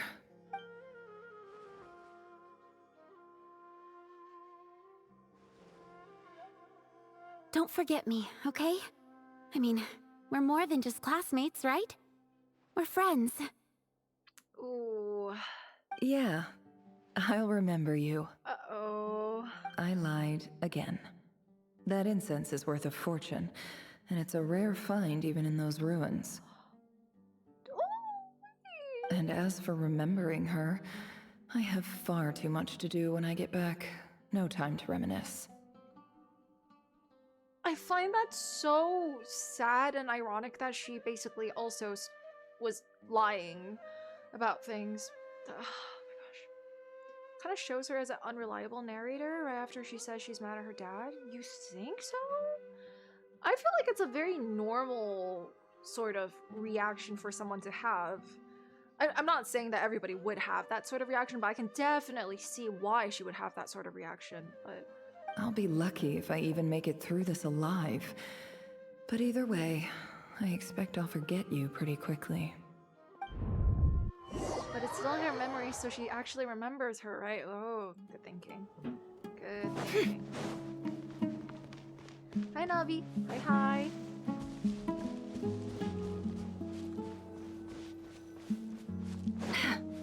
Oh, shit.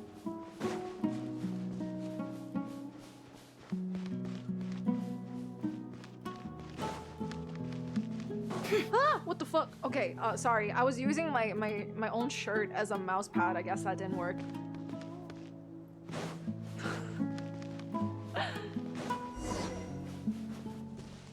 This way? Oh boy, here we go.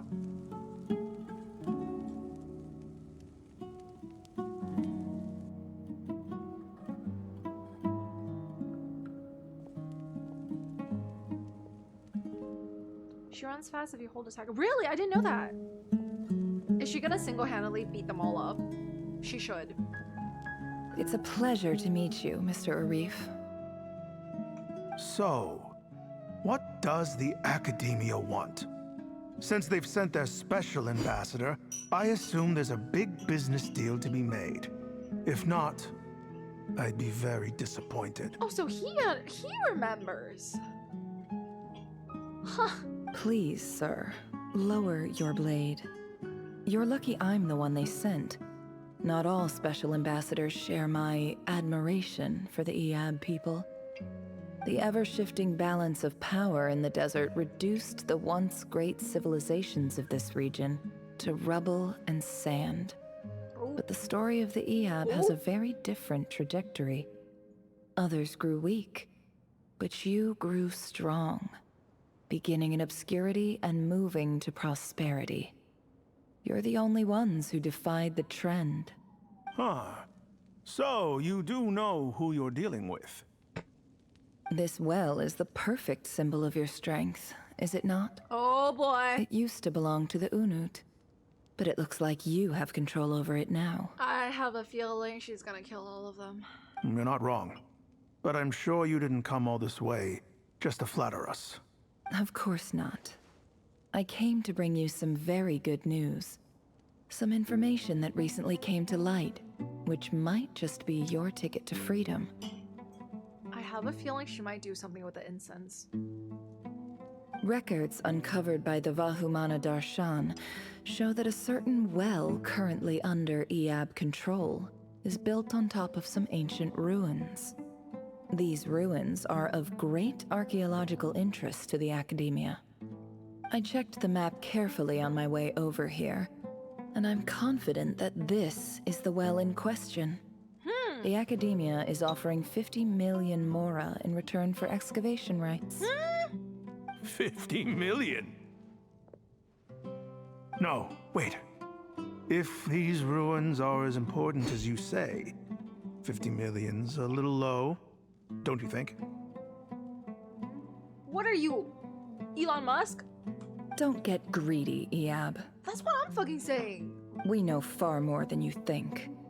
We know that you seized this well by force. Wasn't that the first step in your rise to power? To drive away the Unut and steal their water supply? Right. So what if it was?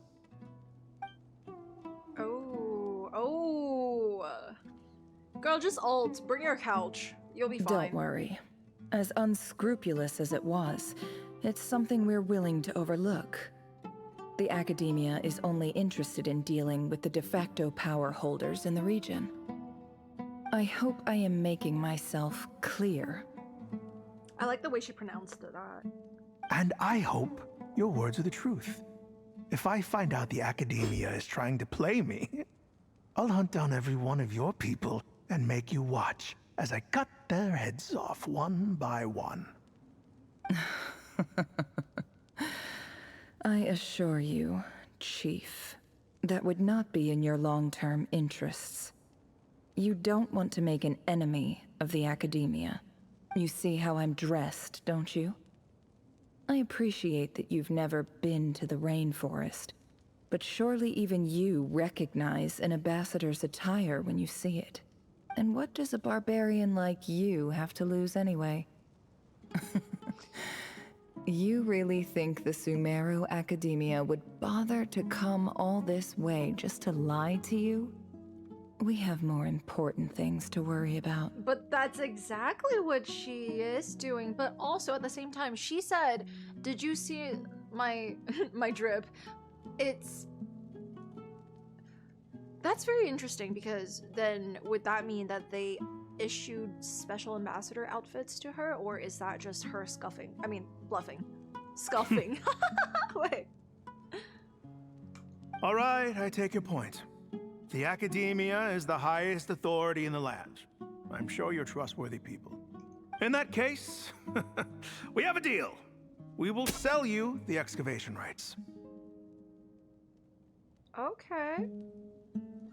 I'd like to thank you, Ambassador. This is good news indeed. Excellent news. In fact, it calls for a celebration. Would you do us the honor of staying a while and enjoying some Eob hospitality? Gladly. I am partial to wine myself, and I trust you are as well. So let's indulge in a few drinks together, in celebration of this momentous occasion. Elated Eob drink the night away, the prospect of their new wealth. But when the new dawn it brings some shocking news. They all died because of the incense. Chief! Chief, it's an emergency! It's the Unut. They've taken the well. What? Well, don't just stand there. Take it back. Take the well back. Yes, Chief. I have every confidence in the Eob's military superiority, and yet... Well, what is it? The Unut's response was alarmingly fast. The day after we reach a deal, they seize the well. This can't be a coincidence. Perhaps there is a traitor in your midst. I don't think so. I am obliged to remind you, Chief, that the Academia will only deal with the de facto power holders. If you cannot regain control over the well, I'm afraid you won't see a single mora of that 50 million. No! Please, Ambassador, just give me some time. I swear the Unut will not get away with this. Interesting. That well is ours, and so is the mora. Yeah, honestly, 50 million mora? Are you joking? I have 4,000 right now to my name. Glad to hear it. I will wait here for an update. Okay, Brokey, hey!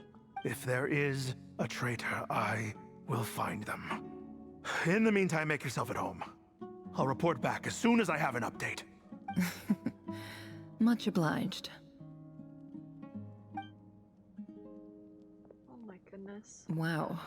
All it took was a few words and I've got him wrapped around my finger. What an amazing feeling. So, in summary, Ambassador, the Academia would rather negotiate with our tribe instead of the Eob, yes? Came from random people promoting you on Twitter? You're so pretty. That is so sweet. That's so kind. What the heck? I need to find these people. What? That's so sweet. Thank you, Mado. Welcome in, welcome in. The Eab are ruthless murderers who don't listen to reason. And now they have the gall to interfere in our research projects in the desert region. So let me ask you, Chief. If you were the Akademiya, what would you do? Kill them all. Huh? Of course. Oh. Okay, I didn't mean,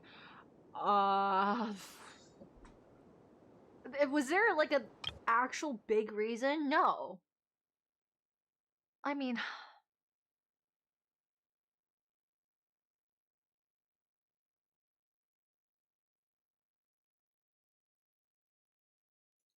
way to turn them against each other, I guess. Precisely. The Akademiya does not tolerate those who stand in our way. The Eab have held back our academic pursuits for too long, and our patience is wearing thin. At the same time, there is simply no way that the Akademiya can be seen to be intervening in desert affairs. I'm sure you understand where I'm coming from. We have our own rules out here. If the rainforest dwellers raised arms against a desert tribe, it'd start a bloody war. Okay, I'm gonna say it. I'm going to say it. Your voice is way too fine for your stupid NPC model. I'm sorry. Whoever the fuck is voicing you needs to actually start voicing another Genshin character. I don't even care. Like, it's actually taking me out. I'm not supposed to like you, but like your voice is way too cool. Right. Hugo's we can't VA? confront them Confirmed? ourselves, but we can support their enemies. The Unut have always had strained relations with the Eab, which makes you our natural allies. Huh. Natural He allies. confirmed it? No way. Weren't the Eab your allies once? You were quick to send them after us to protect your interests back when we stole that water. And now look at you. You're at each other's throats. Yeah, that is crazy, actually. Jeez. People so fake. Fake. He voiced a few NPCs in the quest. He didn't say which character, but he said it in the quest. I see. Let me be clear. The Akademiya wishes to collaborate with the legally recognized rulers of the desert in this matter. We are asking for excavation rights to that well, and our offer is 50 million mora. Say no more. I believe we have an understanding. Damn! 50 million more really is like the biggest thing ever, man, apparently. Good. Then I suggest you get to work. Get us access to that well, and the mora's yours. You see, Dad? Lying is easy when you know how. People will believe anything. I mean, you know, I like that she's being a girl boss, but at the same time, like, this hurts. Still hurts because she's still very evidently grieving and mourning him. But man, that's like gatekeep girl boss. I can definitely see her as that. But yeah. I mean, she is, in a sense, still seeking revenge, right? So, it makes sense. But... yeah, exactly. To get back, right? Yeah. Oh, right. I forgot to try the charge attack thing. I forgot. Well, GG's.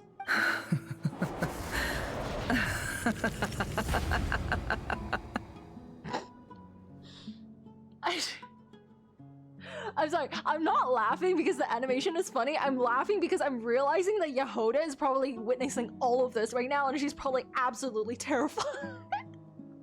Look at yourselves. Ooh, that's hot. You may be vile, savage monsters, but your butchered bodies bleed like any others. Dang. You're no different. You're nothing special at all. You know what? I support women's rights and wrongs, and in this case, The monsters who destroyed my home, they're just ordinary, petty human beings. What a joke. Yeah. I'm not even gonna lie, this is pretty realistic. I think we're even now. Maybe I've even done the desert a favor. It's a better place without all these people around. What's the point of making her iris small? Normally in a lot of animation and just like visual media, when you make the iris small, it basically is a visualization of someone just like losing their minds and just going batshit crazy. Or shock. So it's kind of like when you widen your eyes in shock, but when you not only widen the eyes, but you also make it smaller, it amplifies that effect. And if you have like a more slanted eye and then you minimizes the iris, it makes you look a little more crazy and just like you're like about to crash out, basically. It's really, really interesting. I love it when like you can tell in mangas and animes that they're like maximizing their effects. Oh, Sinuhe, my gullible fool of a father. Perhaps if you'd been as ruthless as I was today, our tribespeople would still be alive. In this dog-eat-dog world, a chief needs to be tough to survive. That sucks, man. This sucks. But you couldn't do what had to be done. So I did it for you. She said you weren't enough of a girl boss. Nefer, it's okay. All of this is in the past now. Nefer, you did that! You did all that! Like, damn! She was a child. No, literally. But honestly, like, it's very girl boss of her. But, like, I'm sure this is freaking traumatizing for her to relive again. Anyways. But yeah. I believe I remember you promising to remain silent. Oof.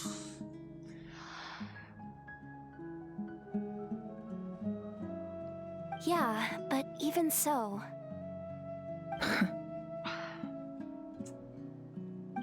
Yehoda, is there anything you can do to ease the tension? Oh, they're using telepathy now. Okay, you got this, Yehoda. It's your time to shine. Wait, really? Yehoda out of all people? Alright, time for a sharp turn onto a completely different topic. GG's. So, how's the weather today? Anyway, okay. That's enough of that. When are we getting out of this place? She's not! She is not! Oh my god, my girl. Feels like we've been walking forever. I'm getting pretty tired. Oh, Alma, you tired? Oh, hold on.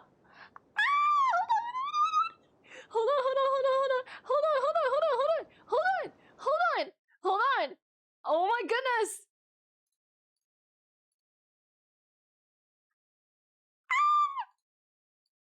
He's so pretty. My wife. Bro, oh my goodness. Wait, this is such a beautiful birthday art. Oh my god, look at the cat. Look at the cat. Look at the cat. Look at this little cat.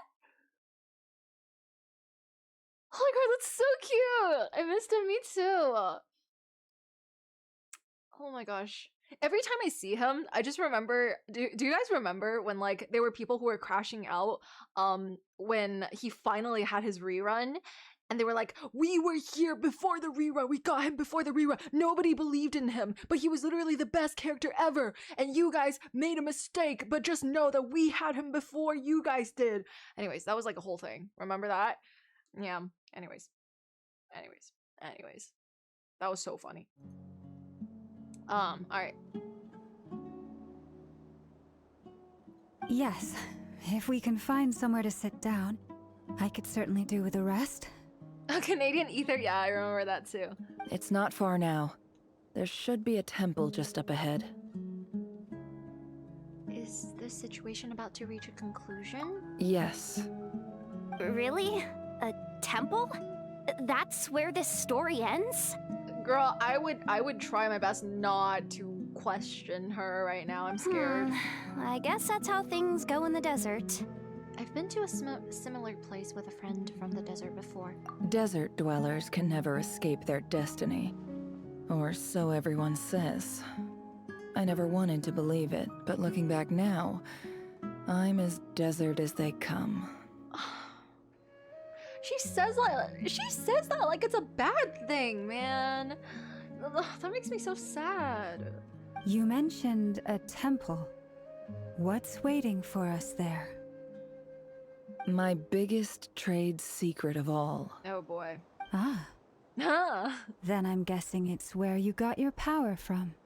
The power to peer into other people's minds.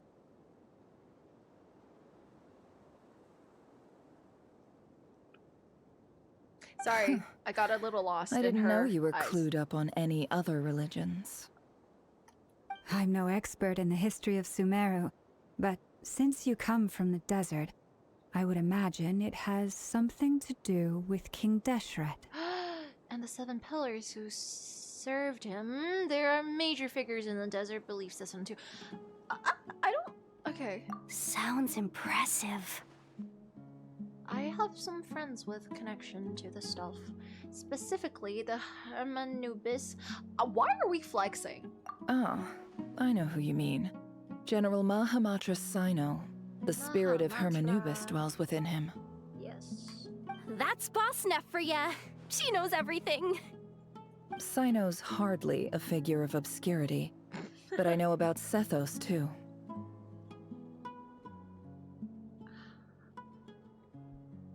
That just reminded me, I have not done Sino's second quest yet. So technically, I still don't know anything about Sethos. Oh my goodness. What about him? Is he a big deal or something? Oh my goodness. Am I gonna get spoiled? It's so good?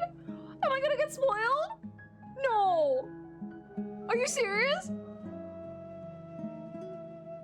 Okay, I'm gonna close my eyes. Tell me when it's over. Well, he's not a small deal, let's put it that way. Okay. You sure know your stuff. Please, this is the bare bone basics.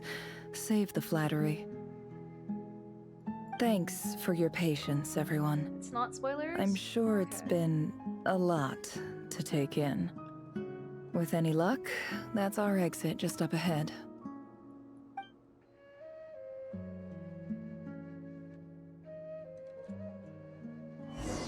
I am never doing Emily's story quest. Okay, as someone who actually did it off stream, it is actually one of the coolest, well, one of the coolest quests if you're into detective stuff. It's a little scary, a little bit haunting. I hope it's not a spoiler, but like there is literally a dead body in the quest. And I know that is kind of exciting for some of you guys to examine and, you know, do the quest of. Because I feel like normally a quest is just like lame, sad stuff. But like hers was like very interesting because you were solving a case in a sense. Who's Emily again? Bruh. Danganronpa? Kinda, low-key. A little bit actually.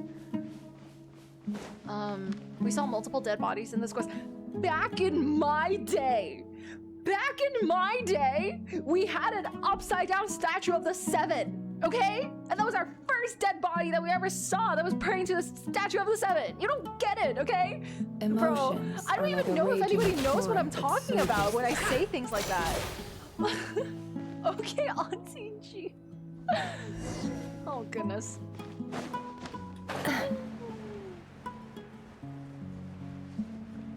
I still can't believe the Xbox wings are the best wings that suit her. Like, what? What?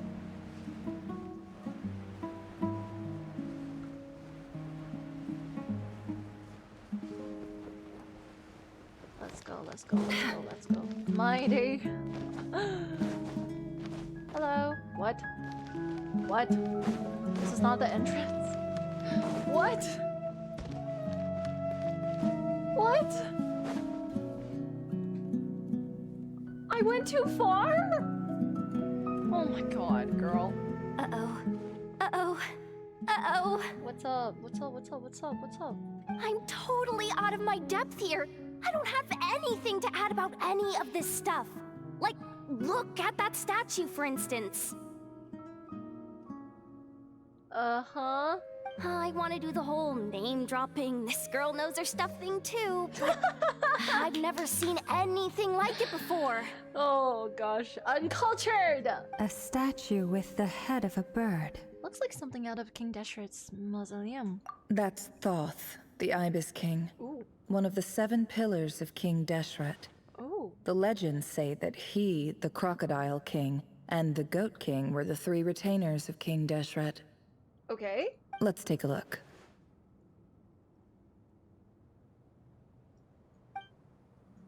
That took forever to nod. Okay, I'm scared.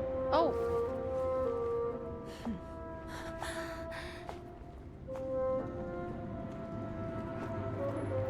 Why do I have a feeling something's gonna happen? I love that. Cat! That's not Ashru, is it? It is! It's just Ashru. Unless there's something So, behind Ashru. all is well? Unless...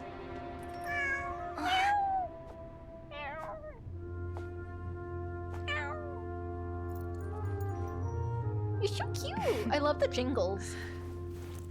This girlie is so well accessorized. Typically speaking, at this point, the world disintegrates. Then we find ourselves back in the outside world. Besides, these are my memories. There's nothing to fear. Unless? You're sure? Of course. It's almost over. You can tell how much...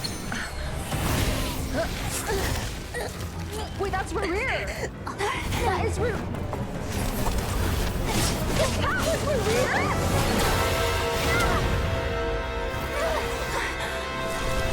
Oh my gosh, oh my gosh. Never! Oh my gosh. Oh my gosh. What in the world is that? Knowing too much is always a death sentence. Speak for yourself. Is that... Oh my god, is it because their memories got intertwined? No, so, the two spears! What is that? What is that? What is that?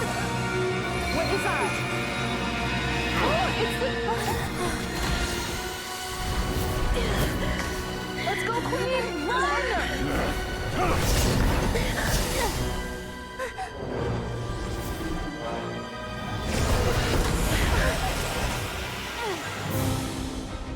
How repulsive. Wait, is this? She can do that! Wait, he's just letting her do that. He's literally just letting her. Oh, columbina! Save the day again. Hi. No, don't break it, don't break it, don't break it.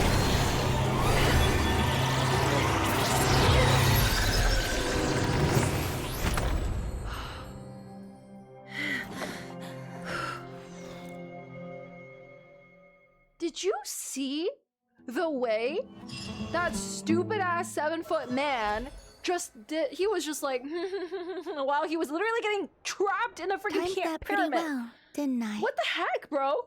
He didn't even, he literally did not even try to chase after them.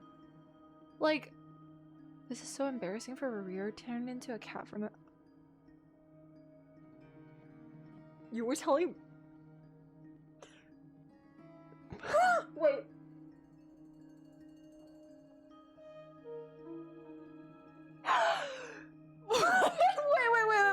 Wait, tholindis, your boyfriend's out here acting like a cat boy. Do you know that? What the fuck? He literally... Yo, he was out there purring. He was purring and meowing the fuck out of his mind, bro. That is crazy. What was the point of that?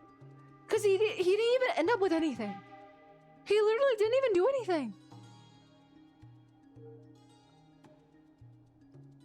He got pet by Nefer. You think he has a type and the type is green hair girls? I'm kidding. But do you think...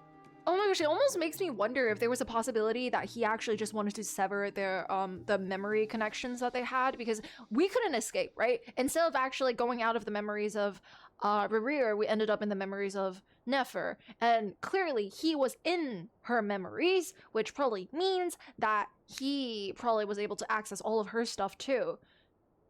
And he also did not chase after us, and he was like, this is a nice little triangle garden, glass garden place, little prism to be in. Like, what? He just hated that she knew too much. With all due respect, nothing that we found in his memory was as embarrassing as him fucking purring and meowing and doing all that as a cat. Like, nothing was that embarrassing compared to that. Oh my god, you grown-ass man. Wait, I can't believe that was him. That's insane. That's actually hilarious, I'm not even gonna lie. Anyways, alright, you certainly did, thank you. It's okay. I'm just glad no one was hurt. Holy crap. Paimon noticed you doing something too, dainsleif. Were you helping get them out? Of course. When I asked Nefer to conduct this investigation, I was not naive to the dangers involved. I had a duty to ensure your safety. Aww. And remind me again, what was that? The little like the star thing like on her? I know we got it from someone for something, but I forgot. Was it columbina? Good to know your sense Dori. of justice is still intact after all these years. Oh my gosh. I can't believe Dori helped. That was crazy. I take that to mean that you saw the truth. That comes as a great relief.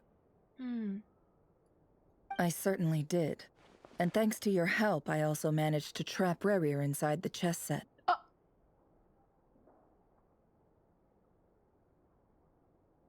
Oh boy.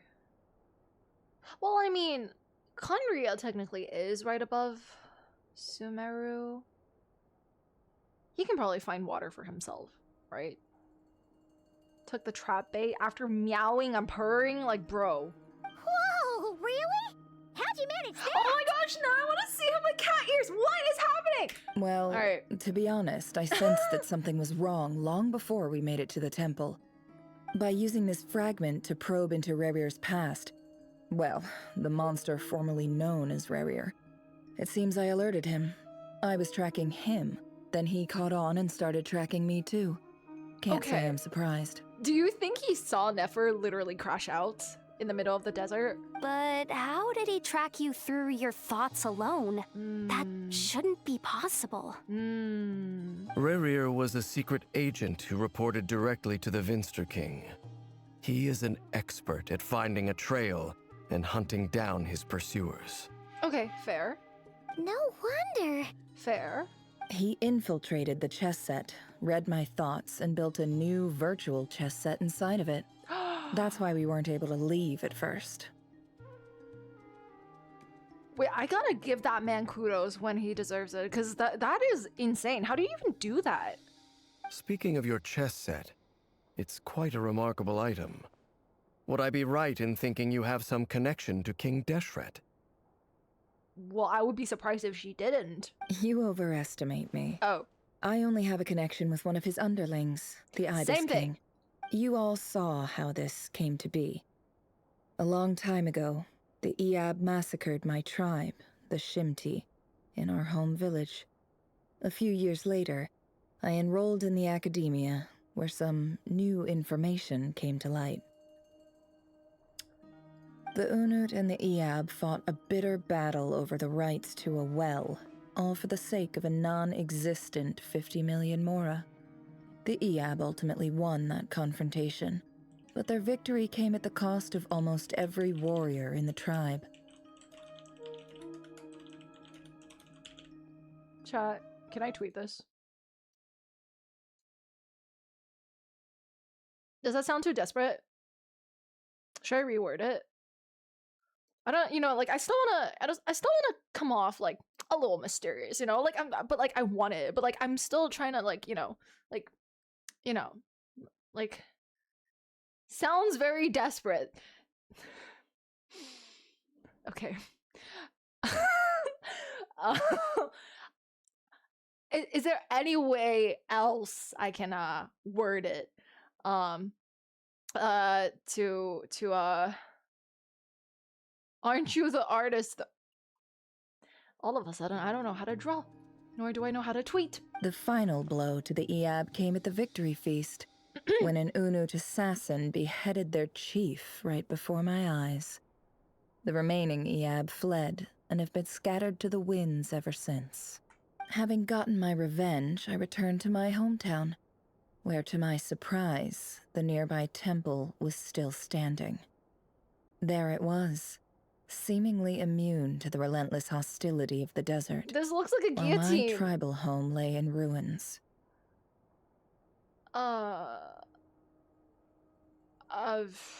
Sorry, for some reason, I am no longer immune to this type of visual, because I miss Fossilord. As I stood there gazing at the temple, is this a real I one? noticed a cat just outside. This cat, as it turned out, was home to the spirit of the Ibis King. He led me to a gate deep inside the temple, and there he made a deal with me. With all due respect, right? Ibis King, with all due respect, which in this case is probably a lot, what made you want to be employed again?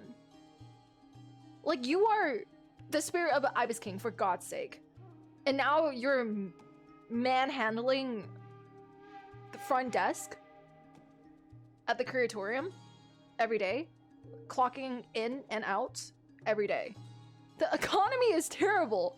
He needs rent. Okay. This chess set is my gift from the Ibis King. The chessboard within is made to the same specifications as the one in the mausoleum of King Deshret, oh my and represents his goodness. power of piercing analysis. I genuinely think nefer won from this transaction. He's a mod. Okay. With this chessboard in its container, I gained a certain ability to perceive hidden secrets. Now, you could conclude that the Ibis King simply wanted to give the people of this world the power to seek the truth, but I don't believe that's the full story. Every god plays favorites. Their hearts are as fickle as any human's, full of secrets, perversions, egotistical tendencies. Oh, she looks so good but here. Precious few gods are willing to admit this. Oh, why did you react like that? Girl, what? We were not even talking about you. It is the same with all powerful forces, including fate itself. Their gaze falls preferentially upon a select few. As you rightly point out, this is an act of favoritism. You know, true, and I'm actually very surprised that they're talking about this now. But yeah. Bayozora, he is the god hater. Is it fair for me to say that Columbina is still, in a sense, a god archon figure? I mean, obviously she's like included in all the archon art, so it makes sense. But Duma, thank you for gifting us up to Ibis King. What the heck, bro? Okay, so if, let's say, hypothetically, Columbina is the archon equivalent for Nocry, I'm sensing that dainsleif actually likes her quite a bit. Like, not even in a romantic sense or anything, it's just like, it feels like she is an exception for him so far. If you're alluding to the Abyss, He hates a then 7. yes, I agree. Huh. Gather the others. It's time to share everything I've learned. She's not connected to Celestia like the Archons. Yeah, which is actually... I can see that she's definitely still like an Archon figure. But it is very interesting that...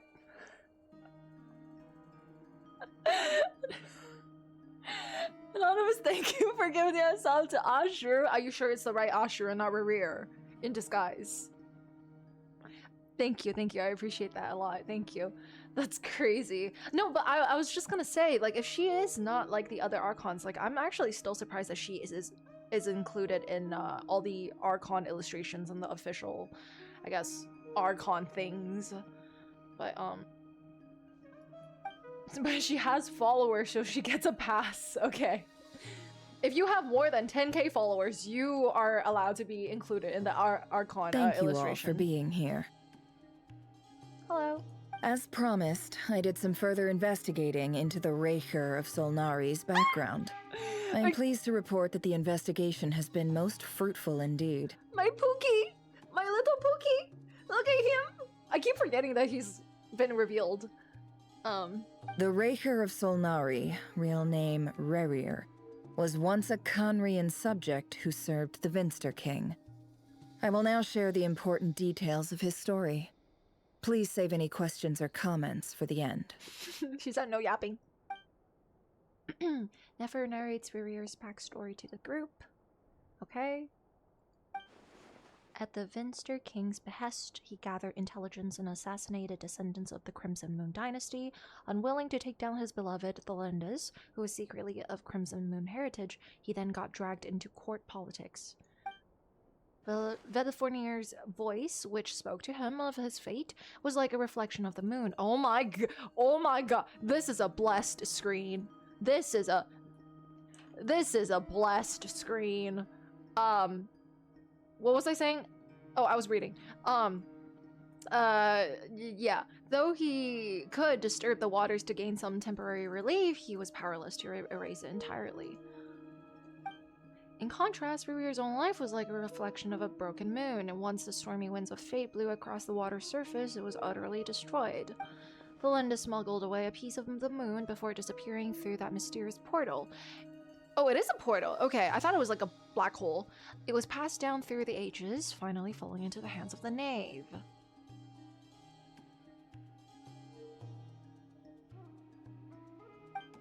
But what lies on the other side of the portal? Is it really a whole other world? Tholindis never had the chance to share what she found there, neither did Rerir, who followed her in. So that's why he's so obsessed with the moon. I mean, I still can't really bridge why he's like obsessed with bringing down Columbina, unless it's to steal her moon marrow, but I don't know.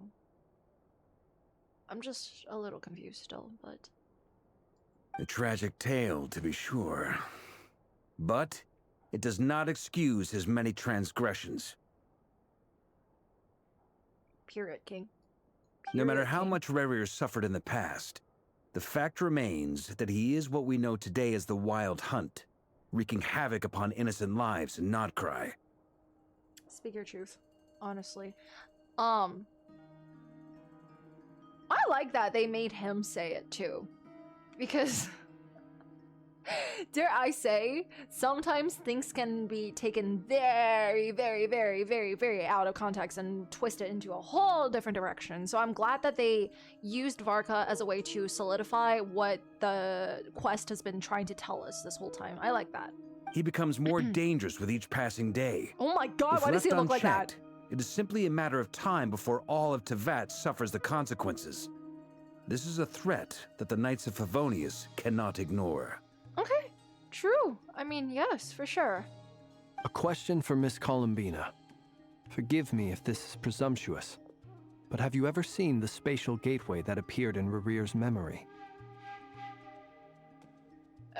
Yes, it is a circle, and it's very dark. But also, when he said a question for Columbina, I felt like he would be the type of kid at school who would be like, a question for the professor! And then just, I feel like he would be such a model student. Never. But I have heard stories of something called the Moon Gate. I ask, and this seems to fit the description. Miss Lama, any thoughts on this? Isn't that kind of what we... No, it's different from the one that Arlecchino opened for us, right? But also, is the little, the piece of the Crimson Moon marrow, that we have access to, the one that Tholindis gave that little girl with the pink hair? I forgot their name, oh my gosh. In the lore of the Frostmoon scions, the moon is believed to hold many secrets. Some sources speak of ancient knowledge, others of a gateway to the unknown. Right. The term Moon Gate is one I have heard before. But as is the case with all of our legends, there are no records of any first-hand witnesses. We cannot know whether it truly exists. Then back to Miss Columbina. Frither? As a moon goddess yourself, do you have some idea of where the Moon Gate leads to? Not at this stage, sorry. I do hold the power of the Frost Moon, and my strength is recovering well. I can sense that the gate would open at my command, but... But there's more to the power of the Frost Moon than that? We got the thinker over here. we got the thinker. Anyways, I just want to say I thought that something was already off because we entered what is it called? We entered Arlecchino's like moon marrow retrieving opening, right? And then when we entered, there were machines in there. And it seemed like the machines there had memories of tholindis as well. So she definitely was able to go there, but I don't really know if that's from the moon gate. Duh. Yes. Anyways. A moon goddess has the right to open the moon gate, since it is a path to the moon. But as Nefer mentioned, holding open a spatial gateway takes a huge amount of power. And right now, I need to conserve my energy to fight the rerir of Solnari. Fair. I'm afraid this is one mystery we may have to leave unsolved for now. Fair. I agree. Better to save your strength. But if you'll humor me for a moment, I have a bold conjecture of my own regarding the world beyond the gateway. Ooh, okay. Okay, let us know, Lemon Boy. I highly suspect that neither Tholindis nor rerir made it through unscathed. The evidence pointing to this is the fact that the rerir of Solnari exists in the form of countless fragments. With the abyssal power he wields, no ordinary foe can touch him, let alone tear him to shreds. Right. And yet, the wild hunt proliferates wherever his scattered fragments lie, drawing hordes of monsters to many different locations across the land. True. True. So your theory is that rerir was physically torn to shreds by some powerful force? Hence, why the wild hunt is a distributed phenomenon, rather than a unified one? Yeah, but what if he actually...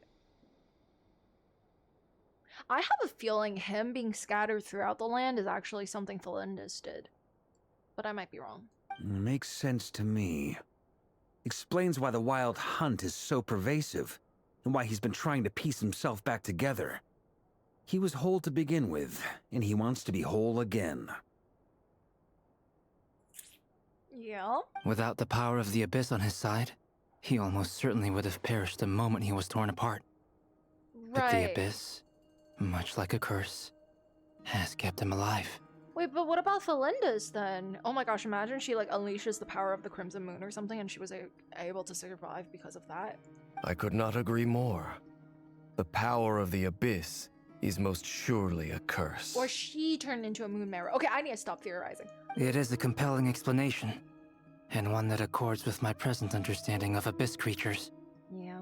Whether the life form in question is primitive or advanced, if a curse has extended its lifespan unnaturally, it will continue to survive in spite of everything.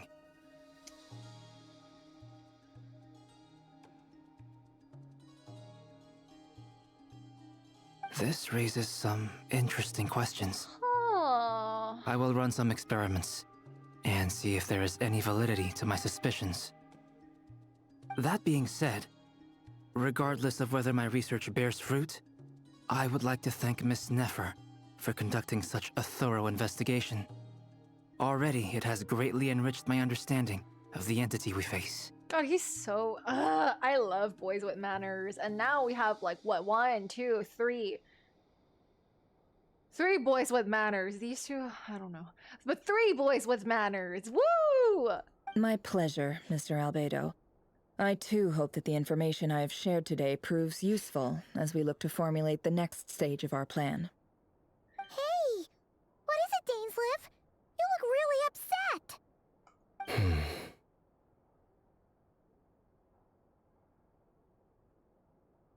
It's just...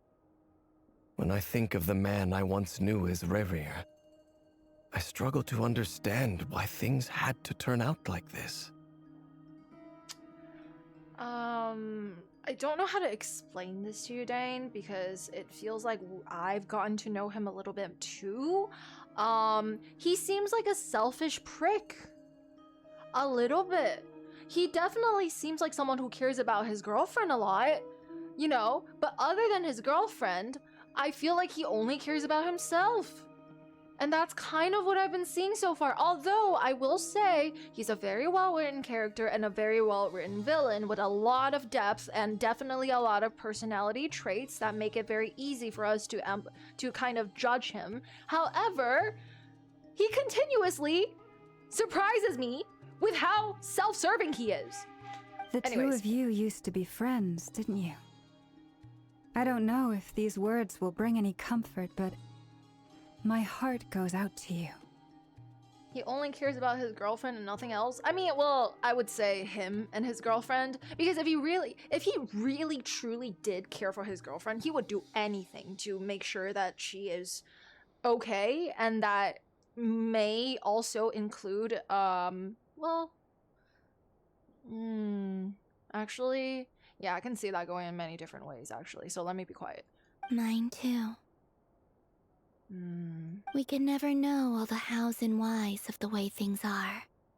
The moon and stars are full of untold secrets and lies, and the skies are host to many more mysteries than these alone. Yet, none of that can begin to compare with the complexity of human life. Those are the first comforting words I've heard in a long time. Thank you, both. I don't think he's ever said things like that before. That we've said something to comfort him. Oh, he smiled! He smiled! Sorry. Anyways. Oh, man. Oh. Well, I think this is a good place to end today's meeting. I'm sure Nefer needs some time to recover. Yeah, for sure. She's been through an awful lot today. Durin is just Sterge. That's very thoughtful of you, Llama. Aww. Of course. Aww. Sounds good now to me. Kiss! Oh. Take some time to rest and digest before we reconvene to nail down a plan. My bad. Back at the hotel, you sit with Paimon for the while and discuss what lies ahead. Hey, is this a bad time? Hope I didn't kill the conversation. Why are you here? Last time it was Flynn's, this time it's Varka. Okay, I can kill kids, but I draw the line at my girlfriend. Sorry. Nice room. Oh, I'm not coming in, though. Okay. Respectful king. Okay, we like that. We like that. You can come in though. Like what? Like look at you. Anyways. Why not? It's just a hotel room. If it's all the same, I'll just stay out here. I might not look the part, but I'm technically a knight. Barging into people's private quarters isn't the kind of thing we do. I genuinely thought you would do it. Wait, this is so interesting. I don't know if they did this on purpose, but I think they did a very good job of setting him up to be like, you know, a little bit of like a rowdy dilf who like probably would get drunk a little too easily type shit. But surprisingly, for me at the very least, it seems like he's been nothing but a good leader, very respectful, gets his shit done, plans his shit well, and very, very, very, very perceptive. And I knew that he was gonna be perceptive, but like, you know, I don't know. I thought he was gonna be a little more laid back, playful, like venti a little bit. That's what I think, but yeah. Anyways. Oh wait, shit. There we go. Anyway, Nefer went back to the curatorium to get some rest. But before she left, she shared some things with me that I thought you should be aware of. Okay. He reminds me of Mika's nerd ass? Him? And Mika? Really? I'm surprised. Firstly, although she managed to trap the rerir of Solnari inside her chess set, there's no guarantee that the power of the Ibis King is any match for one of the 5 sinners. True. Their powers are beyond our comprehension. That is true. Oh no. Is he coming to meet us so that we can talk shit? It's only a matter of time before he finds a way to break out. We have to come up with a plan and take care of him before that happens. I like him when he looks serious. Honestly, my mom figured that might be the case. So, how long have we got? Well, I asked her that same question. She talked for a long time, but for the most part, it seemed like she was trying to convince me how precious her chess set is. What a long and storied history it has. Oh my god! It's giving coworkers at a workplace being like, hey, can I talk to you for a minute? Just, yeah, like, I want a minute. I don't understand how he's able to do all this so nicely while he's like, she's flexing. It felt like some kind of sales pitch, you know? The kind where you end up handing over Mora against your will? Anyway, after all that, she finally answered the question. 2 days, at most. Well, I like that he's kind of just complaining to us a little bit about her, but still being respectful about it. But I like that he's doing it in private. 2 days? Holy moly! Holy moly! Can we even recruit enough help in that time? That remains to be seen. Which brings me to the second God, issue. he's so tall. Dainsleif is obviously conflicted about this whole thing. Yeah. But given how little time we have, there's no way we can pull this off without his help. Ah, so that's where we come in, because we are gonna go bat our puppy eyes, and then he will be able to listen to us. Is that why you're here to ask us for a favor? You have some history with him, right? What'd Do you I think say? maybe you could What'd I say? talk to him for us? You know, it's so difficult being the traveler and the best character in all of Genshin Impact. I'll see what I can do. Great. I appreciate it. All right, on to item 3. So, Albedo, Durin, and I put our heads together and came up with a plan. Can't promise it's gonna work yet, but at least it's a start. We figured we'd bounce the idea off you first. We'll explore it further once everyone's recovered. Oh, please ask away. Oh, Paimon's dying to hear this. All right, so here's what we're thinking. In a hushed voice. Okay, Varka lays out the current plan. So are we doing something secret outside of the group plan that we already have? It's a shocking plan. Oh, I'm excited. Wait, I like this. Nothing can face the greatest traveler and the trustiest travel guide in Tevat. Doesn't take you long to get behind it. Wait, I'm excited. We felt a little uneasy about roping you into this. I mean, firstly, you're not locals, and secondly, none of us are your boss. You're well within your rights to refuse if you so choose. Roping us in? Why would you even say that? We know the stakes here. It's all of us against the rerir of Solnari, or none of us stand a chance. We. I choose my words very intentionally, I'll have you know.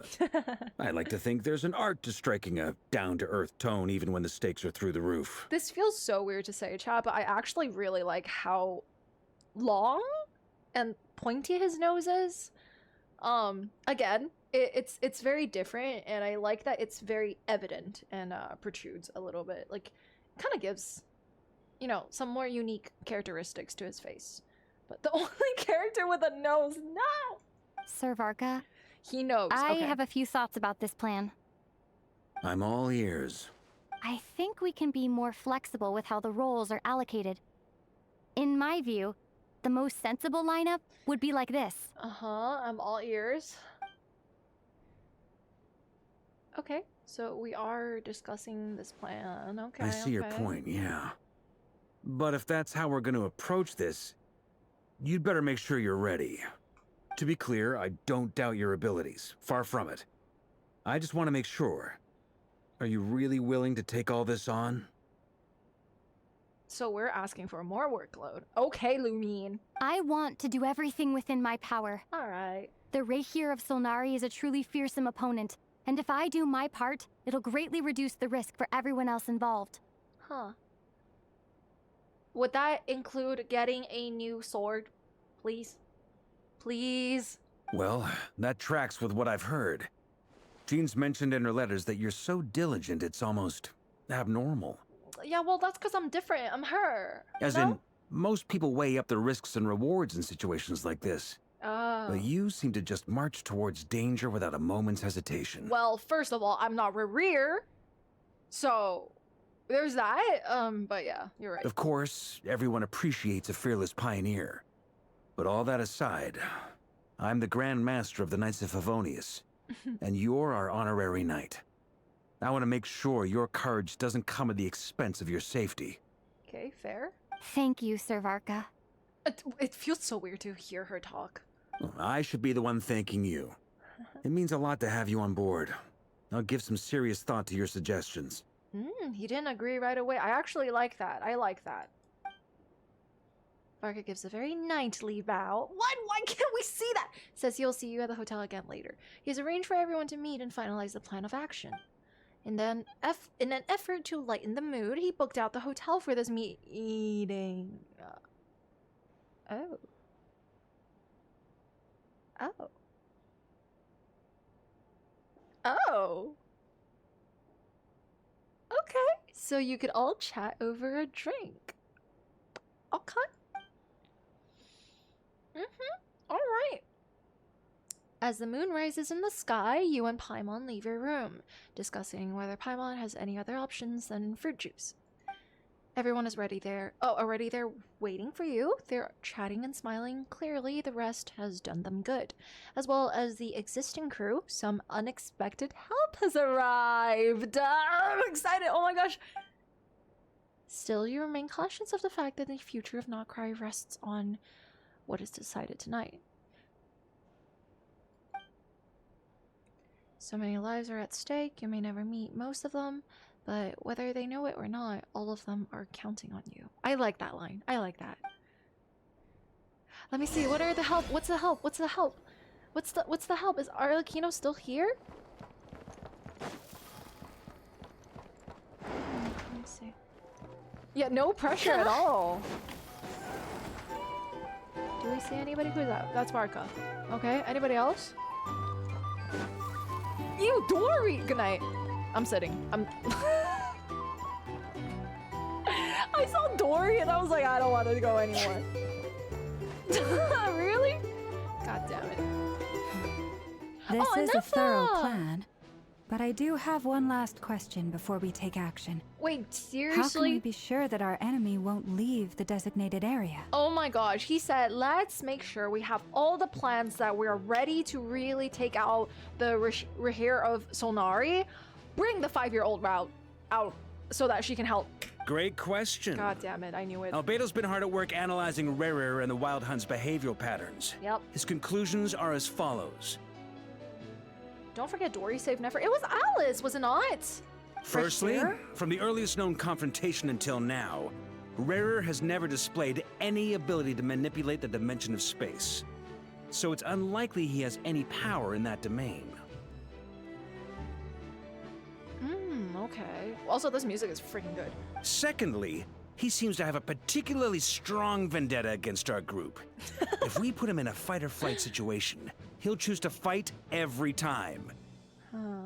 Dori didn't have to give it to her. Ooh, wow. So noble of Dori to be able to help someone by giving them an item. I'm kidding. It's actually pretty nice of her. Thirdly, finally, and most importantly, he is consumed by hatred. Both for the moon and for his enemies. Yeah. Turns out, we tick both of those boxes. We have a reincarnated moon in our ranks, and a spy who accessed his private memories without permission. He'll be baying for blood, not looking to escape. That is true. As someone who's had their fair share of interactions with the Wild Hunt, those all seem like valid observations to me. Understood. Then I will defer to the verdict of the group. Well, everyone, that's the plan in full detail. Albedo and Durin are carrying out their part as we speak. Nice. Wait, what is Albedo and Durin doing together?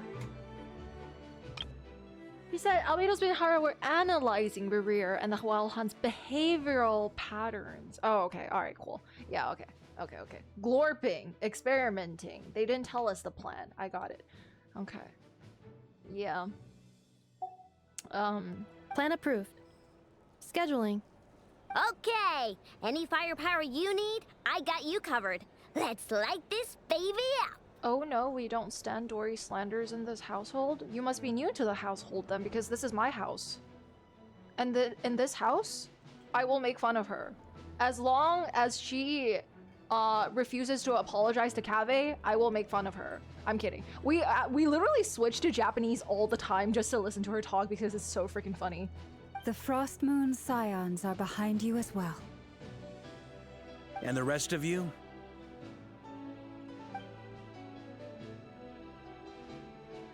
No objections? All right, then it's settled. This is the plan we're going with. Next up, an old tradition of mine. Anyone who wants to back out, now's your chance. That's so funny. Aino's like, yeah, it's past my bedtime. It's like 5 minutes past 7 p.m. I gotta go to bed. Wait, we can still back out of this? Help? Everyone says things they regret, right? I don't want anyone feeling trapped because their mouth said yes before their brain had time to think things through. You know, honestly, that's very noble of him to even allow them the chance to say no. Even though knowing that we probably need all the manpower we can possibly have. Anyways, this quest is Dori's. What? Why did Lord take it out? My mom just sniped them. This quest is Dori's redemption. I'm gonna be honest with you. I don't dislike a lot of characters. I'm gonna be honest. I don't dislike a lot of characters, especially in Genshin, because most of them are really good. However, my personal beef with Dori is entirely because of what she did to Kaveh, and also, I just feel like she should not be charging people 5 million mora for like 2 pencils. That is all. That's all.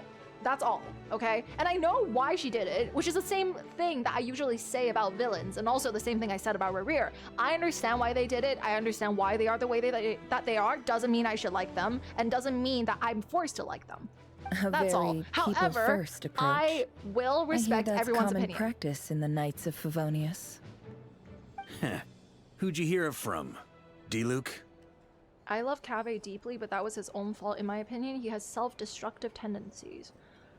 Lord forbid we do it for the love of the art.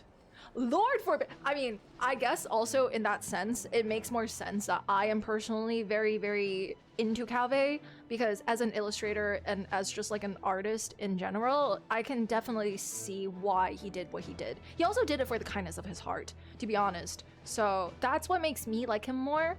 And it's definitely his own fault for like taking it, but you know, it still doesn't change the fact that I like him. Shh. We don't use people's real names at work.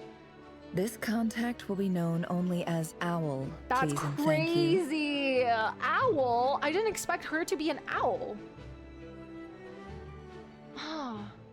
Actually, what type of animal would she be? It wouldn't be a cat. An owl. Didn't expect that. This plan can only work if everyone does their part. Flint's and I will absolutely support it. Wait, oh, I did not process that. He did say Dillick, didn't he? Okay. Oh. Ah. I see.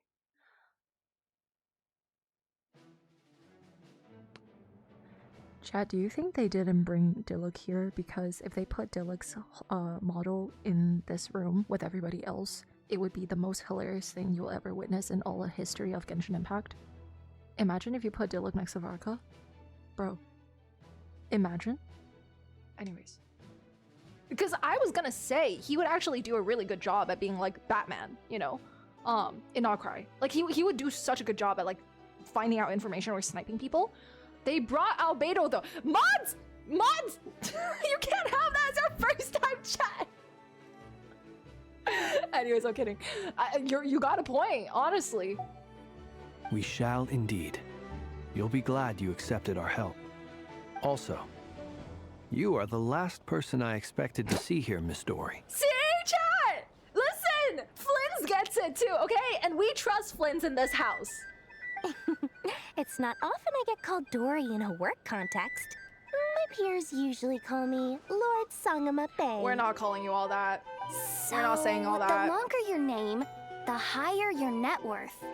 Is that the idea here? Nope, don't care.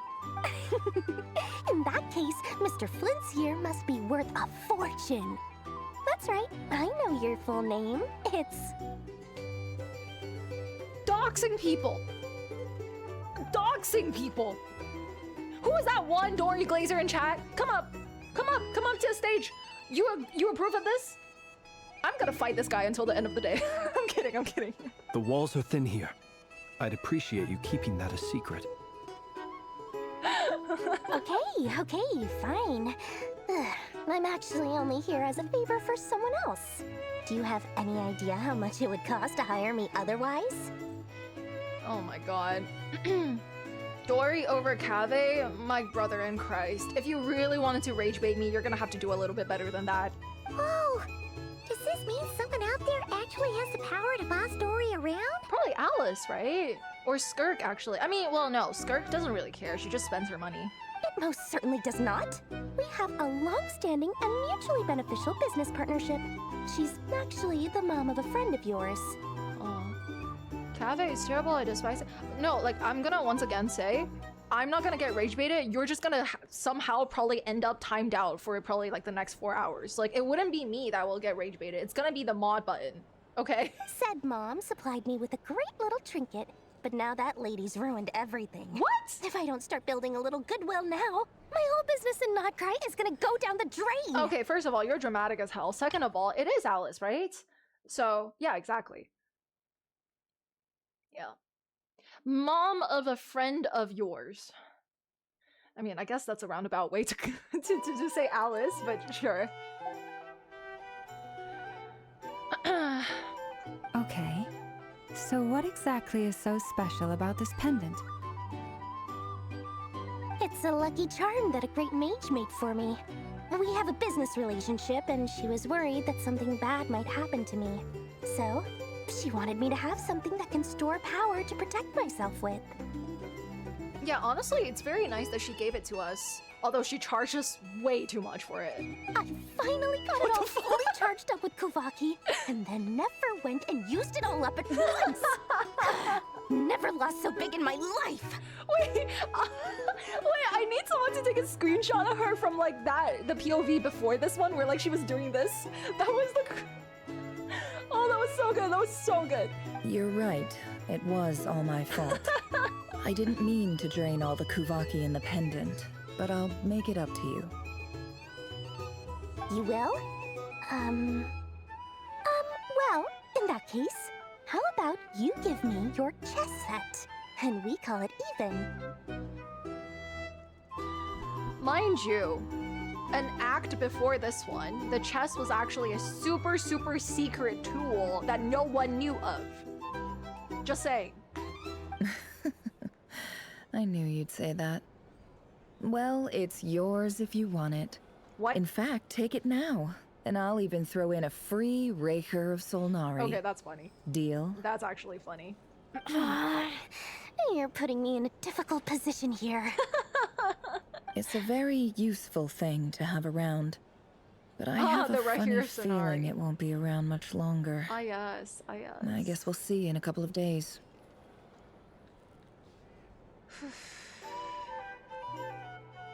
One second, please.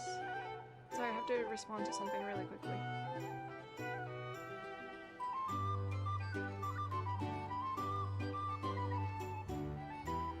Okay, got it. Sorry.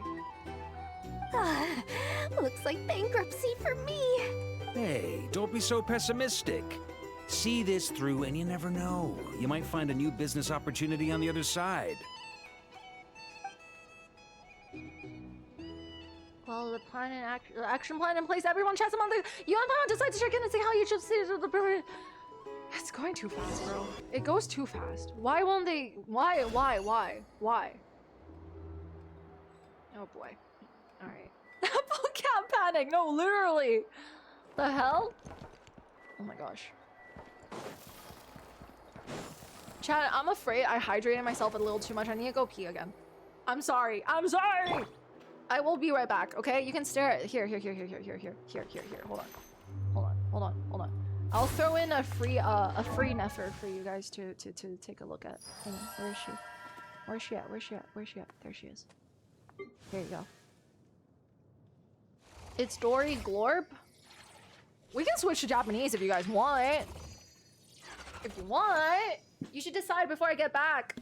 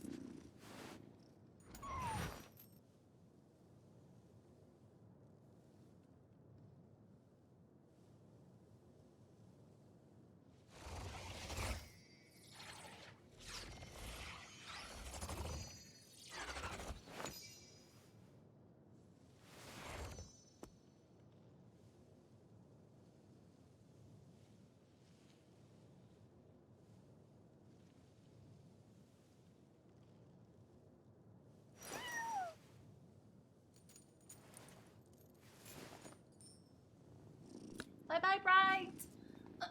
Okay. Chat, I was thinking, while I was literally walking back from the bathroom, I was thinking, technically, if we were to fight again the rerir of Sonari, do you think it's actually going to be possible to even defeat him?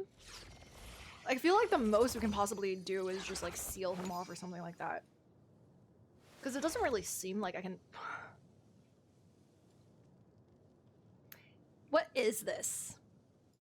Huh? What is... What is this?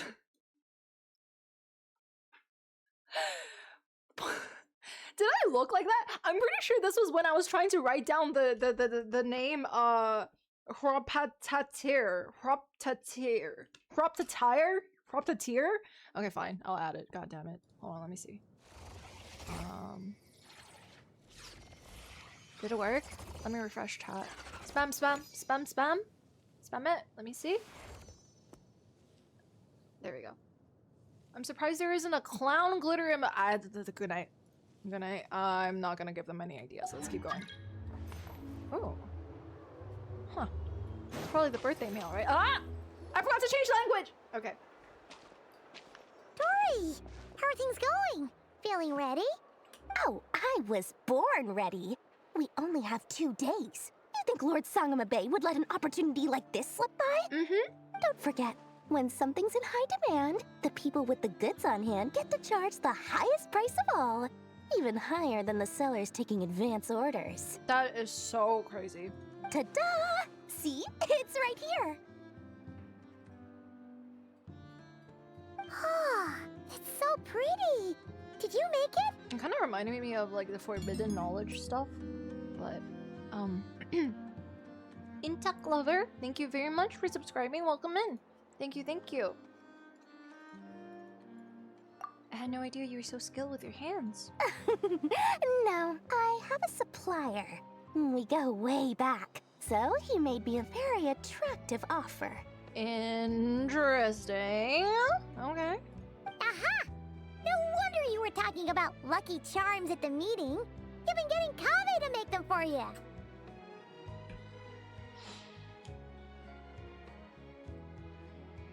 Did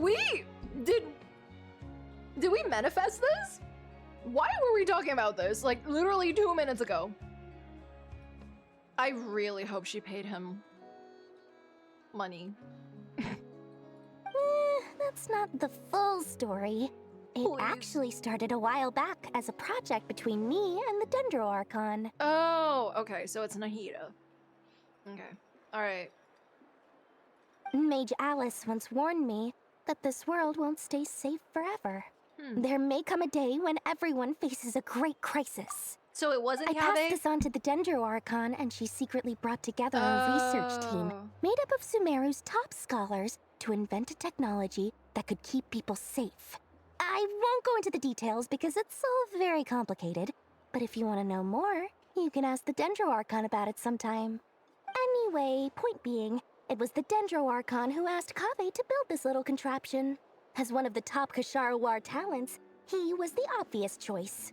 Took him long enough. He stressed over it for ages. He must have gone through at least a dozen designs before producing a final product. But that's Kaveh for you. He's trying his best, bro.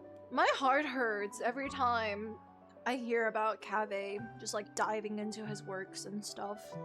But honestly, he's so cool. But also, I will say though, I'm gonna give it to Dori when it comes to like a girl hustler. Like she is truly a hustler. Like what do you mean you just are casually friends with the Dendro Archon? It's crazy. Marak delivered it to me a couple of days ago, along with a letter from Kaveh. Could I ask why I'm sending this technology to you? And what's your proposed use case? Has it been approved by the relevant authorities? So nosy. My fault for sending him the research permit to begin with. Surely Nahida must have told him you were involved in this project. He was probably just nervous because you're always so secretive about your business. Could be. Anyway, I just replied, let's hope there never has to be a use case, because it would involve grave danger. Fair enough. But it sounds like he was just being cautious. He probably felt responsible as the one who made it. Exactly!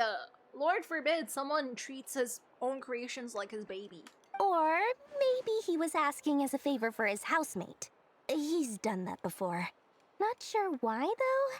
His housemate doesn't seem to really care that much about this kind of stuff.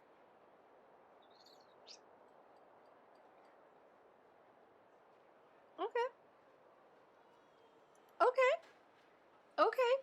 Either way, all's well that ends well. I'm just glad to finally have my hands on the product. Okay. I wouldn't want to be without it, given the potential dangers that lie ahead. And they were roommates. Huh? What does that look mean? Paimon's just super surprised. This must be the first time we've ever seen you actually get serious about something. That is true. This is not the Lord Sangamabe we're used to. Well, a long time ago, I made a promise to myself. I promised that I was gonna live every day of my life with a big beaming smile. Obviously, Mora plays a big part in that. But there are always gonna be times in life when you have to give something back.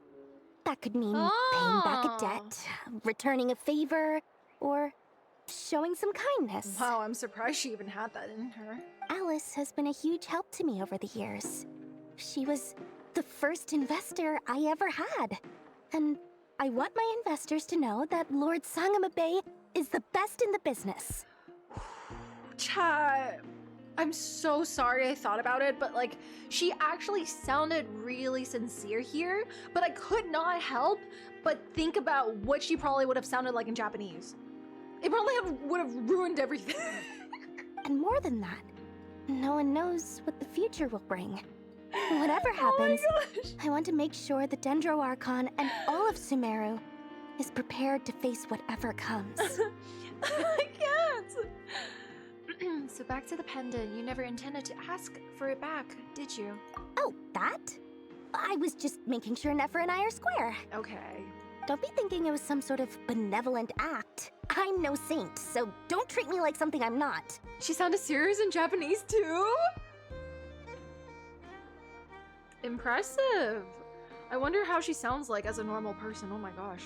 My priority is doing the business that I want to do. So long as my conscience lets me, but it usually does. Did she That's go... the Lord Sangama Bay business model. Did she go back to going oh yo after it? Alright, if you say so. Does the setting shortcut not let you change your language? Yes in Honkai Star Rail, no in Genshin Impact. I don't know why. I do say so, and that's the whole point. I'm a businesswoman. Don't go trying to figure out what kind of person I am. You'll exhaust yourself. Much easier for everyone involved if you just take my word for it. Okay. Oh, and could you two help me get this stuff where it needs to be?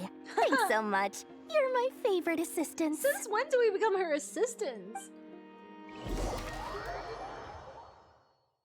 Dori hate is SM forced. Is that a typo or is that like I don't know if that's English. Let's go this way. Ooh, is that albedo durin?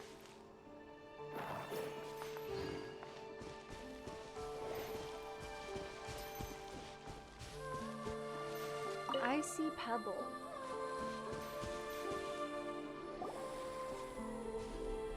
Dude, this theme is so good. It's so freaking beautiful. Traveler, Paimon, it's good to see you. Hello. Bro. The tail is so cute. Everything going smoothly over here? Sort of. As you're probably aware, Varka, Durin, and I captured some abyssal creatures from the Wild Hunt. Per the plan, we dissected and analyzed some samples of these creatures. The process went very smoothly. The findings, however, come with some troubling implications. It's really easy to tell who has or hasn't read Dori lore. Okay, this is my last say on it. I can't believe we're still talking about this because I expressed that she is not my favorite character. I've read all her lore. I've literally done like everything possible to like know about her lore. I've even read her wikia, okay? That doesn't mean I have to like her. It's totally okay to have favorite characters in Genshin and least favorite characters in Genshin. And I don't think that I should be forcing myself to like a character that I just personally do not like, which is why I literally said I will respect it if you guys like her. It's just that we can agree to disagree on certain things like this. The same way we can agree to disagree on what we want to have on pizza toppings, okay? But if you're gonna be like, you're not allowed to like dislike Dori, then it's like, I think you're in the wrong space, unfortunately. I'm sorry. I'm not going to just like go out of my way and then cater to people. Like, I know why she did her things. I know why what her upbringing is. I know why she operates the way she does. And I literally was complimenting her and saying that I appreciate that she's a girl boss and that she hustles very hard. It's actually something very inspiring. However, in the same sentence, I personally do not enjoy her as my favorite character. The end. That's it. That's it. I know that there's obviously many people who don't read on lores of characters, so they don't, you know, sometimes they just hate, and sometimes they hate on very incorrect things. That I completely understand. But I have read everything. This is like my thing. Like, I love characters in Genshin. Me, characters, quests, that's like the reason why I play Genshin. So you can't just be like, oh, you don't know anything about her, that's why you don't like her. You can't just assume things like that, okay? It's fine. Again, I think you guys are very mature for the people that I've seen on this internet. I think you guys are incredibly mature. You guys are really kind people who are obviously very community minded. So a little like and dislike when it comes to your favorite characters, it's not a big deal. It's really not. We're all mature people here. What? You can actually dissect the Wild Hunt? That depends on your definition of Wild Hunt and dissection. Ooh, what did he do? Harmless, lifeless. These words are accurate descriptions. Wait, I'm just confused on what this is. Is this like a Like a mini third horn? Or is this like... Because I don't see it here unless his hair is covering this part. I don't know. Oh, music, music, music. The wild hunt is an interesting phenomenon. In and of itself, it doesn't seem to possess anything akin to a human personality. But taken as a collective, the medium through which the wild hunt is summoned does appear to have a soul. Master griped a lot about the wise Horoptatir, and seemed somewhat fascinated with the foul certology. Oh no. But she barely mentioned rerir at all.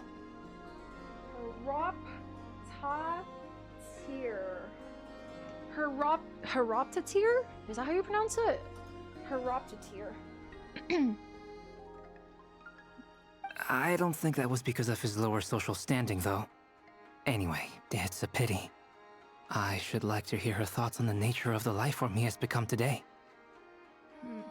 It's a strange mix.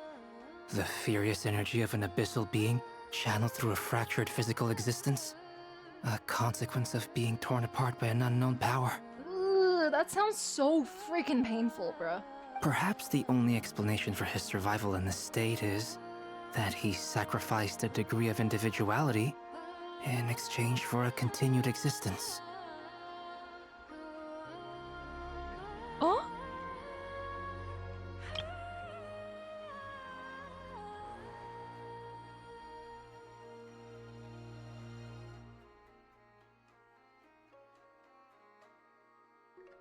Okay. Interesting. I'm actually surprised that Rhine-daughter didn't really care for rerir. But I guess, I mean, if we're really going to compare, right, between the 5 sinners, rerir in the beginning definitely seemed like the most normal one out of the 5. Which is crazy, to be honest. But I can see why she probably was not really fascinated with him then. Rerir the nobody. Oh yeah, for sure. But yeah.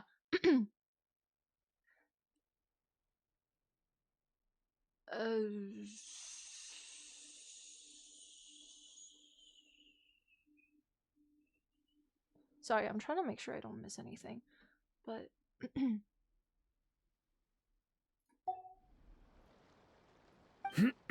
oh. Oh?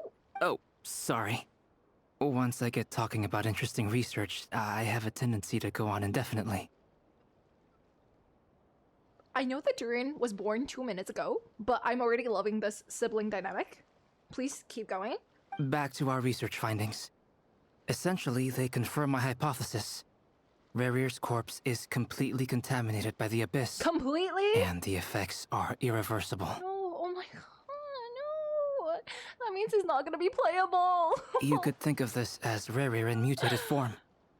But in my view, even that would be inaccurate. In reality, his whole being has been consumed by the abyss.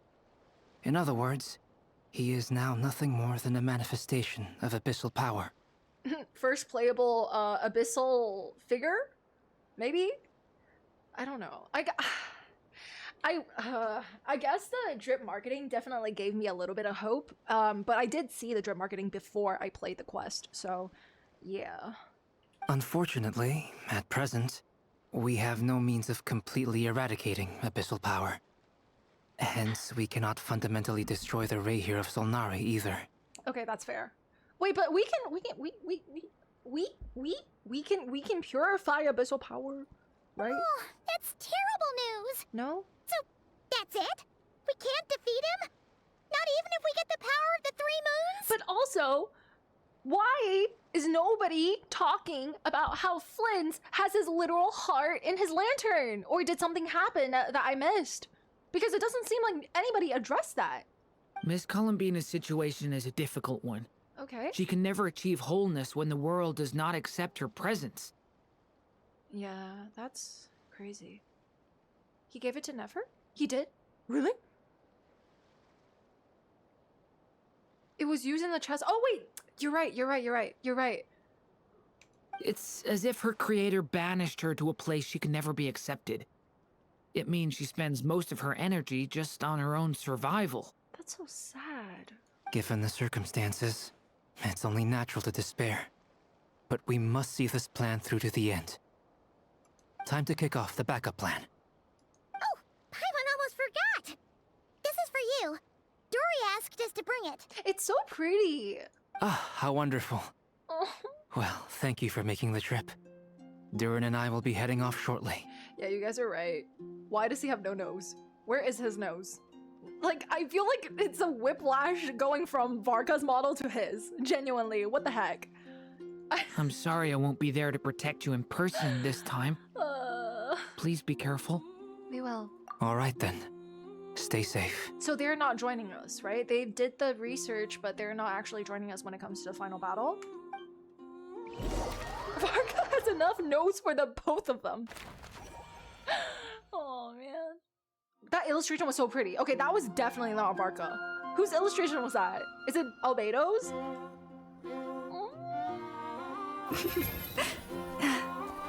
Yes? It's so cute. Oh, I'm scared. Never mind. Never mind. Okay, let's go. Hello. Genshin models Miss without Lama, shaders. is everyone here? Hello.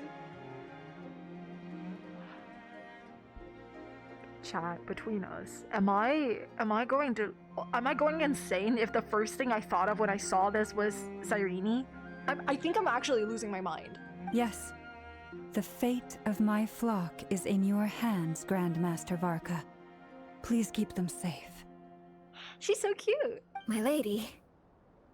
What are you saying? Within the next 24 hours, we will face the biggest crisis the world has ever seen. Oh my gosh, props to her for keeping it transparent, I guess. This is not a burden that we deserve to bear.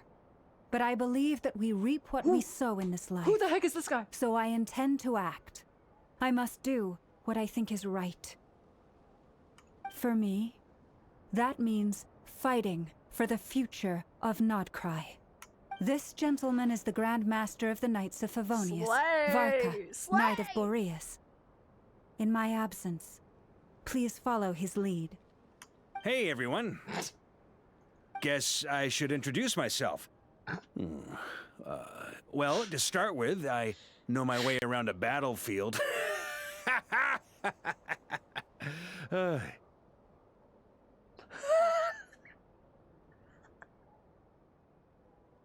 Okay, that's the unk I think I was looking for this entire patch. Oh my gosh. Biggest strengths are honesty and hard-workingness. Anyway, point is, oh gosh. I don't intend to let Lauma down. I'm gonna do everything in my power to keep every last one of you safe and sound. Holy crap, bro. Let's get you to bed, Grandpa.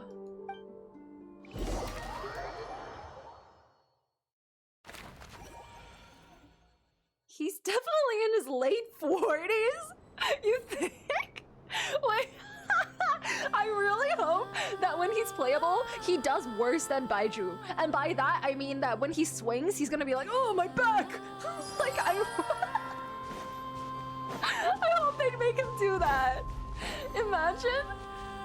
That would be so freaking funny. Oh, how pretty. Look at our night, bro. We're cooked. Something on your mind? Wait, I didn't expect these two to have a conversation together. Miss Columbina, was it? I believe that's how the others addressed you. That's right. Names are funny things.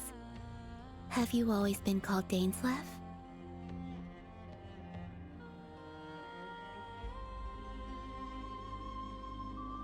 We're getting dainsleif lore in 2025 about his name? Yes. Oh, never mind. I take it your own name has a more complicated history. I have a different relationship with names than other people. Oh. To be honest, I'm not even sure that Columbina is my name. At least, not in the same way that dainsleif is yours. but it's what everyone calls me, and I go along with it. A lot of my life has been that way. I get so used to things that I forget to question why they are so. That's so sad in a way. I don't know if I have the right to feel sad for her, but that sounds quite sad. I never used to think much about where names come from, or what they mean to people. Maybe something's wrong with me. You're different from other people. I sensed it the first time we met. You're more perceptive than most. I'm sure your long life and rich range of experience explains that. Can I just say this is a very interesting dynamic. I'm loving every second of this. Do you ever find yourself missing Conria, Mr. Dainsleif? Oh, here we go, here we go, here we go. Oh boy. Every single day, every single second of my life. Difficult to answer. Okay. I have dreamed of the past many, many times. That scared the fuck out of me. Sometimes I'm fighting tooth and nail. Other times I'm lying on the ground, defeated. Why would he do that? I'm sorry, it's like 1:30 a.m., okay? I'm Lord for a bit, a girlie gets a little scared. Why? I don't recall any happy moments from that time. It has been too long. We have got to work on your jump scares? I'm sorry. Is that because hatred survives longer than love and affection? Do we believe that? Really? I don't know if that's true, but... The Mathemagician, thank you very much for the Prime. Welcome in. Thank you for subscribing. That would not be for me to say. I make no excuses for the grudges I bear. But whatever the reason, I remember little that was beautiful or sentimental. Ooh, that hit hard with the music starting. Thank you for your help with the rerir situation. Without your efforts, I never could have learned the hidden truth of his story. Been lurking for a while, got tired of the ass. I'm sorry. Thank you. Welcome in. Welcome in. You're welcome. I know he's your friend. Friend? I mean, wasn't he literally Dainsleif's friend more than he was vedrfolnir's friend? Also, I realize... I'm outing myself, but I realize I do this thing where, like, when I say vedrfolnir, I have to say it really fast, or like I get stun locked and I can't pronounce his name properly. So it's like I have to rap his name to like say it properly. He betrayed me. I can't. And I never really understood what he was going through in life. Some friendship, that is. I mean... Okay. Okay! So, do you plan to fight him with us? She just changed the subject completely! Okay. I'm crying. Oh, he must be so conflicted. And it seems like, especially from what he said before this, like over here, when he said he betrayed me, but I never really understood what he was going through. There was definitely a hint of guilt in it as well. Maybe it seems like if I were to understand him better, if I got to know him better, maybe things wouldn't have turned out this way, type shit. And I just, that makes me like Dain more, but also it is just incredibly unfortunate. I know, you look so sad, right? You see, you're torn. Now you know what really happened. You see the things he's done in a new light. I need some time. Fair? Of course. I completely understand. Anyone else in your position would feel conflicted too. She's so empathetic. I love her. Actually, I went through something similar myself recently. Something happened that changed my perspective on a situation. What? A situation I took for granted at the time, but now I feel very grateful for it. You mean the harbingers who still support you, even though you've left the Fatui? Yes. I always thought they were only helping me because harbingers are forced to work together. But then I abandoned them. A warrant was even put out for my arrest. And even now, they still support me. Which means I was wrong about them all along. Clearly, they view you as a friend. I feel a little guilty now. I regret not seeing her help for what it was, and not treasuring it. I'm gonna be real, I can't even blame her. After what the Tsaritsa did, it's probably really, really difficult for her to even try to consider them as friends. I see the guilt that you're feeling now. Well, maybe not to Dori. Hopefully, talking about it will do us both some good. I love these two. Have you noticed that the Traveler and Paimon are over there? I think they've been listening. Oh. Huh. Okay, Shall well we that's say not hello? nice. That's not nice. Why would we do that? That's not very nice. Hello. Shit. Ah! They caught us! Why would we eavesdrop? Not nice. Sorry, we were just concerned about you.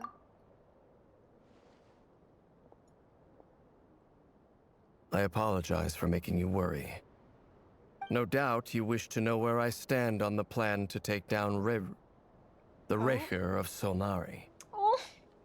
I'm afraid I need a little time, but I will seriously consider joining you. No, it's the way that he literally stopped himself from calling him a rerir, probably because it hurts more, and it probably would complicate his emotions a lot more. You will? Oh, thank you so much! Everyone will be so grateful to hear that! Yeah. Hi, Kohi! Oh. The Tsaritsa drain columbina dry, but we don't know their deal. For sure, yeah. I also think that the Tsaritsa definitely had her own motivations, but it is undeniable that most of the Harbingers hold a loyalty in a sense to her as well, because or else they would just carry on their own missions by themselves and stuff. Because I feel like she definitely has a certain charm to her that we don't know yet, but not only does she have that charm, she has the power that she can give. And for a lot of them, it's very beneficial to be under her wing. For Columbina, though, however, as you can see, she probably think the cost was too much than what she was getting. Which probably can explain why she was more so considering just running away and concealing herself and restoring her power than to even evaluate if the girlhood that she found there or the found family dynamic was even existent in the first place. But kind of do what they want and ignore her, but they still are under the command of the Tsaritsa. Every time they speak of them, they speak with such respect that it's kind of difficult to just consider them as like people who are just ignoring her, you know? They needn't be. But they definitely all have their own something things that I to was do. going to have to face up to eventually. Yeah. I like being able to see his vulnerable side though, because I don't think I've ever seen him this troubled over something this up close before. That doesn't matter to them. They're grateful to you regardless. You can't control their gratitude, so just accept it. And then, have a think about whether you're willing to join us. Oh, that got me emotional because this reminded me of when you guys... This is reminding me of what you guys said to me when I cried every time. I think at the end of our last Donathon when I was just crying because I didn't know what to do with all these emotions, you guys literally said something like this. Just take it. I'm like, okay.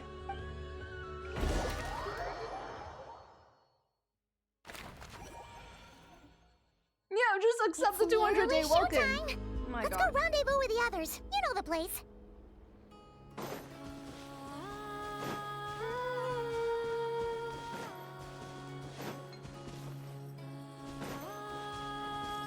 What? What is that?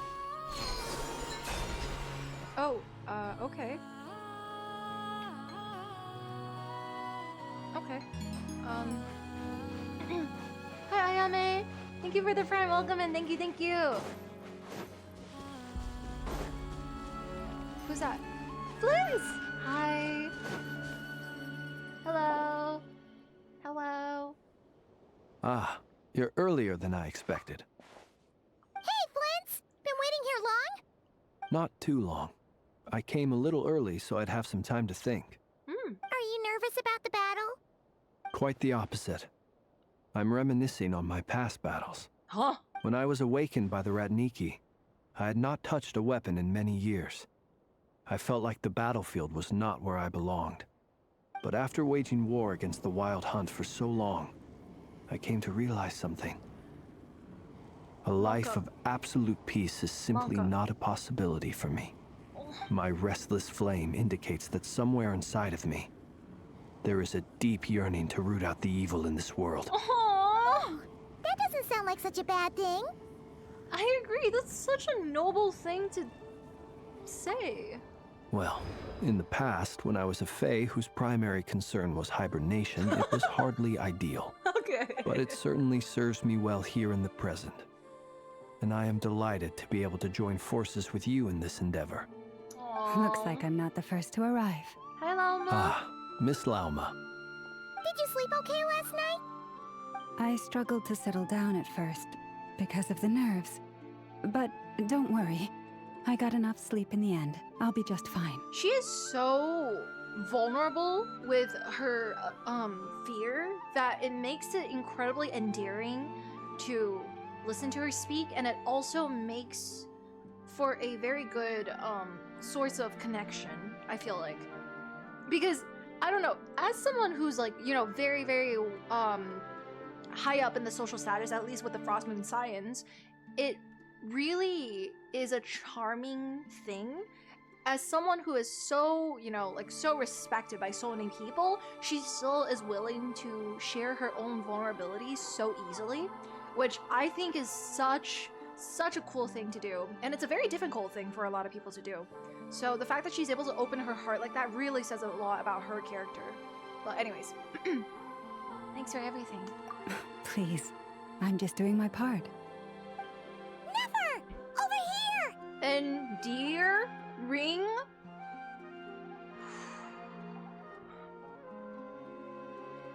We have Sino in chat here. We got Sino in chat. Damn, didn't know that. The goods have been delivered and the backup plan is underway. Ino asked me to relay a message.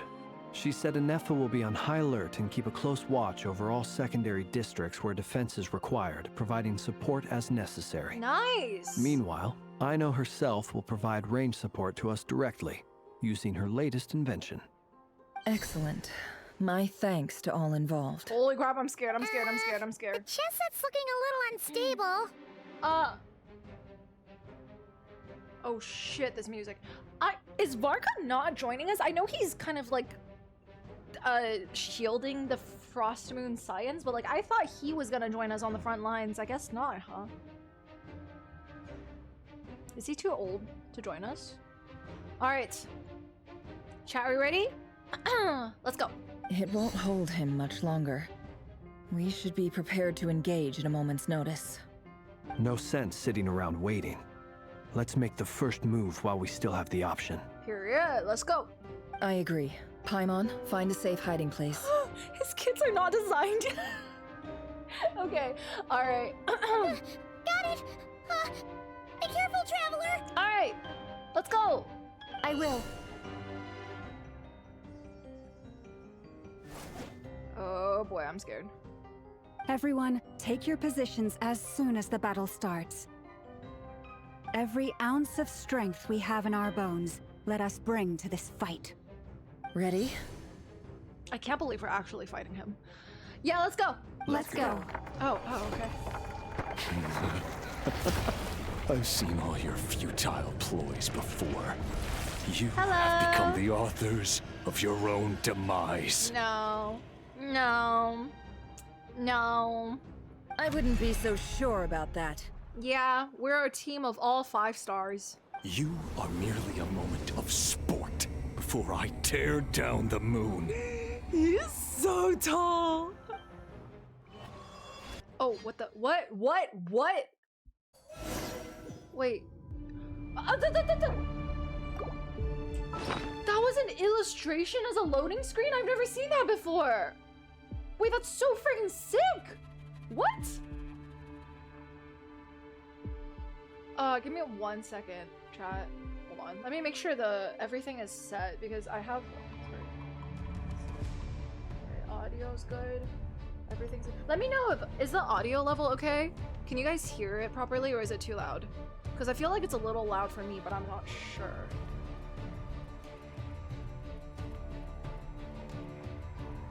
It's okay. Okay, bet. Okay, okay. Alright, bet. If it's okay for you guys, then I'll just go. Okay. Alright, let's go. Stay on your toes. Yeah, you too. Ah! Stop! Stop! Wait, I know? Let me help you guys.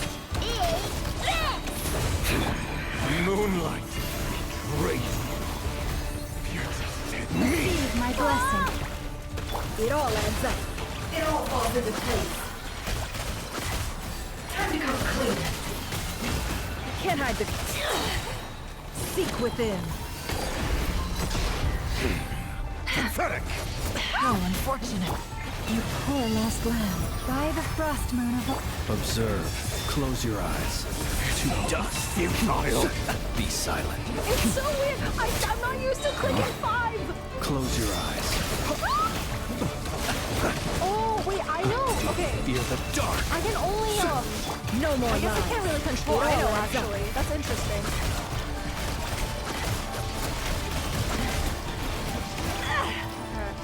Yeah, Can't hide off the field, truth. right? Good, good. Leave Good, keep this that place. kid off the battlefield! Be silent. Observe. Hunt him down! Wait, what does my traveler do? What It all adds up. It began with the moon, and so shall it end. The moon will protect you.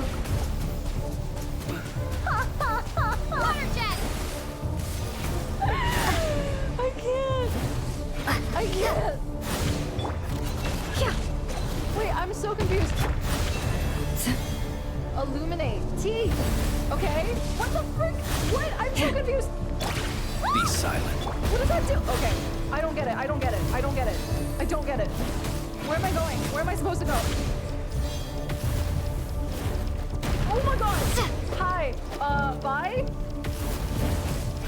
Do you see now?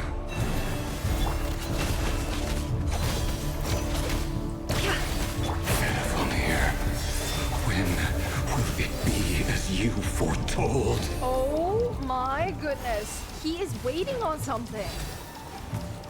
Wait, he's waiting on... Okay, I shouldn't be theorizing right now, but I am...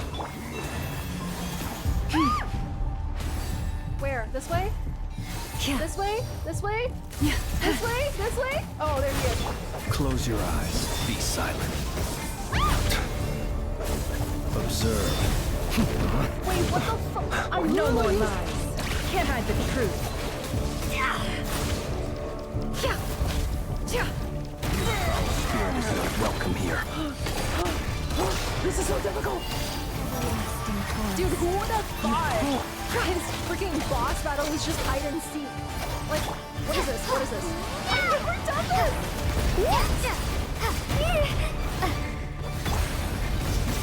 Be silent. Night falls. Moonlight Forest, protect us. No more lies. pathetic. Oh my god. It all falls into place. Hunt him down. Futile. Lush as the moonlight. Close your eyes. Moonlight. Observe. Pathetic. No, I know. A I need grave you right now. I transgression need you right with now. one heart. Moonlight. Second phase? There's a Futile. second The phase? deception ends Oh my here. god, this is a weekly boss, isn't it? I'm losing my mind. Oh, geez, It all it's adds over. up. It's so over, bro. It's so over. Stay your hand. Pathetic. To dust. Can't hide the truth. Futile. Hunt him It all adds up. down. Moonlight. Receive my blessing. Raise you. I know, please. Pathetic. A grave Waiting on the transgression. kid. Move. Oh my gosh, oh my gosh, oh my gosh. Oh my gosh. For the everlasting forest. Oh my gosh. Hunt them down! A grave transgression. Be silent. Futile. Look at the allegory of the moon! I'm not reading chat anymore, fuck this. Wipe out!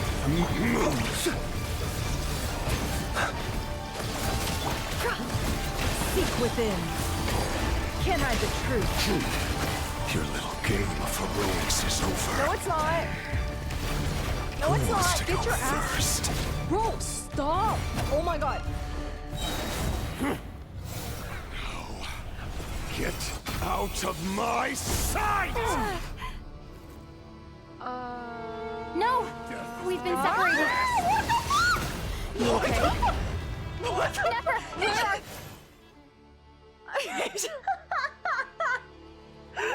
What the Bro, that's worse than a freaking Five Nights at Freddy's jump scare! What the fu- Okay, okay, let me just, like, you know, for safety, let me just... Yeah, okay. Others. Stuck outside the barrier. What I guess he really doesn't like us. Okay, I told you before. Knowing too much is always a death sentence. Be careful what you wish for.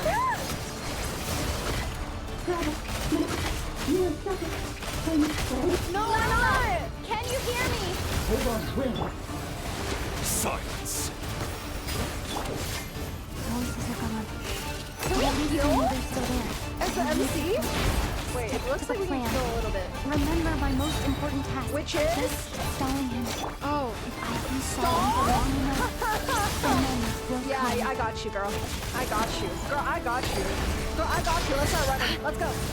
Let's go. Let's go. Let's go. We're stalling, Death right? is within my grasp. Bombs away! No more love. What the fuck? Bro, turn The into mystery it. unravels. Okay, alright. Bro, turn into a Ferris wheel, bro. What the heck? It all adds up. Oh, goodness. No! No, no, no, no, no, no, no, no, no, no, no, no, no, no. Look away, look away, look away. Right now. Look away, guys. Wipe out! Hold on. Hi, Zaya, thank you for the raid. Welcome in. I'm water jetting. Don't mind me. Seek within.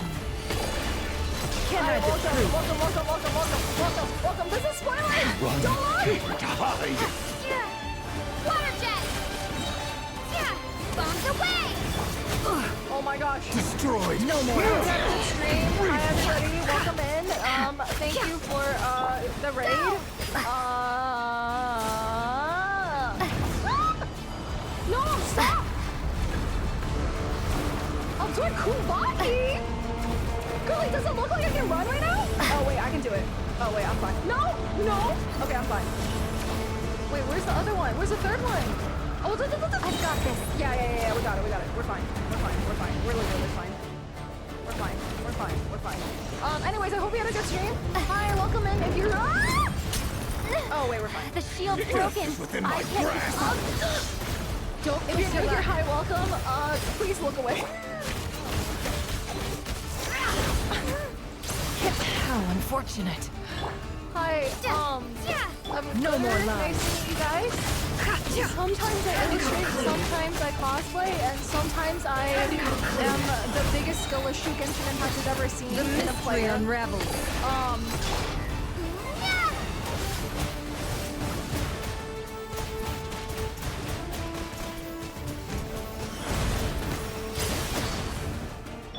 It all adds up. No more lies. Bro, we are not making any progress at all. Genuinely. How do we do anything?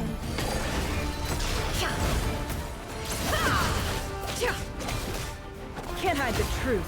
Oh lord, oh lord, oh lord. Water jet! Get his ass, I'm trying! Water jet can only do so much! No more lies. You don't understand! My water Can't hide the truth. The mystery unravels. It all adds up. Go! No more lies. Let's see what you're made of. Oh boy. It all adds up. This is so crazy. There's no way this is supposed to take this long. Bro, there's genuinely no way. Bombs away!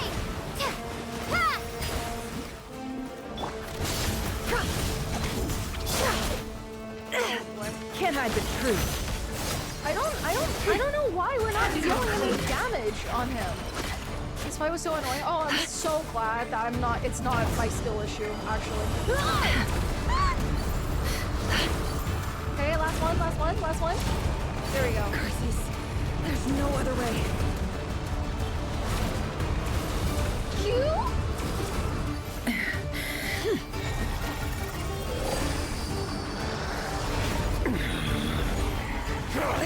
Did she just Illuminati us?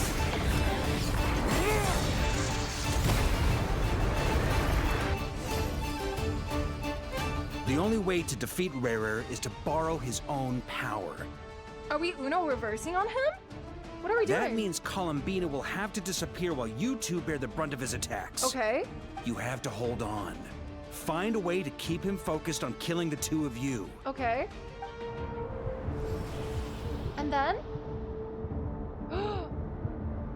Oh, never! Oh, no. Your eyes are bleeding. No! Soon you will be powerless to resist. And then, I will reduce you to dust. But that dust will plague your memories. Come on. Keep holding on. No. Any other tricks up your sleeve? Let's see them. As entertaining as they are, you've backed yourself into a corner. Wait, his weapon's sick as hell. You don't fool me. I see your fear clear as day. I have to stoke his rage. Make him unleash everything. You fear what you could never defeat. You fear the thought of never being able to save your beloved. We're rage baiting? That's what we're gonna resort to? Rage baiting? You cannot win the fight against fate, Rerir. Oh boy. Is that what you think? Well, now it's your turn to feel afraid. How is it so easy for this guy to be rage baited? Ah! Okay, well, You fear the sound of your own name? Is it us you hate? Or is it what you've become? Oh no! Let's see what becomes of you!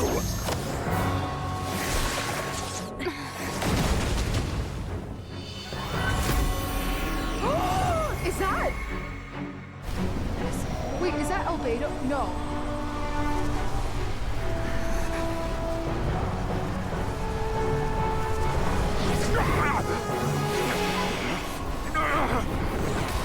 What's happening?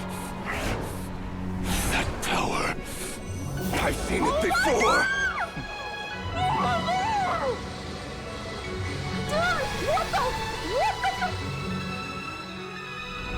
His power is on another level.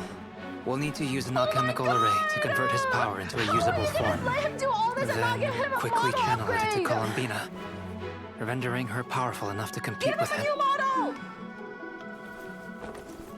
I'll join you. I can help. If I release enough abyssal energy into a confined space, it'll create a potential difference, allowing us to extract a huge amount of elemental energy. Wait, bro, one Super Saiyan. Next, What the heck? I'll synchronize with everyone's minds using pyro, then give you temporary access to their abilities and fields of view. You were born 2 But it won't minutes last ago! long. How do you know all this? Can you see? What the hell? Well enough.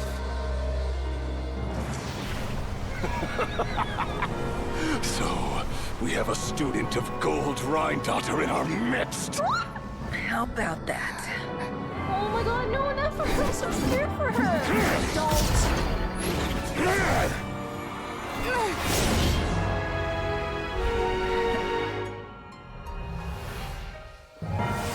Yeah, pull her down!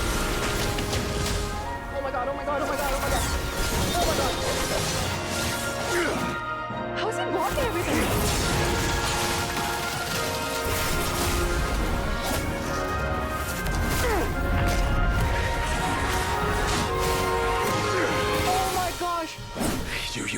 own power against me? Uno reverse. Just like how you stole Kuvaki.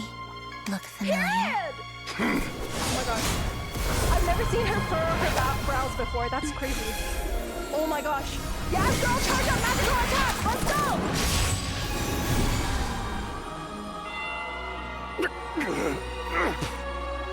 Yeah, how does it feel to be tied up in the old way? This music is crazy. Don't you realize? You don't have the power to hold that gate open. I don't, but someone else does.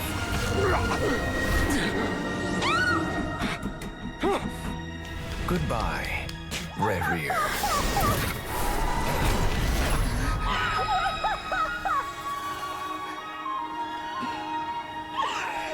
We won. That was like the only thing he said. Goodbye. Oh my gosh, Durin. Durin, no.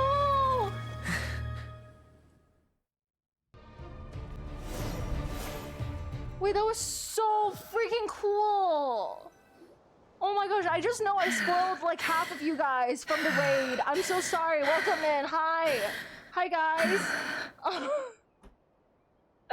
I hope you guys are doing well. Oh my god!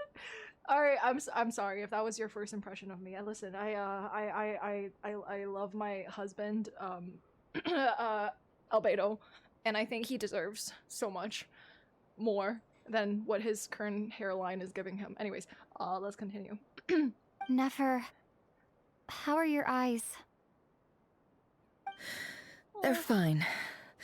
Apart from the blindness, of course. I'm so worried for her eyes. What the heck? It's not too late. No.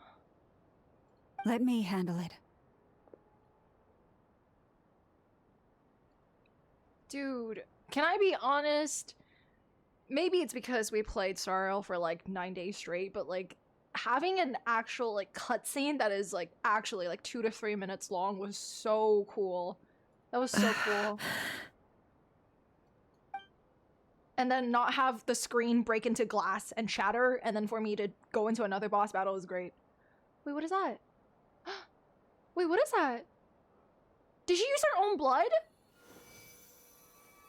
Oh. Miss Nefer, it's not like you to lose your composure. That was the most reckless thing I've ever seen you do. And she didn't even want to join us in the beginning, remember? She was like, I'm gonna charge you guys extra. I'm not gonna be part of this. I don't care for this mission. I don't give a damn. And here she is, doing the most sacrifice. Reckless how? The situation was critical. Our lives were at stake. We had to do something. She does care. Even so.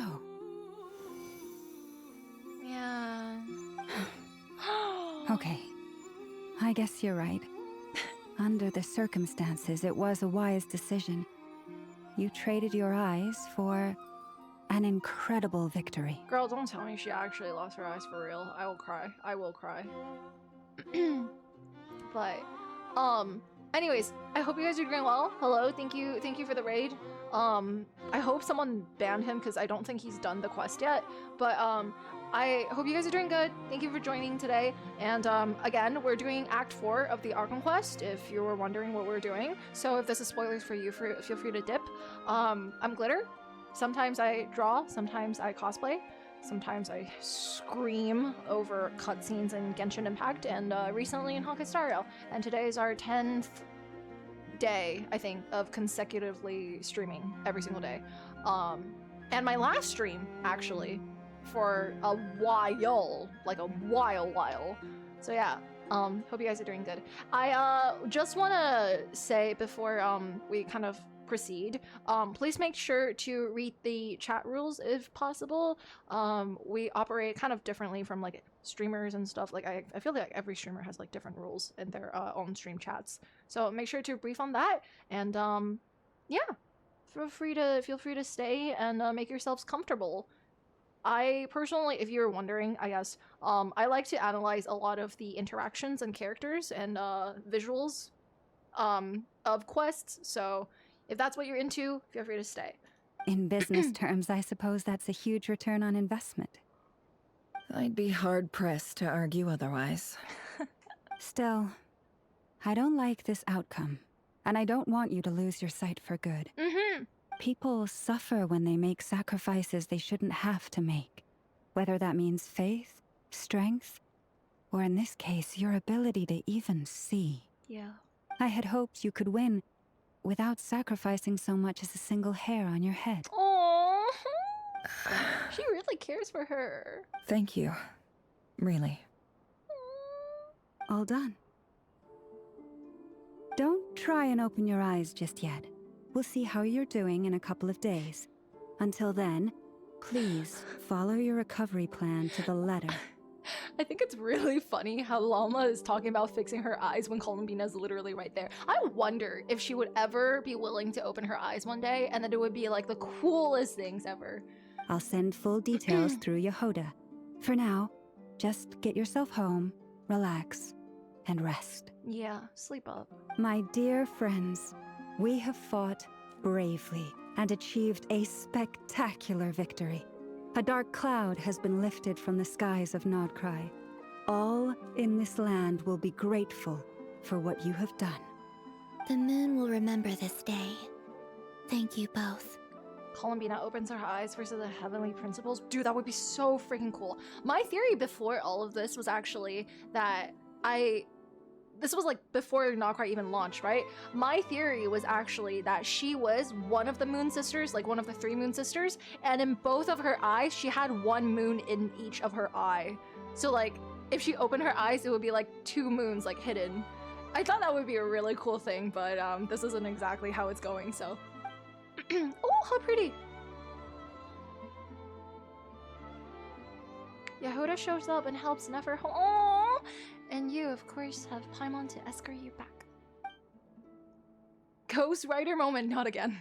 Not again. The sight of Nefer navigating the road with her eyes closed is a new one for you. She proceeds cautiously, but as her silhouette disappears into the distance, you notice she seems almost smug.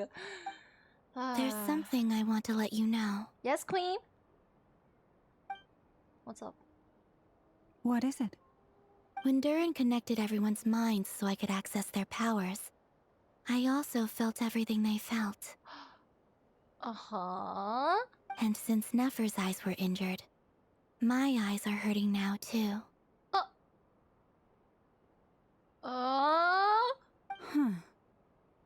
Hold on. Let me try. I only feel the pain. There's no actual damage. I just thought I should tell you. Wait, why? You're right. There's no damage. That's a relief. But I must say, I'm surprised to hear the Kutar share something like this with me. In the past, you never used to open up about yourself. She's like, I want to be cured for you from you too. Things are a little different now from how they were. I'm learning to share how I truly feel with my friends. Aww. Friends. She's opening up. You have no idea how glad I am to hear that.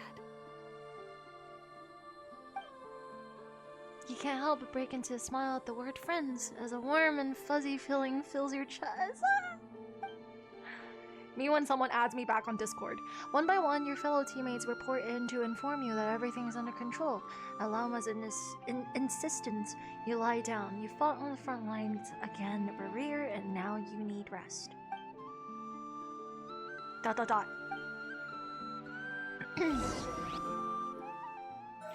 technically, we didn't exactly defeat him, right? We just kind of sent him into the nether realm or something. Ooh, I don't like that. Yay! You're awake! How are you feeling? Any aches and pains? Did you sleep well? I'm doing all right, Paimon. No need to worry about me. And she's voiced. Phew. Well, that's good. Paimon's been sitting on the edge of the bed worrying about you for ages. You slept the whole day and night. Poor Paimon had to eat all by her lonesome.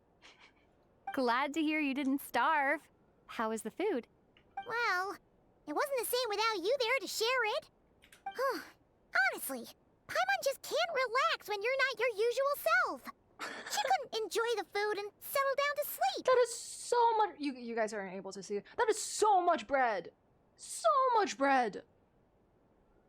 So much bread, bro. Well, I'm back to normal now. I can open a banh mi restaurant. Oh yeah, and Albedo swung by earlier. He said to tell you to head to the tavern when you woke up. Ayo? Varka and the others are organizing a victory feast, and they want to celebrate with you. Is this really considered a victory, though? I feel like I'm still a little scared, but I guess this is the best I can do for now, right? He also dropped off some medical supplies, but you seem fit as a fiddle, so guess you won't be needing those. Wow. If you're feeling up to it, let's head over now. Wouldn't want to keep them waiting. All right, let's go. Oh boy. Hold on, let me see. So, I just have a question. Who the heck eats this much bread and... Oh, is that sausage? Wait, is that sausage? Okay, well, no, actually, it looks like more bread. It's all bread! Wait, it looks like sausage, actually. Dude, it's just sausage and bread! Okay. Alright, well, let's go. Go!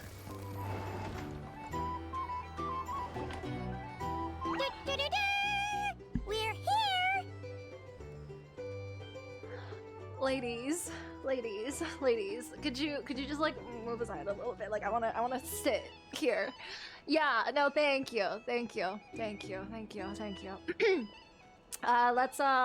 Let's continue. Where were we in the meeting, guys? What? Traveler and Paimon! Perfect timing! We were literally just saying how there's no way we're holding this victory feast without you any longer, and we would have postponed it till tomorrow. How are you feeling today? The differences in shh. Much better, thanks.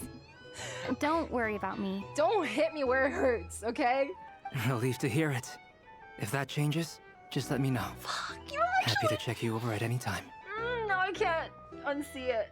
No, okay, well, I mean, the most I can do to make myself feel better is knowing that if Dillig was here, we wouldn't even be looking at the difference between him and albedo. That's all. Yep, we're here for you. Anything you need, just let us know. Oh wait, where's Nefer? Dori in the background. How are her eyes doing? Nefer's right over there. I'm sure she'd love to catch up with you. Oh, Varka. Nice. Alright. Oh my god! Look at them! Wait, they have like...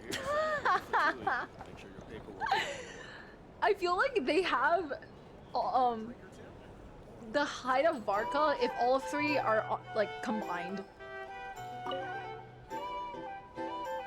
Oh, wait, I just replayed the same... Okay, my bad. Nope. We're here! What? Traveler and Paimon! My bad. Perfect timing. How are you feeling today? Much better. Relieved to hear it. Yep. Oh wait, where's Nefer? How are her eyes? Nefer's right over there. I'm sure she'd love to Yep. Dude, seriously, they have the combined height of a Varka. Like one Varka. No. Alright, let me see. Hold on. I did that too? Really? I thought okay. of 1,000 ways to congratulate you, but now you're here, words are failing me. Huh. The honorary knight stuns them speechless once again. Why did she do that? That's so cute. Well said. The honorary knight showed us all how it's done.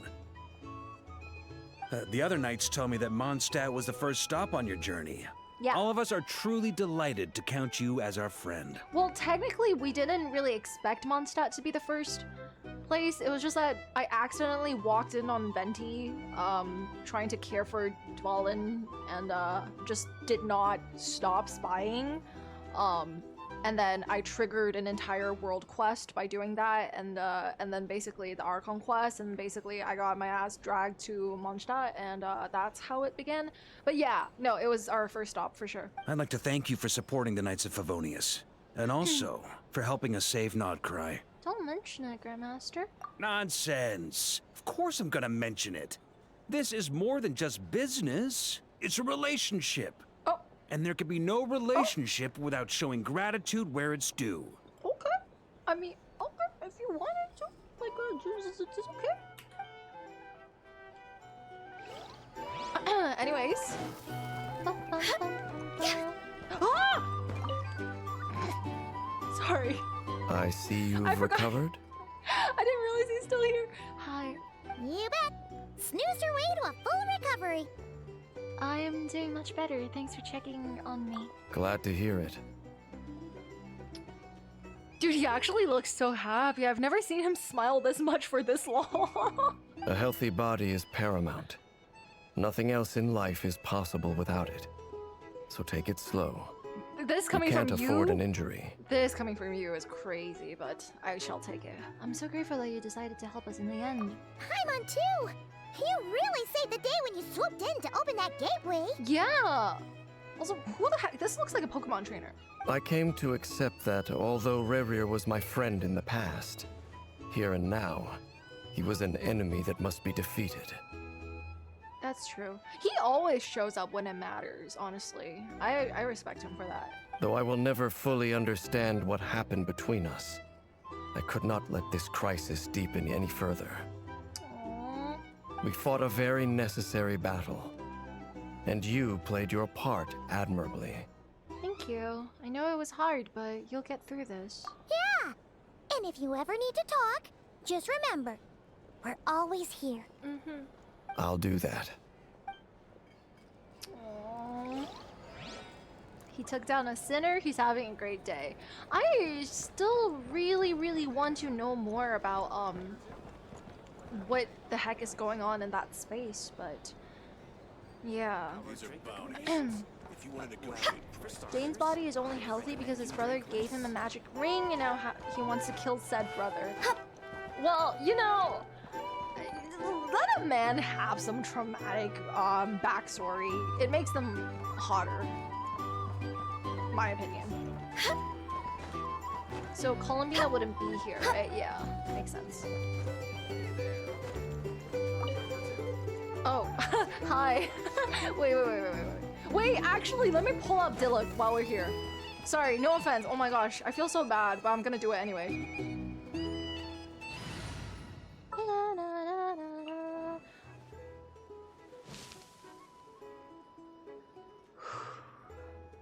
Let's finish this swiftly.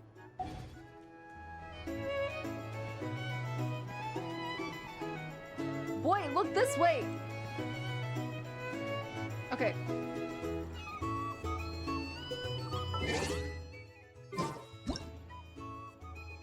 Where's his skin? I don't have his skin.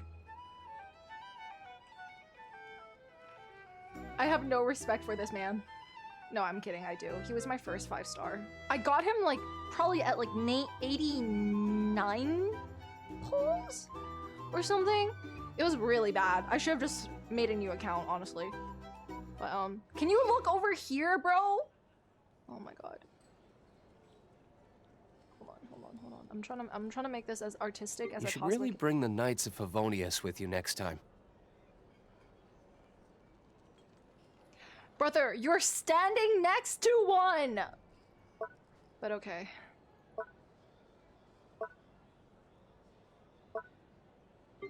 Stop. Can you stop looking at him, please? For once? Oh my god. This is insane. This is... I'm sorry.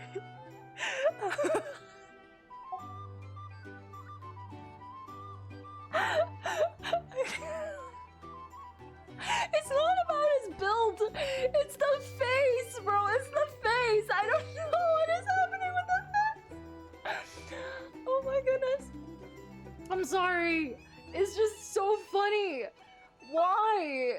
Oh wait. You know what? I think the good thing that came out of this comparison is the fact that we can tell how much Genshin has improved on you know, their outfits and detailings of designs. I'm saving that. Anyways, beautiful, gorgeous. And then look, watch. The moment I undo this,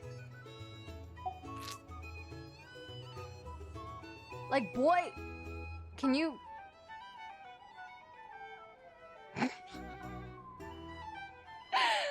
Like, versus the one she told you not to worry about. Okay, well, I mean, if the shoe fits for you, I guess. Damn. You didn't have to do all that to yourself, but okay. Anyways, let me go back to my wife.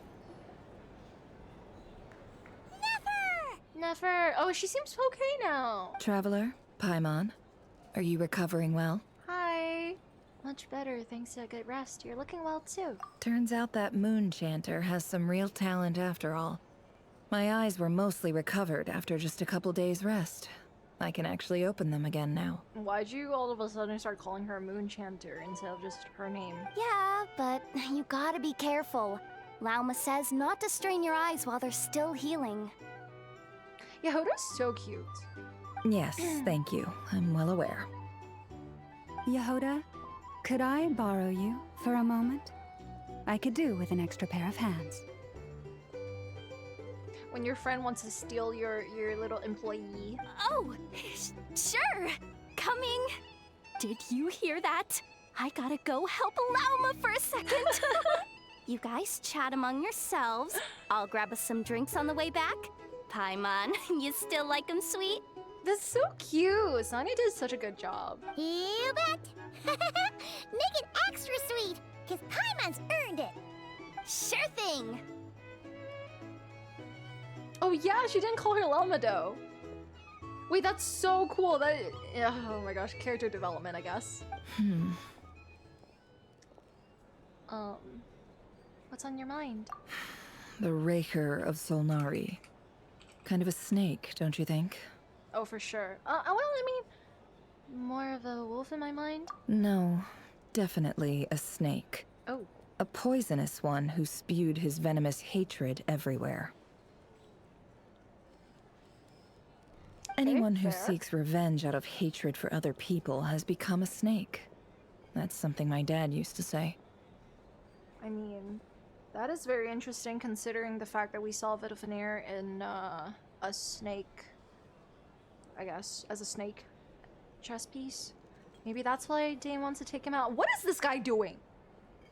We're having a conversation here. Can you two? Okay. Guess you didn't like seeing people go down the path of vengeance. Oh, Eula would love him. Perhaps. I'm sure it sounds like a very wise and open-hearted perspective to your ears. But me? I think hatred is a perfectly justifiable emotion. And I can see why. What else is left when everything you depended on in life gets stripped away? Something's gotta fuel that drive to keep on living.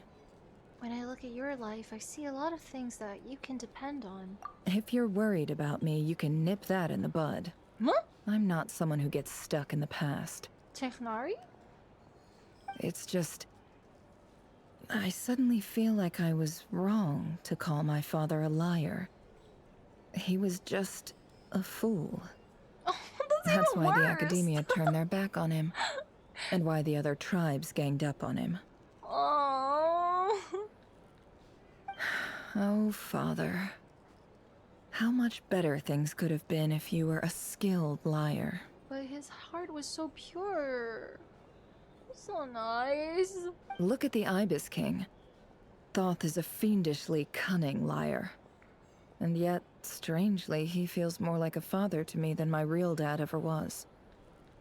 He's never brought it up, but I'd bet he feels the same way. Why else would he give me the power to perceive the truth, while at the same time training me in the art of deception? Sadly, I've never heard the Ibis King's voice. What's he actually like? Well, King Deshret banished him to Aru, which is essentially a prison, and posed 3 questions to him. He promised that he'd have his freedom if he could find the answers. Wait, Aru village was... Oh, well, I guess this is more metaphorically. His response was to take on a physical form and approach me, hoping that I could become his envoy and search for one of the answers on his behalf. Huh. Did he really think I'd fall for that? He's stuck there. He can't make me return what he gave to me. Sounds like he was nice enough to you. You definitely sound like father and daughter. So that's enough for you to decide he's nice, is it? He's a prisoner, and he was scared. So he decided to perform some good deeds to win people's approval. He lives in fear because he's a deceiver. How is Rerir any different? You can't work as a spy your whole life and expect a happy ending. True. True. It's preposterous. Yet I can't say I don't understand it. Liars live in the darkness of their own making. But it's still human nature to want to go on living. They say that a liar's soul is the most worthless thing in the world. What do you think? Ooh, I mean, I think there's more worthless things in the world. Like people that murder children, but I don't know. I think I have to disagree. Oh, really? Well, it takes a very kind person to find compassion even for liars. If you ask me, the soul of a liar really is worth nothing. Because all they care about is themselves. Huh. That is an interesting point of view. I'm not gonna defend them, but I do feel like there are very many cases where people unfortunately lie for others, but it's ultimately to gain something or to escape something, so yeah. For example, when something good falls into my lap, I don't go sharing the news around. Stops other people trying to steal it from me. Understandable. But yeah. Farina had to lie for 500 years to save Fontaine. True, actually. Whoa, what? I have a feeling some people over there may have overheard that. So be it. They have sharp ears. I can't keep anything from them. That's crazy. Is that is that your way of saying you've warmed up to them now?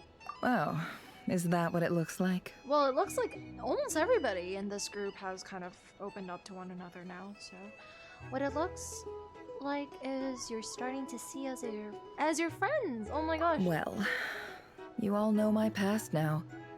And I can't simply eliminate everyone who knows too much. So I guess I just have to put up with you. For the foreseeable future, at least. When you find yourself in a situation you can't control, the safest play is to keep calm and start monitoring everyone involved like a hawk. In the intelligence world, you need to have a sense of perspective and play your hand accordingly. good advice, good advice. If you understand what's at stake, please ensure my secret is safe with you. I trust you'll respect my wishes as a friend. But don't forget, I will also be watching you like a hawk. And who's to say I don't like that? Sure. Very good. Oh, wait! Now that the panic's over and we've all calmed down, Paimon suddenly remembered something. What is it? After all that build-up, our mystery ally never showed up even once! It's Nicole, isn't it? Oh, what? It just ends there? Oh.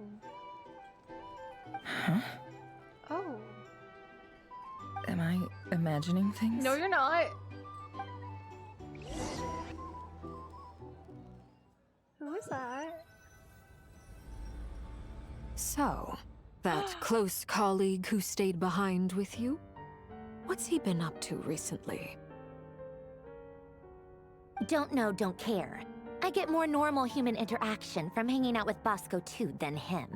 Don't know, don't care. I'm gonna start using that. Although, now you mention it, he hasn't bothered me in a while. I wonder if...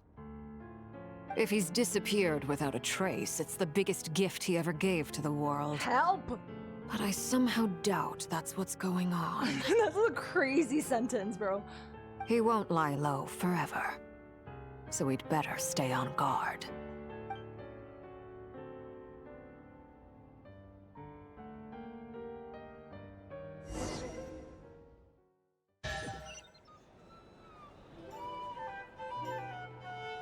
There's more?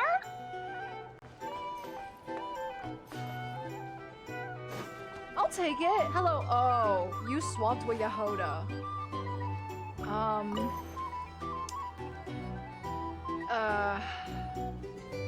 Fine. Or for some information? How have you been holding up? Any adverse reactions? If you start to take a turn for the worse, make sure you tell me right away. Aww. Nobody's on Dotori's side, and rightfully so. I hope we don't fight him anytime soon, but I would really like to see him soon, because every time he shows up, there's always some sort of insane lore drop. And what is this NPC doing? You just blocked the view of albedo. Hello? Okay. Anyways. You don't need to worry about me, Grandmaster. I'm fine. I mean, I barely did anything. What do you so... mean? What do you mean? What do you mean? You were born 2 seconds and a half ago. Literally somehow infused the power of pyro with everybody. Oh my god, he's a pyro. Wait, he's pyro. Okay, infused pyro with literally everybody, connected their emotions and their powers, and then you kamehameha'd, and then you literally ulted in the cutscene. There was like 10 seconds of impact frames when you were born 2 seconds ago. Like, I think you did a lot. What? You're too humble, young man. You played an indispensable role in the battle for Nodcry. We can't thank you enough for your support. Honestly, that's a very good debut for him. First EP out when? Sometimes, when people praise you, it's because you deserve it. The best thing is to accept it calmly and with grace. It's important to learn how to respond to words of admiration. Oh my god, it's so endearing to see albedo really act like an older brother. I mean, we kind of have seen him interact with Klee like this a lot in the past, but like to be teaching a younger sibling on how to react to certain things, how to take in certain situations, how to... Why is that so endearing? Let's do a quick demonstration. Albedo, that was an incredible feat of alchemy. The pressure was on, but you worked flawlessly at lightning speed to get the job done. Yeah, dude, that was so hot. Thank you. I can't take all the credit, though. Durin played a big part in forming the alchemical array. And might I add, in the alchemical what is it called? Like the summoning circle thing, the magical circle that appeared, it was like a very enhanced version where he incorporated not only his own logo, but also the logo of the moon, and there was a logo of the star, and there was a bunch of other ones I didn't even get to see yet. It's so freaking cool. See? Did you catch that? A masterclass in how to take a compliment. Okay, fair. Wait, he looks real fine here. Oh my god. Okay, yeah. I did work pretty hard to help prepare for the battle. No point denying that. There we go! Yeah! The way Rerir clocked it was Rhine-Daughter's work, bro, that guy is a professional hater. It's actually kind of, quite admirable. Let's just keep it at that. Hey, you guys!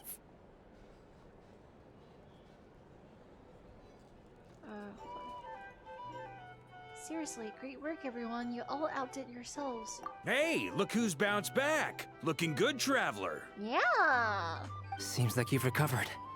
You won't need to take any more medication. Dude, putting Varka next to literally anybody other than the Nodcry characters makes it such a humbling experience. Like, even next to the Traveler, it's... Can I get you a drink? Huh? You know how to order at a bar now? You've sure learned a lot recently. Handling a drinks order is ridiculously simple compared to alchemy. Don't worry, I'll blend into society yet. Paimon believes it. You're clearly a fast learner, just like your brother. To be totally honest though, Paimon didn't quite follow all the details when you first explained the plan to us. Don't worry, that's completely understandable. Unless you're a student of alchemy, it's hard to grasp the principle and how the process works. Chat, I just realized something.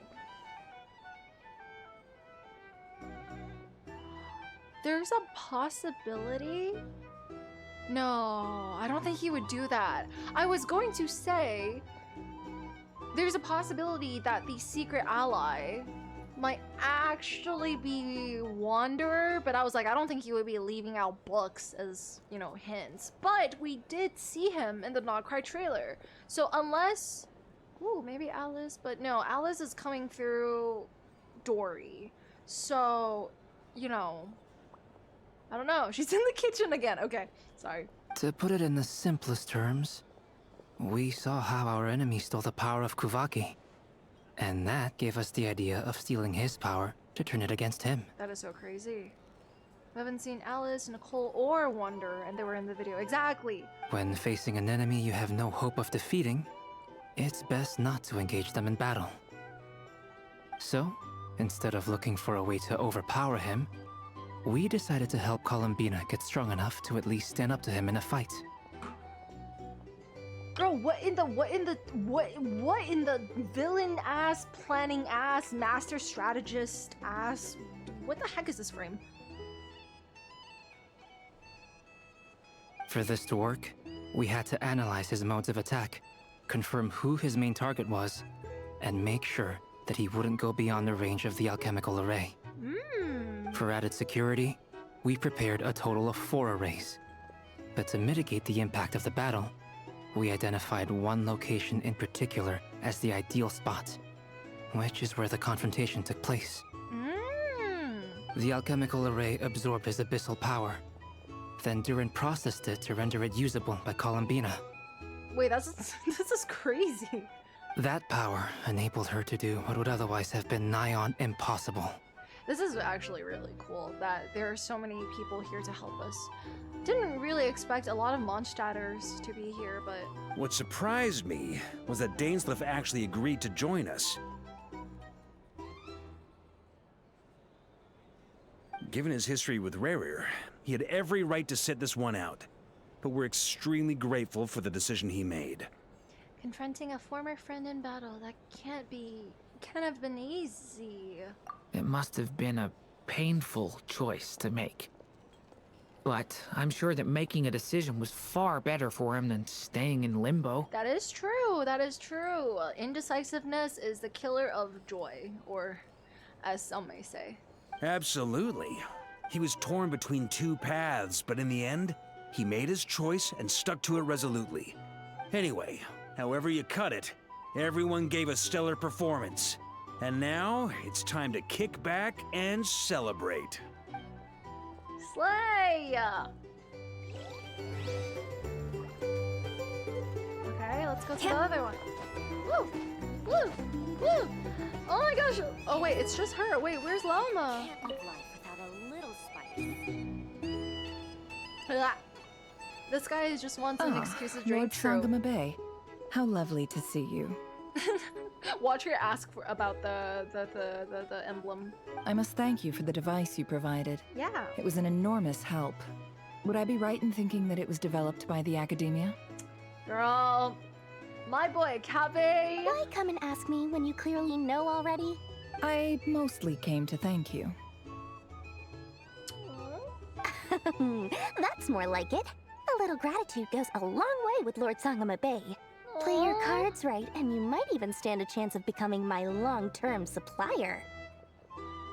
The chance to work with such a kind and charitable investor as yourself would be a great honor for the Curatorium. Huh? Charitable? Who said anything about charity? First time hearing about it. Let's see. The first plot of land you purchased in Nodcry, your desert interests, and... Stop! What do you think you're doing? Exposing my investment history! Girl! This got rich. Like, damn. It's nothing to hide from. They're all perfectly legitimate investments. And some of the land you purchased was with the intent of building a sanctuary? Ooh, for what? Yes, I heard about that too. For what? How did you... You're a curious case, Lord Sangamabe. You don't like people finding out about your good deeds, do you?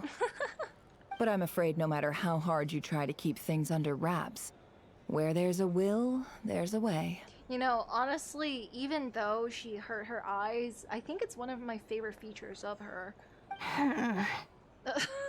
You did it for Sumeru, didn't you? Aww. It was empty land that was gonna go to waste otherwise.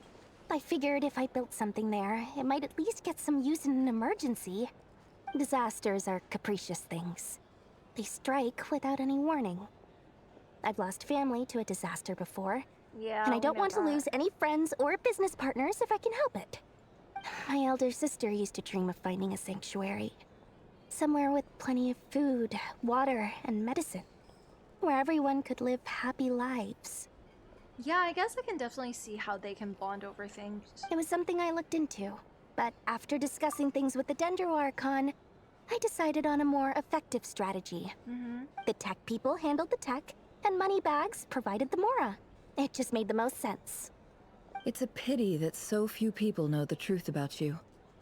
Everyone says that you view everything in terms of Mora, and all you care about is growing your own wealth. So, what's the problem with that? Everyone wants to be rich. It's human nature. So yes, I love Mora, and it's nothing to be ashamed of. But surely you have dreams of your own beyond just making Mora. You don't get it, do you? My dream is to invest in other people's dreams. And, you know, make a nice little slice for myself along the way. So to get rich. Just thinking about it makes me happy. That sweet, sweet sound of Mora. Thank you. For the device? And the pendant. Oh, that. I was just returning a favor. Don't worry about it. Seems like we've both been away from home for a very long time. Yeah. So long that I barely remember what my family even looked like. That would be your mother, father, and sister? Yeah, though it's been years since my sister passed away. It's not like I want to forget them, obviously, but memory can be even more ruthless than the most calculating business person. Beyond a certain point, if something isn't helping you, it just gets rid of it. I'm actually surprised. My sister can't help me now. Slowly but surely, her face is fading from my mind's eye. It's become a vague impression.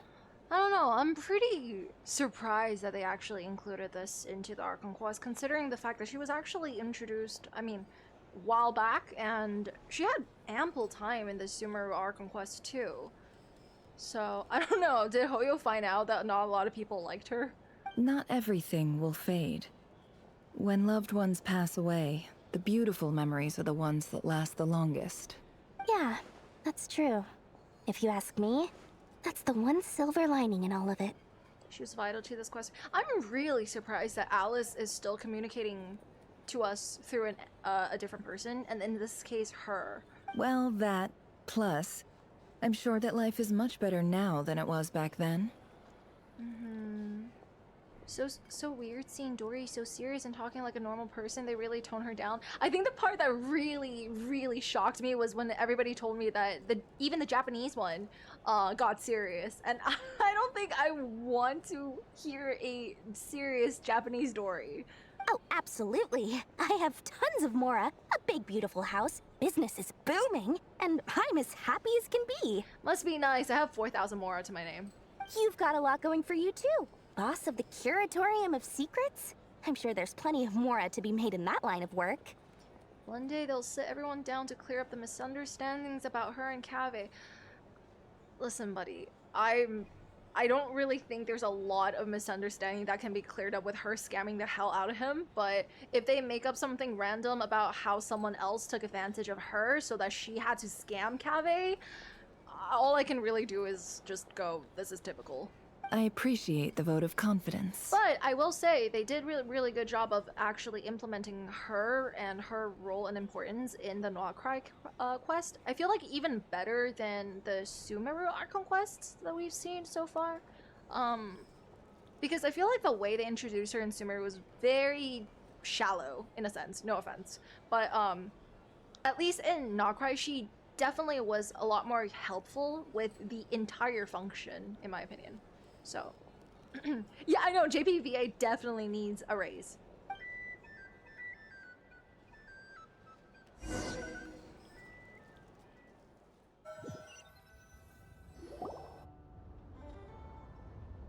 That's the only reason you're here. Yes. I've thought a lot about it. And I've realized that you, me, and Arlecchino should be friends. I think this is very important. So I felt I had to come and tell you. I'm glad that they're finally having tea. I wish Arlecchino was here too. Well, this is a new one. I'm so moved. I can't even hold my teacup. If that's all, you can leave now. No! Do you not want to be friends with me? Or is it that you prefer being co-workers? The split screen is crazy! What the heck? Wait, this is intense. What is this, Columbina? Are you deliberately testing my patience threshold? Right now, my politeness module is active. But if you say another word, I swear I'll shut it down. Wait, you didn't even let me... They didn't even give me the chance. If your politeness module was active, wouldn't you say the word please at some point? That's crazy, girl. Oh my god, we actually have Rage Baiter professional over here. Polonia, please get rid of her. see Lady Columbina to the door. Polonia, off with her head. Will you still invite me to your next tea party? This is so crazy. She just ignored her. What? Yes, I think you will. Bye-bye, dear Sandrone.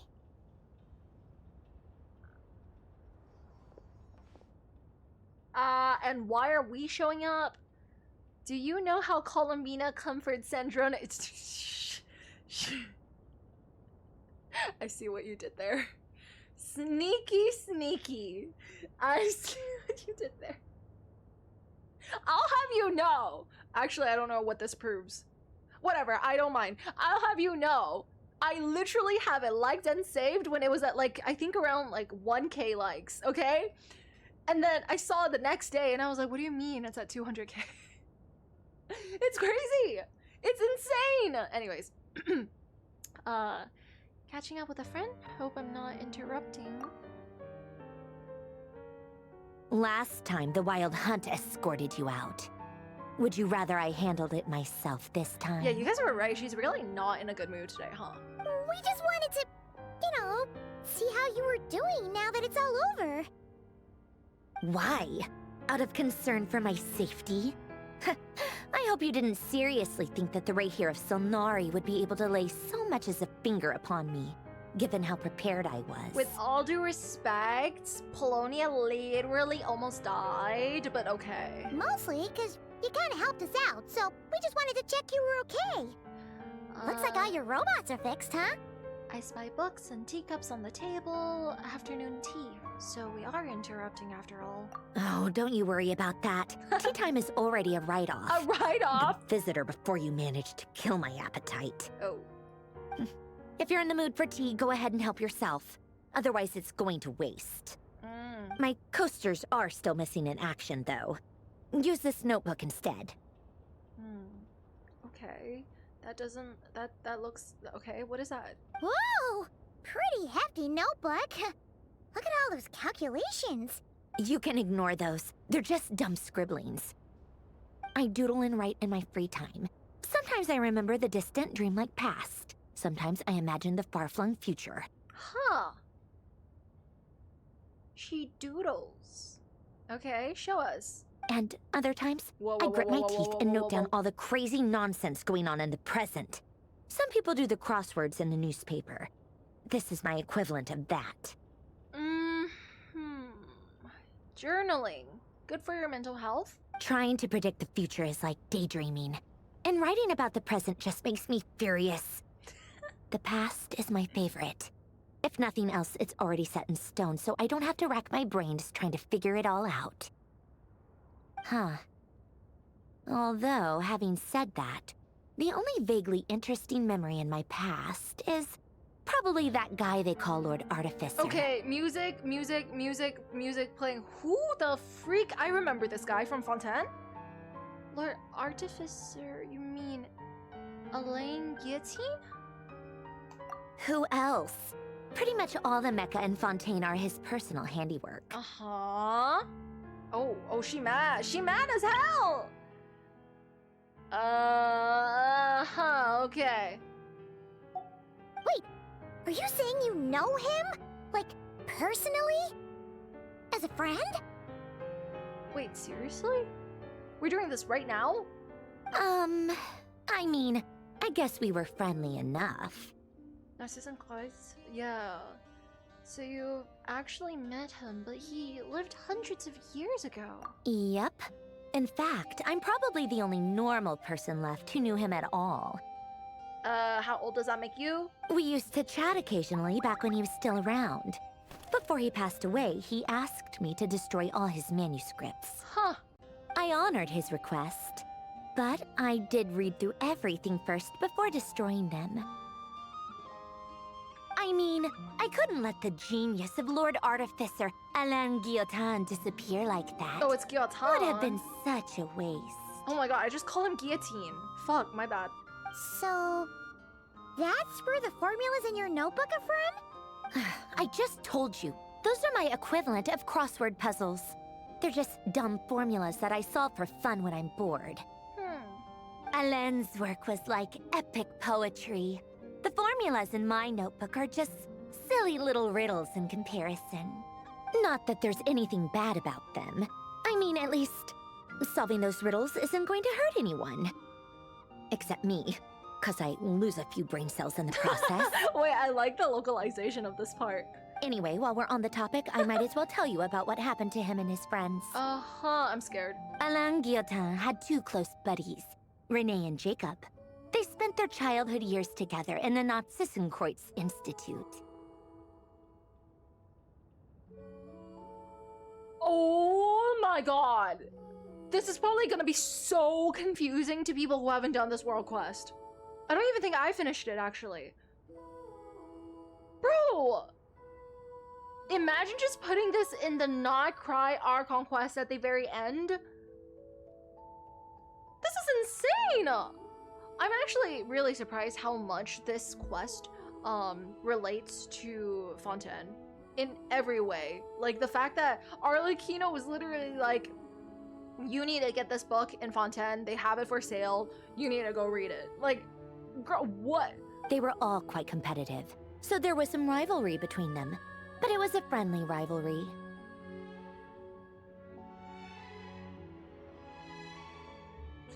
Oh my god, this explains so much.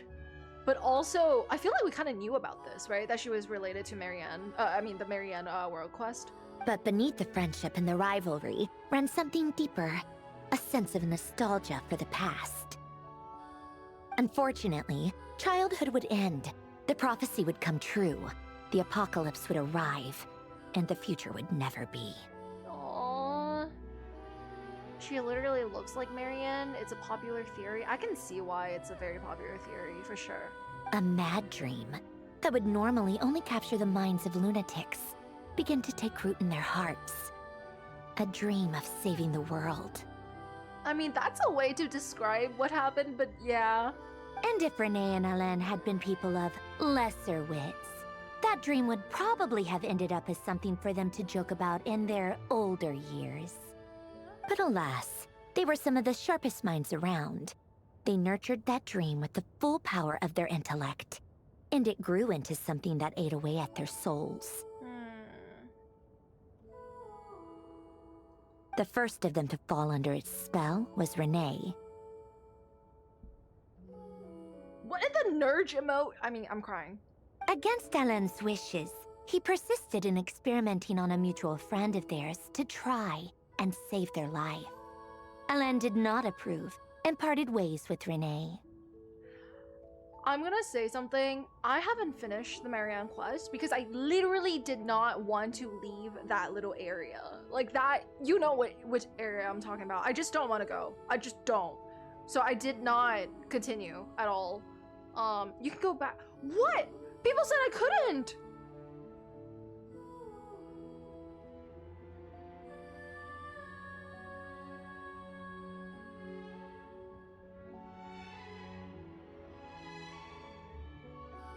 You got one guide? No. You don't understand. I literally posted a picture of albedo in that space. And then everyone's like, oh, that's such a beautiful space. I love that space. Too bad we can't go back. So I just never Continued. What the hell?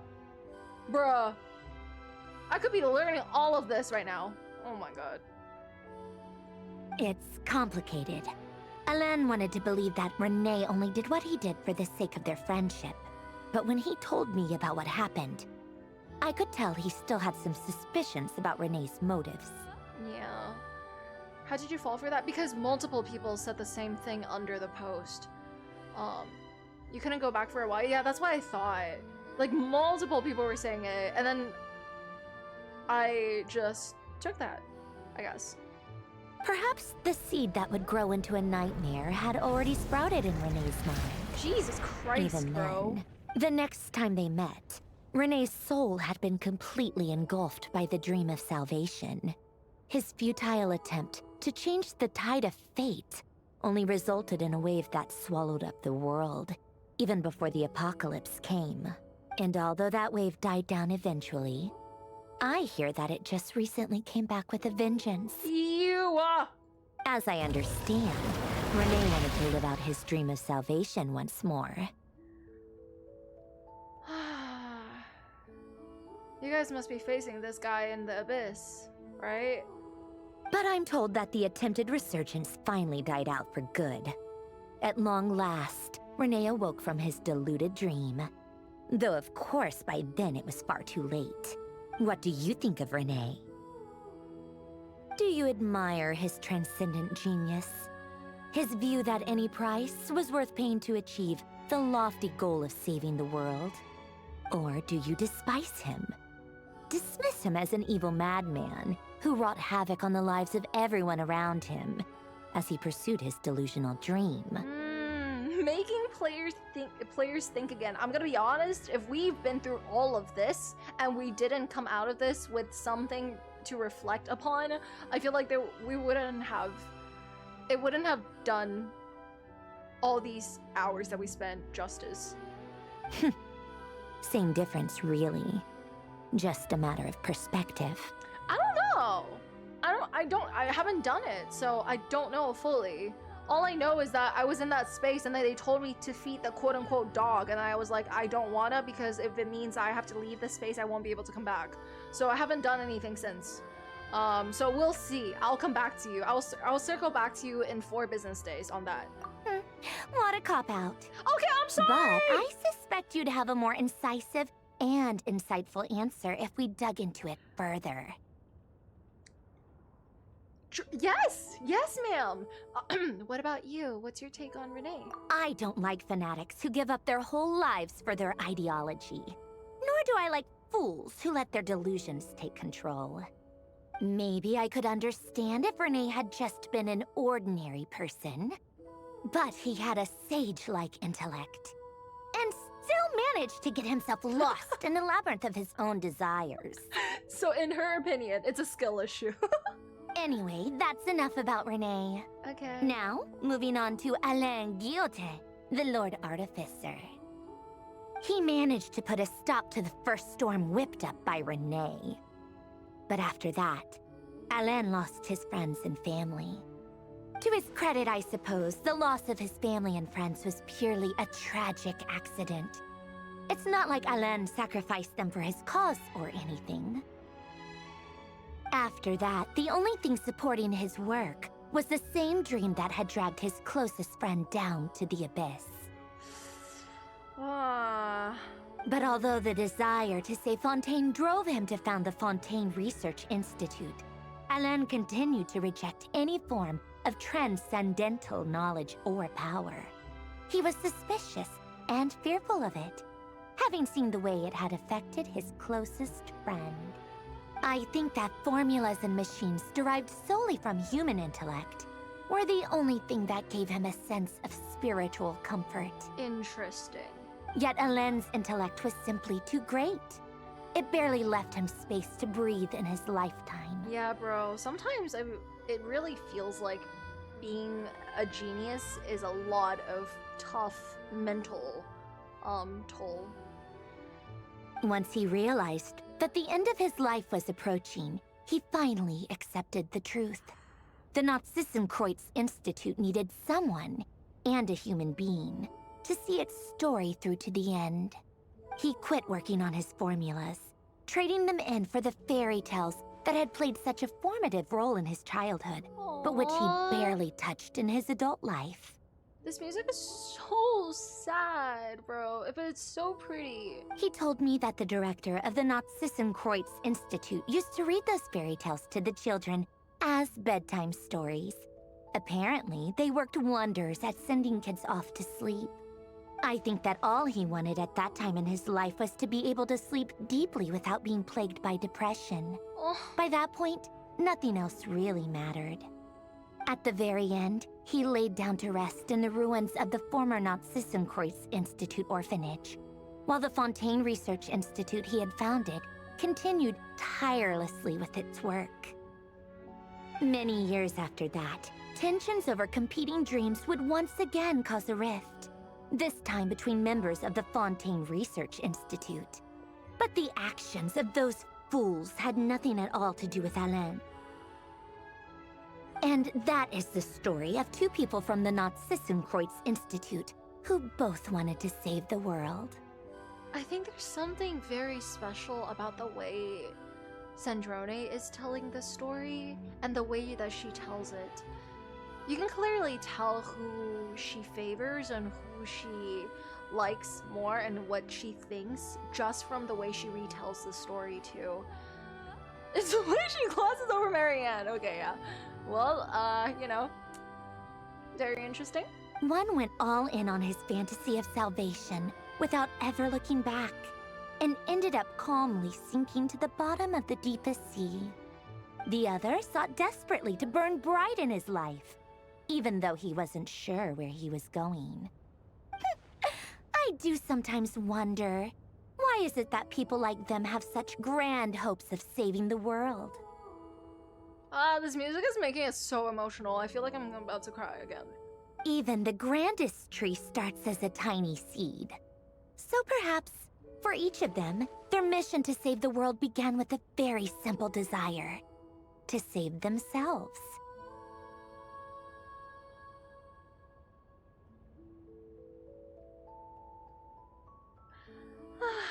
Oh, yo. Always on this theme. Because why did they literally ask Finan, if one can't even love themselves, how can they possibly love the world? It is just, why would you do that? Fuck. They were young children with friends and family who mattered to them, desires to explore the meaning of life, ambitions to have a successful career. They didn't want to see all of that taken away in one fell swoop. Or maybe they just wanted to find something to anchor themselves within the chaos, to stop them getting quietly swept away by the storms of life. But instead, the search for their own salvation took them down the rocky road laid out by fate. Do you think the desire to save oneself is enough of a justification to try and save the world? Ooh, that's a tricky question. See, the other one I need a context for, but this one, if we're just gonna take it at base level, is really tricky either way. I feel like if you are willing, you're trying to save the world just so you can quote-unquote save yourself, means that ultimately it is still a sense of satisfaction for yourself. And in that case, I can definitely see that as being more self-serving than to do it for the sake of the world which is way bigger than you and yourself. But if it means that the world can be saved, and then you can also feel that sense of satisfaction, so it's kind of like a killing two birds with one stone. It's kind of like a win-win. If the world is able to be saved. Yeah, I guess it's enough. The way you said that sounded just like Alain. Girl, how old are you? I asked him the same question back when he was in his prime, putting all of his energy into his work. He gave the exact same answer as you did. No elaboration, just a quick short answer before getting right back to his work. He was Always that way. All right, tea time's over. She was probably one of his robots. Probably one of his most successful robots, if that's true. Considering how... Look at her! The way she's able to retell these stories, form her own opinions so easily, ask these introspective questions. Like, she should be his magnum opus if she actually is created by him. I owe Arlecchino a favor for telling me these stories. I'll have to bring a whole sack of gifts the next time I visit the House of the Hearth. I'm gonna go tinker with Polonia now. You guys can do whatever you want, as long as it doesn't involve interrupting me. That's crazy. You literally just yapped to me for like 20 minutes straight, and now she's like, shoot, go, leave me alone. Polonia, exit hibernation mode. Begin diagnostics. Oh, I was gonna ask. I was like, why the hell is Polonia so quiet? Okay, he was in a hibernation mode. Makes sense. Anyways. Dude, I didn't expect that at all at the end of the Archon quest. It was honestly really, really, really nice. Oh, goodness. Why is he still in here? That was so good. Absolutely cinema. I loved the cinematic, the cutscenes that they had. I think the 2 cutscenes that they had, both were insane, insanely good. It's so freaking pretty. But yeah, no, it was amazing, honestly. Kudos. I can definitely see why you guys all ranked it like an 8-9. An insurmountable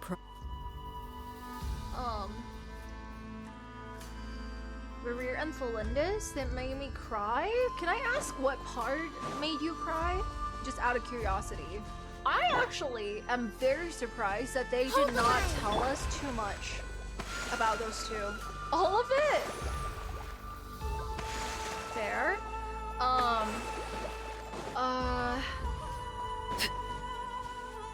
don't know. I haven't really, like, looked kind of about, this Archon quest, obviously, because it's spoilers, but what did you guys think about it? I feel like I've kind of made my POV pretty clear, but I still need to know so much more, about what happened and, like, how things happened and what ended up happening between Rerir and, Tholindis, but I still think that he is a very well-designed villain, both character-wise, like personality-wise, writing-wise, but also design-wise. That's my personal opinion. I can see why people think his character design is boring, though. I can definitely see that. I will say, though, it does feel a little strange that he... How do I say this?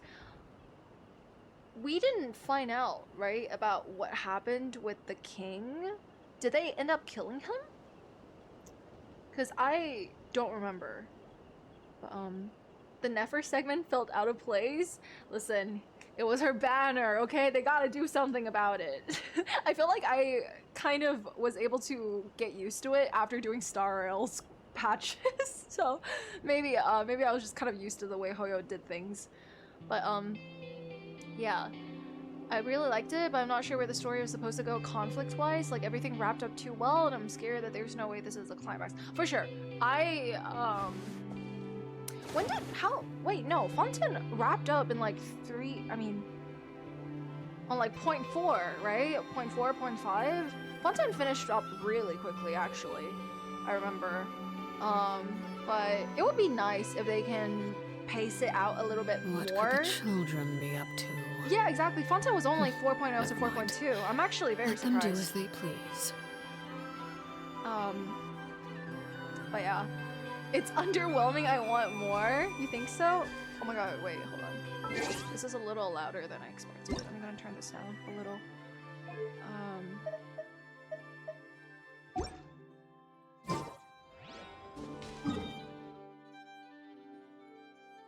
Nefer segment wasn't out of place. They were drawing parallels with Nefer and Rerir, how their situations were similar.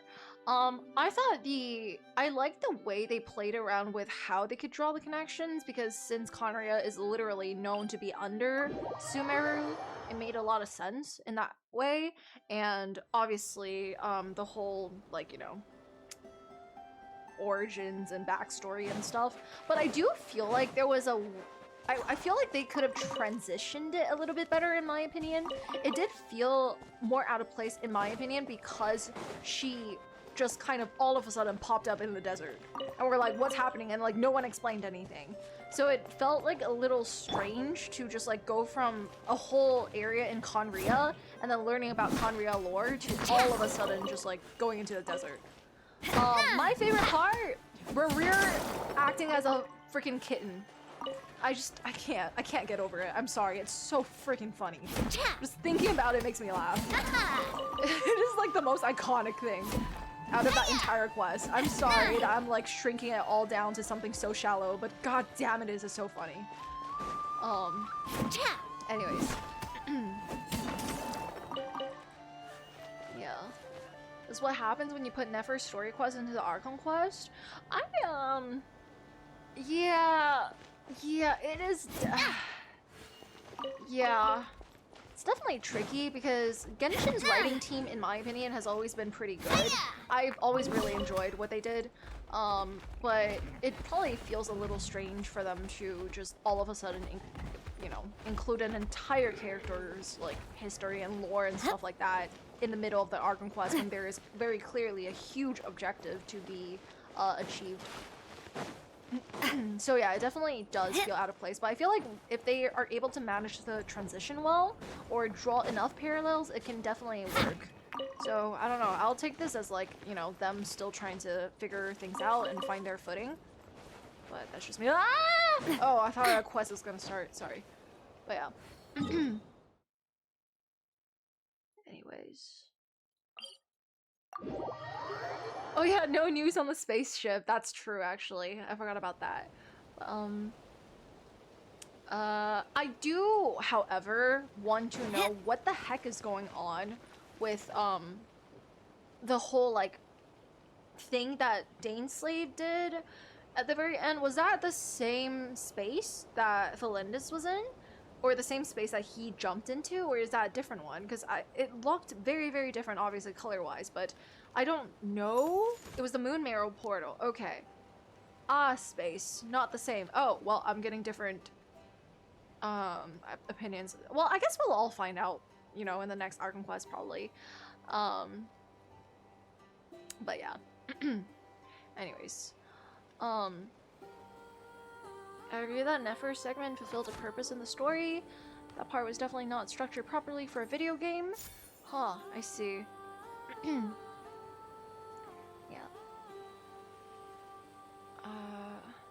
Will you be watching 6.2 livestream? I don't know when the 6.2 livestream is gonna be, actually. I'm not sure about that. Where's tholindis? I have no idea. But, is she alive or dead, or where and in what form? I don't understand why they didn't explain the moon marrow space from Act 3, actually. Because I doubt we'll be able to go back, right?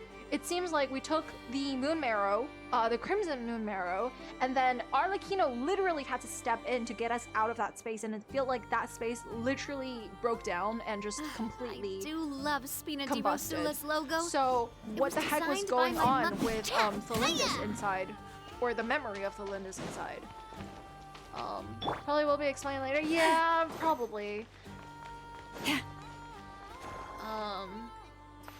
Didn't rerir get shredded to pieces when he fell into the moon? I don't know if it was fully confirmed yet. It was definitely confirmed that he was shredded to pieces, but no one knows what reason and for what case. I think he just literally is 100% embedded with the Abyss now for the sake of being able to stay alive. I think that was what that was, in my opinion. But yeah. Bro got turned into some cheese. Okay, you're definitely on the wrong page, but okay. Anyways. Anyways. You're definitely on the wrong page. But yeah. I think the way they were able to kind of I don't know. I think one of my favorite parts about this entire Archon quest, I know it's not the most important thing for a lot of people, especially for people who only care about like the story development. I actually really enjoyed this group of characters, and I feel like Genshin always does such a great job when it comes to just throwing in random characters from random regions that you would never expect, and then just like put them into a group together, and they always somehow manage to hit it off. I think it's one of my favorite things. I love being able to see how they kind of interact, and I love being able to see different personalities bring out different dynamics between people. And I feel like they did a really good job this time. Especially, I found that out especially when I saw Columbina and dainsleif have a conversation. Yeah, exactly. It was so interesting. And first of all, they dragged dainsleif back into the quest. Love that. But second of all, it's really nice to be able to see how a lot of these characters who are in a lot of power, and I'm not saying that, you know, Yehoda or like Durin don't have a lot of power, but like seeing these people who have so much more mysteriousness have conversations not only brings out their dynamics and their personalities and vulnerabilities, but also somehow is able to let us in on a little more lore about themselves. And I think that's one of my favorite things about Genshin, is that we are being slowly told a story over the course of like 5 years, and every single interaction counts. Every single Archon quest counts. Every single thing adds a little piece to a puzzle, and I just really, really enjoy that. But yeah, and ultimately, again, as I've like stated multiple times, I think Genshin has done a really good job of making most of their playable characters, if not all of their playable characters, good in some way. Like as good people, good characters in some way. Like they're all sort of positive in some way. You know, they have their own crash outs and stuff, but like at the end of the day, their heart is still good in some way. So when they have that in common, it's very easy to just like throw two characters into a situation, give them a common goal, and then just see how they hit it off. It's so nice. I love it. But yeah, I want Archon Quest where the Traveler was voiced conversation one by one. I don't know about with the Traveler, to be completely honest, because I feel like there's a lot of interactions that we can find where they speak to the Traveler, even in character quests and stuff like that, and even in teapots, actually. So I just feel like, okay, sorry, my gosh. Here, enjoy this one. But I feel like when it comes to two different characters, it's really up to the writers to tell us how things would turn out. But yeah. Anyways. But yeah, I guess that's about it. I don't understand why Toma never went to look for his mother.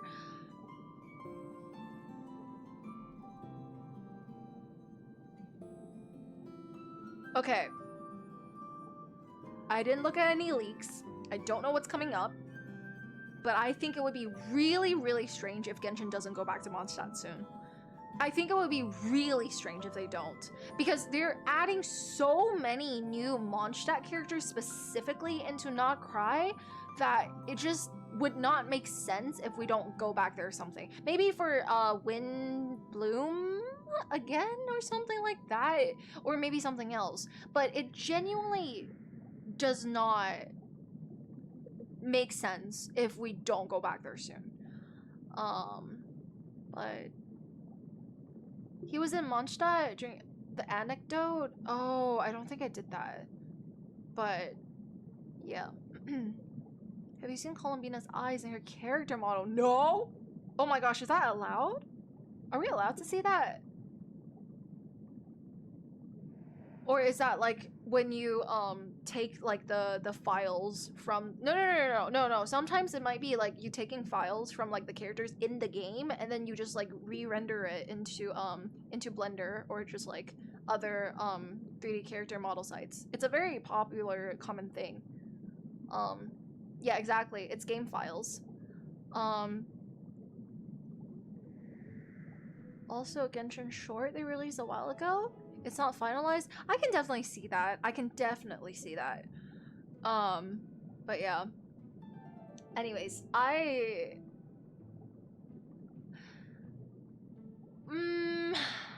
do I say this? I think I would rate this quest probably like an 8 out of 10, like most of you guys. Maybe even a 7.5 because of how much there was left in Rerir and Tholindis's whole thing. But then still somehow we were able to conclude on the battle with Rerir. But I guess it's a very good stopping point. It's just now I don't know how they're going to be able to continue it. Like, do we all go into that space to fight him for the sake of keeping Nodcry safe? Or are we going to drag his ass back to Nodcry again and then just this time with more forces to help us? I don't think if I don't know. I don't think that would make sense. But did you like Act 3 or Act 4 more? Ooh, that is very difficult because they were both very different and the length was incredibly different. And also, you know how much I love Arlecchino. You know how much I love Arlecchino, so it's gonna be really, really difficult, honestly. I will say though, I think 6.1, oh, I was thinking of Stariel. Anyways, 6.1 was, like, Act 4 was really good because I loved how much we got to learn about Conria.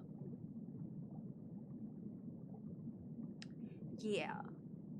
Everything else was pretty good. The animation was pretty good, but I really, really am just... I loved what they did with Conria and how they told the story. I don't know about the chess part, to be completely honest. I like it, but it's just... Girl, what the hell? So yeah. I enjoy Act 3 better. Nefer's part really brought Act 4 down for me. Ooh, interesting. Interesting. Huh. Yeah. Okay. Alright, chat. I guess, if you can't tell, I've been, like, kind of just sitting here yapping because I don't want to end. I don't want to end stream, but, it's like 3 a.m. and I need to wake up early tomorrow, so unfortunately I will have to end it here. I really, really, really am so glad that we were able to finish this quest though. Low-key, I thought we were going to take so much longer. I thought it was going to end at like probably 5 a.m. or something like that. But I'm really glad that we were able to finish up the quest and also explore everything. I hope I didn't scream too loudly into your ears today. I hope you guys enjoyed watching it with me. I hope that it was fun for you. Because I know that most of us, usually you guys watch me after you've done the quest already yourselves. So please let me know if you liked it. And yeah, thank you for being here and thank you for being so sweet. It's gonna take a little bit, and by a little bit, I mean probably like at the very least half a month probably for me to settle into a new space after my surgery and like and set up a streaming space. But I will try my best, and you will definitely find me mostly on Instagram. So you can definitely find me on Instagram, Twitter, TikTok are under the same @ now, @glitterful. So glitter and then FUL. I'm so happy about this new @. But yeah, you can find me there. Usually I will be on Instagram, so yeah. I probably will be out for a little bit just to recover. But I hope we'll be able to do like a Cyrene poll stream soon. And then for those who are asking, I will be posting the Sparkle cosplay pic, the full Sparkle cosplay pic, probably like tomorrow or something. But yeah, thank you so much for being here, and I hope that my new @ is able to be a lot easier for you guys to spell, so there's no H anymore in the word glitter. Thank goodness. I think the one singular site that I have the username glitter on is Xiaohongshu. So I might just like I might just start a new Xiaohongshu account so that I can just have that new @. But yeah, thank you for being here. Oh, this music makes me so freaking emotional. But thank you for being here, chat. Thank you for being so freaking sweet. I will definitely get a stream in, at the very least, one stream in before the year ends. I know it's like only end of October, but I will try my best. There's a lot of things happening in my life, unfortunately, or fortunately, kind of starting a new slate a little bit. Doing something new, trying something new, kind of betting on myself a little bit. It's really daunting because I'm kind of doing everything myself. So I ask for a little bit of patience from you guys, even though I know that you guys have been nothing but kind and patient with me. So thank you so much for being here. I have never felt so grateful for such a loving and kind and just absolutely incredible community. I truly feel so freaking lucky. Thank you guys very, very much, and I will see you guys soon on stream, hopefully. If not, you'll find me on Instagram, and if not Instagram, Twitter. So I'll see you guys soon, okay? Take care.